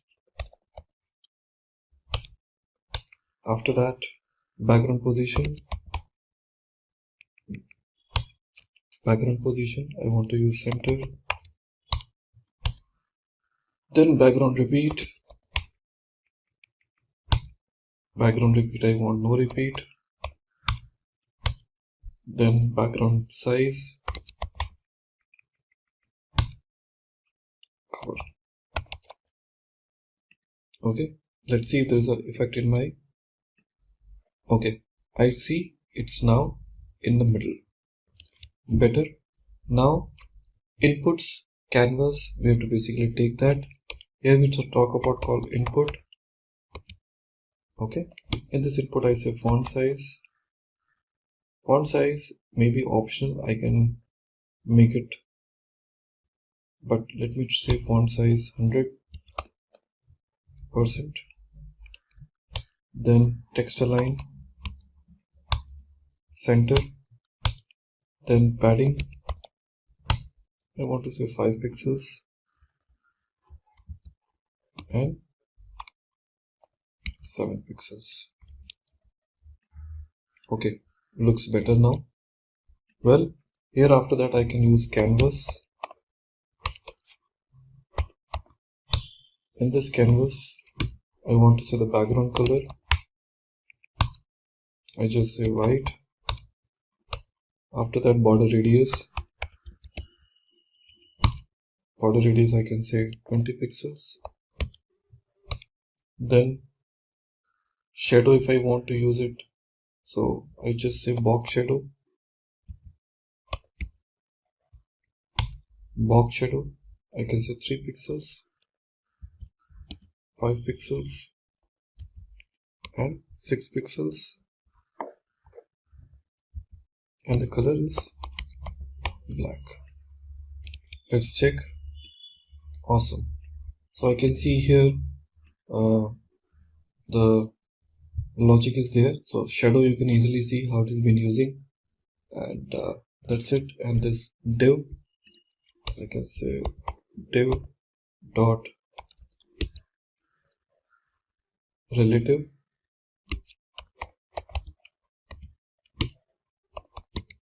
position absolute top. Here I'm saying using 760 pixels. Left 120 pixels. That's it. So this is where exactly I program. Now when I say start, okay, so there may be some error here.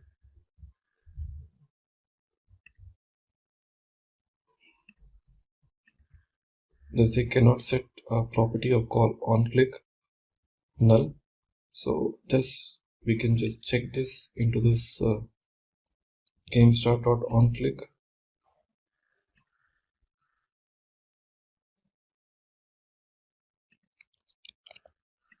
Let's check.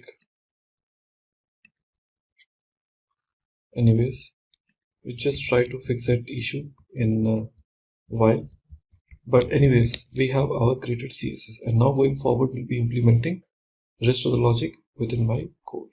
Okay everyone, so we have changed some names here because there was some value was mismatched, so we have basically changed those values with your properties. And now when I try to relaunch my application by this index.html file,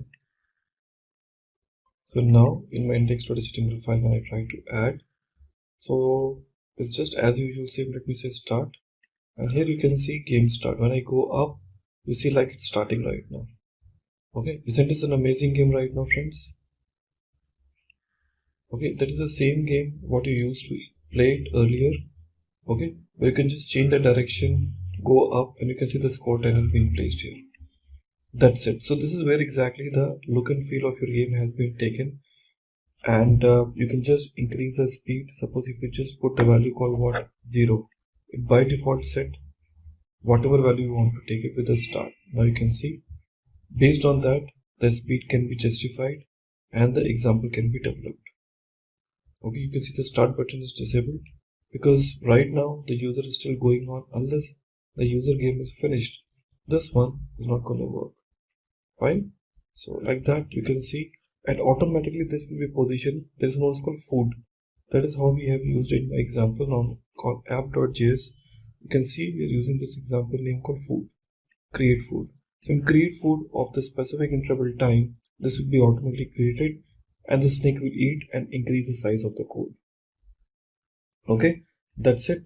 And now the CSS has been given. If you want to add certain image, certainly you can add it. Otherwise, this is the first game which we can see how it is running and giving you the better example. Choose from over 300 in-demand skills and get access to 1,000 plus hours of video content for free. Visit SkillUp by Simply Learn. Click on the link in the description to know more. Let's get started with the JavaScript interview questions.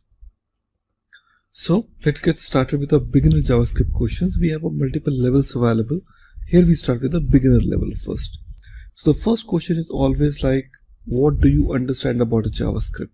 So we know it very well. The JavaScript is a very popular scripting language. It is basically designed for client-side scripting and server-side scripting development. Why server-side? Because nowadays JavaScript is also used in a backend using Node.js. So that's why it is also called for server-side development. So the question is like, JavaScript is actually also helps the developers to develop some more responsive HTML pages, okay, which can be well understood and executed by the web browser, okay, which having the support capabilities for object-oriented programming skills. Now, the next question is like, what is the difference between a JavaScript and Java? See, the reason is because the JavaScript initials are Java. So everybody think like, okay, there is some relationship with the Java. So actually the thing is like, there is no relationship with Java. I would say JavaScript is object-based language, where the Java is object-oriented language. A lot of syntax and some standards are matching with Java. That's why exactly it is saying it is JavaScript. Otherwise, there is nothing like that. But another difference, if I talk about, JavaScript is mainly designed to run in the browsers, where the Java is designed especially for the virtual machine and operating system. Now the other thing is like, JavaScript does not need a compilation because it is directly used interpreter. But when you talk about Java, it requires a compiler as well as the interpreter both. Now, what type of various data types are supported? So all standard data types like in byte, short, int, long, float, double, character, boolean, these all different type of data types are supported in JavaScript also, just like in traditional programming languages. Okay. Now, what are the features of JavaScript? So the first feature which you always remember, it is a lightweight programming language. It is being interpreted by the browsers rather than compiled. It is a cross-platform. That means it can work across multiple browsers. So it is not specific to the browsers. So that we need to understand. Next, it is an open source. Hence, you do not need to pay for any licensing fees. It comes free with all different type of browsers. It is an object-oriented, but I would not say it is a pure object-oriented. I would rather say it is an object-based language. Next, it can gel well with multiple front-end as well as the back-end technologies, because most of the languages which are coming up in a market, they have a support available to get integrated with the JavaScript, and due to that, JavaScript is very popular. So it is also used especially for the development like a network-based application. So in case if you want to have some kind of network-centric application, here the JavaScript really suits very well. Okay. Next question, what are the advantages of JavaScript? So the first advantage which we are talking about, like JavaScript basically have a very nice interactive language. It is a event-based, okay, functional programming language, I would say. So it is a quick feedback because it loads very fast in your existing web pages. It is giving you the support of developing a very rich user interface. Because of that, your application look consistent across multiple type of browsers. Another is like, we have a variety of JavaScript based frameworks are available. Like you can talk about Angular, you talk about React, you talk about Vue. They're all basically different type of JavaScript based frameworks that helps the developer to enhance their skills with writing less amount of codes. So how you create a script? or how you create an object in JavaScript, it is very simple, the curly braces. Curly braces is basically designed to give you the feel of this is a typical object. There are a variety of ways are there to create an object in JavaScript, which we're gonna see in our next PPT. Okay, now here we see about the next set of questions which are there with us, like how to create an array in JavaScript. So creating an array in JavaScript is very easy. Now you can see the square brackets. Okay, they are the way to basically create a array in a JavaScript. So just a square brackets are a very simpler way, so-called array literals, to create the array objects in JavaScript. Actually, you should know that array is also an object, which is a predefined object, comes with your JavaScript, so-called implicit objects. Now, what are the built-in methods available in JavaScript? So you remember about these methods comes from those built-in objects comes with your JavaScript, as we have mentioned in our last slides, like math, boolean, string, okay, date. They're all basically predefined objects are available. Under those objects, these methods are actually available. Like date, if you can see, it will display the current date and time. Concat, to concat two different type of string. Push, adding some new records into your array. Pop, to remove. Round, to do the round. Length, to calculate the length of the string. So these are all some well-known methods or frequently used methods available in JavaScript. Now, what different type of scopes available in JavaScript for the variables now? So scopes are basically designed to give you the visibility within your program. Okay, so different type of scopes are available. One is called a global scope. So global scope is having the availability within a file. Anywhere else you can access this particular code or particular variable. That is called global scope. And local scopes are those scopes which are accessible within a function and hence cannot be accessed by any other function or outside of this function. So two standard type of scopes which are available here. Now, what is this keyword in JavaScript? This means to refer the current object. Okay, so whenever you see this keyword, it is designed to refer the current object in JavaScript. So we typically define this keyword to assign the value to my current object properties. Usually this is a place where this keyword is mostly used. Now, what are the conventions of giving the names to the variables? Okay, so some standard naming convention which we should always follow, but few things, as you remember, there are certain reserve keywords are there in JavaScript which you cannot offer while giving the names to your variables or to your functions. Like if I can say var, let, const, and many more which are there available, which you cannot assign to your any existing variable provided or functions under your JavaScript. Now, here they are trying to say variable names cannot begin with any numeric value. Like you cannot give var with ABC, so not ABC, I would say rather 1, 2, 3 or something like that. So they must be a combination of, I would say, integer as well as a character. Okay, so they must only begin with letter or underscore characters. It is the same like as we have it in Java also. Now, naming conventions are very important. JavaScript is a case sensitive, hence the small a and capital A have two different meanings for the JavaScript. So that part needs to be well taken care of. Now, what is a callback in JavaScript? So you need to understand the callback in JavaScript is a kind of function which you are passing as a parameter to the another function to execute. Okay, so callbacks are mainly designed to tell your application that they need to wait rather than continue to execute.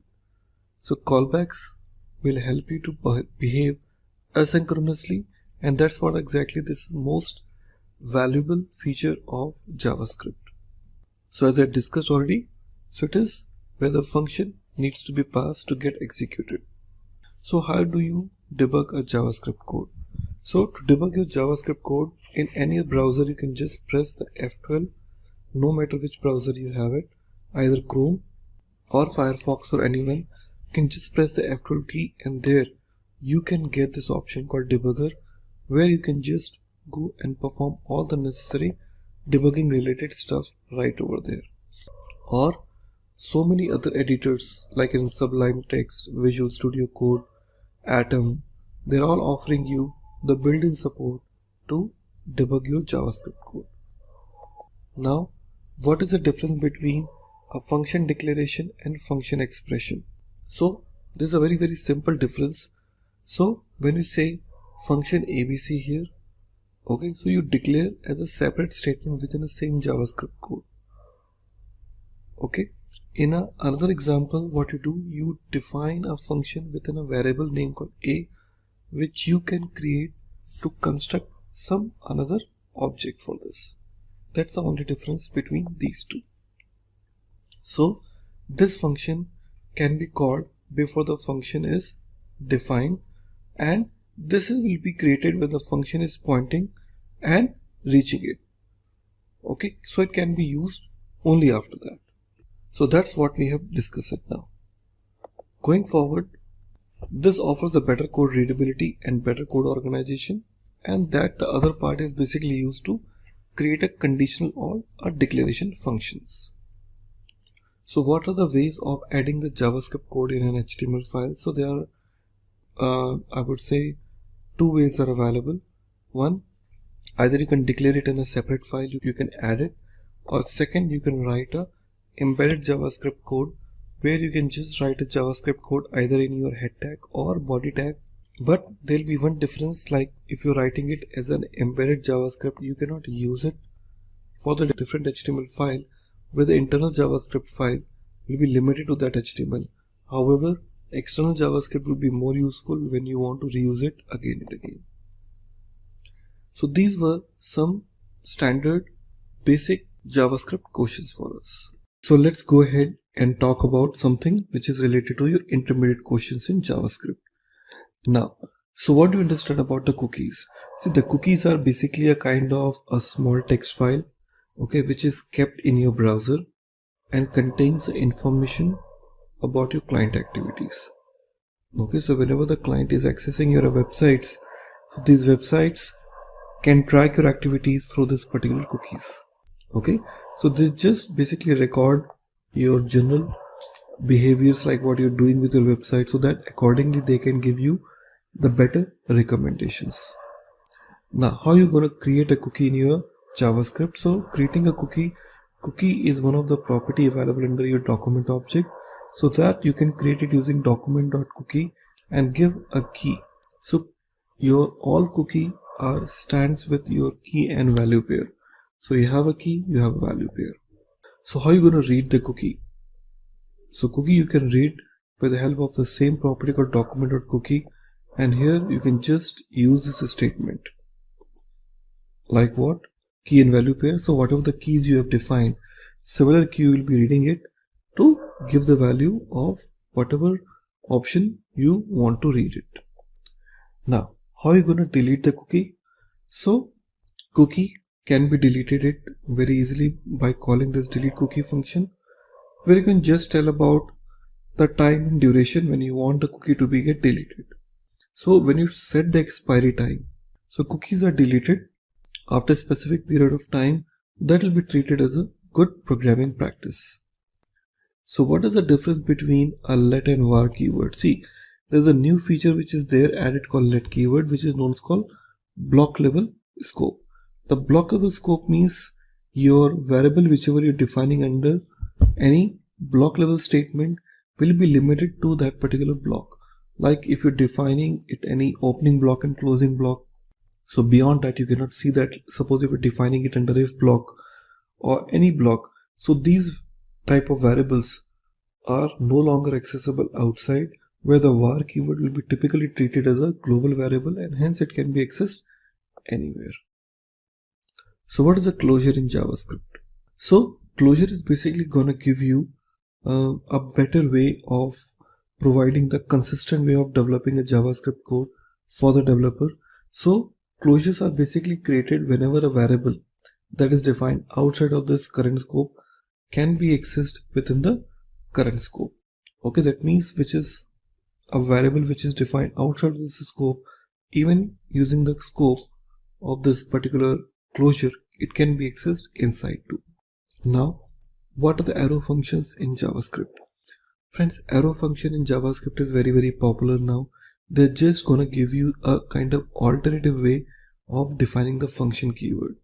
They are just a shortcut way of defining the function in JavaScript. These are the simple handy functions, I would say. So what are the different ways of HTML can be accessed in JavaScript codes? So there are multiple ways are there. So you can access using document.getElement by class name. You can access getElement by ID. You can get access document getElement by tag name, and you can say document.querySelector. So these are the multiple options are there through which you can access the element within your HTML tags. What are the ways of defining a variable? So var keyword, as we discussed, you can define a variable. You can also define the variable using const.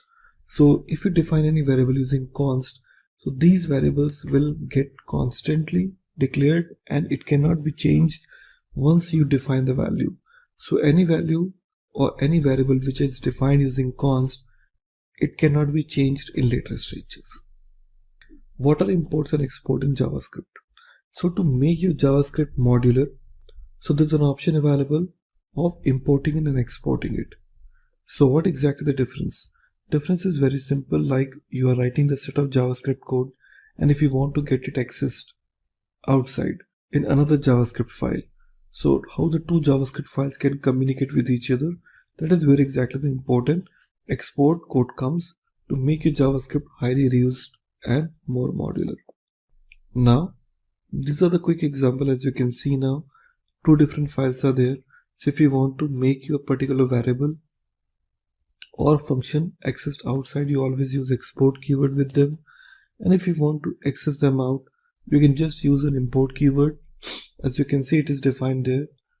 So another file can easily access the content of the previous files to make your code even more modular and useful. So what is the difference between a document and window in JavaScript? See, document is the one which is a part of your document part, which user can actually see that. Okay, so the document object is the object which falls under the category of window. Window is a top level object. So in JavaScript, we have an option available name called BOM, that is called browser object model, in which the top level object which is there, that is called window, and under this we have a called document. So whatever you see under your browser, it is a part of your document. So what are the some JavaScript frameworks and their uses? See, JavaScript frameworks are mainly useful to make your application more organized with less code and without getting into the detail. Okay, so having this particular framework will give you the opportunity so that developer can use the JavaScript in much more better way to write a complex code in more simplified manner. This is where exactly your frameworks are designed for. So there are some very prominent and useful frameworks like in React, Angular, Vue.js, and lot many other names are there in market, which will be using this JavaScript as a core and take the entire JavaScript development to the next level.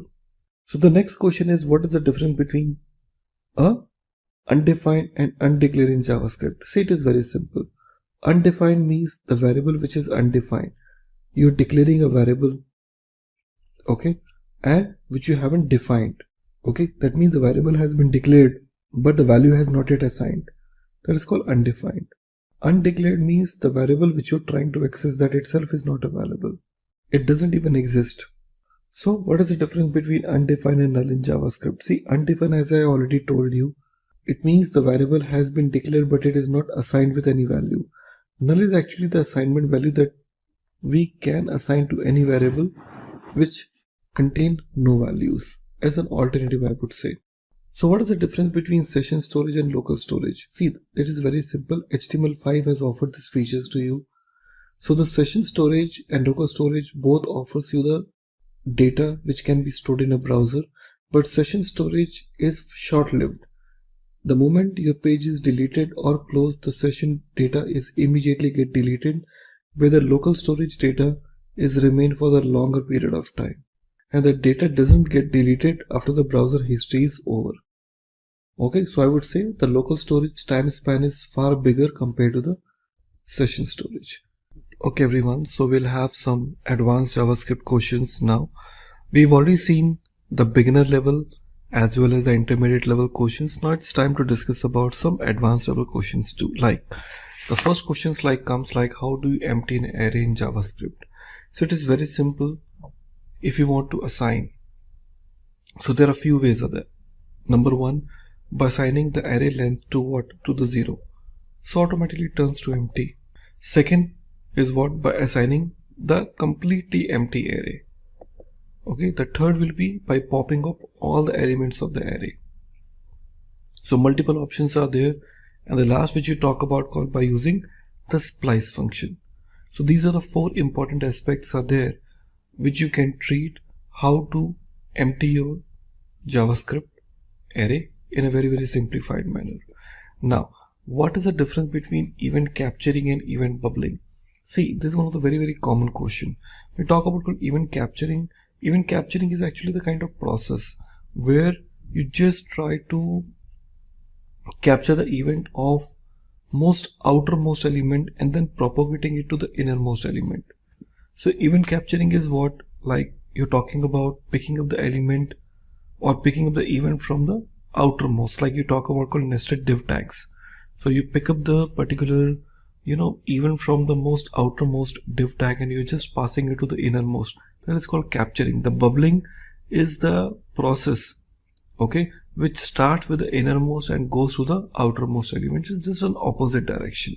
That is called event bubbling. So the question is one of the very popular, like what is the strict mode in JavaScript? See, the strict mode of JavaScript is introduced to give the better error handling capacity of the JavaScript. So whenever you talk about call strict mode, so all variables have to be declared explicitly. So you cannot leave it like that, and it cannot be assigned to the read-only properties. So we can enable the strict mode only by adding the use strict mode on the top of the JavaScript file.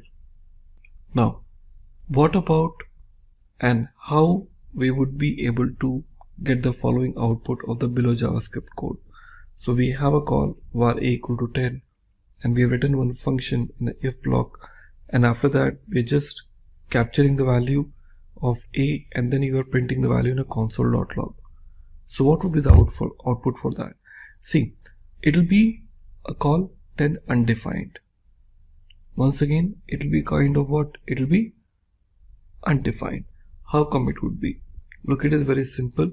First thing, okay, in your application, you are basically saying the if condition statement in the code will evaluate the eval function.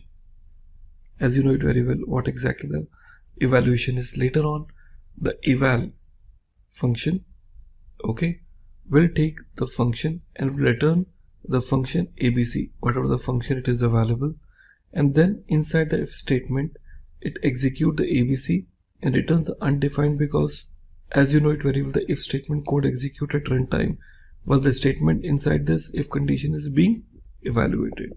So that's where exactly it is. Next, can you write a JavaScript code for adding the new element in a dynamic manner? Yes, exactly, you can write it down. So you have this very common function available named document.createElement. Like people say, like I want to add the new text boxes when I click on the button. So I can write it very well. So either it will be a text box or it will be the new element you want to add it. So document.createElement is one of the very common, I would say, the function. And later on you can use the typical DOM functions, like I can talk about create next node or append child. So using this combination you can easily do so. Next, what is the difference between call and apply? Very common question. So the call method, whatever the method you have it in a call, these method arguments are provided individually, okay, along with this value. But in apply what happens, arguments are provided in the form of array. along with this value. That is the only difference between call and apply. So what would be the output of the below JavaScript code? As you can see right now, we have written one object name called student, provided one property called college with ABC. After that, you're saying object.create, passing this student as an object itself. And after that, you're saying delete student1.college and console.log student.com. So what would be the value for this? So it is very simple. It is a very simple example of object orientation. So the output will be what? ABC, as we are accessing the property of student object. So certainly the value will be what? ABC for sure. Now, what would be the output for below JavaScript code? As you can see now, we have written a one function foo and it is written 11. So we are saying type of foo. So this will certainly refer to what? To the error. Reason is why? Because the function definition can have only single reference variable as its name.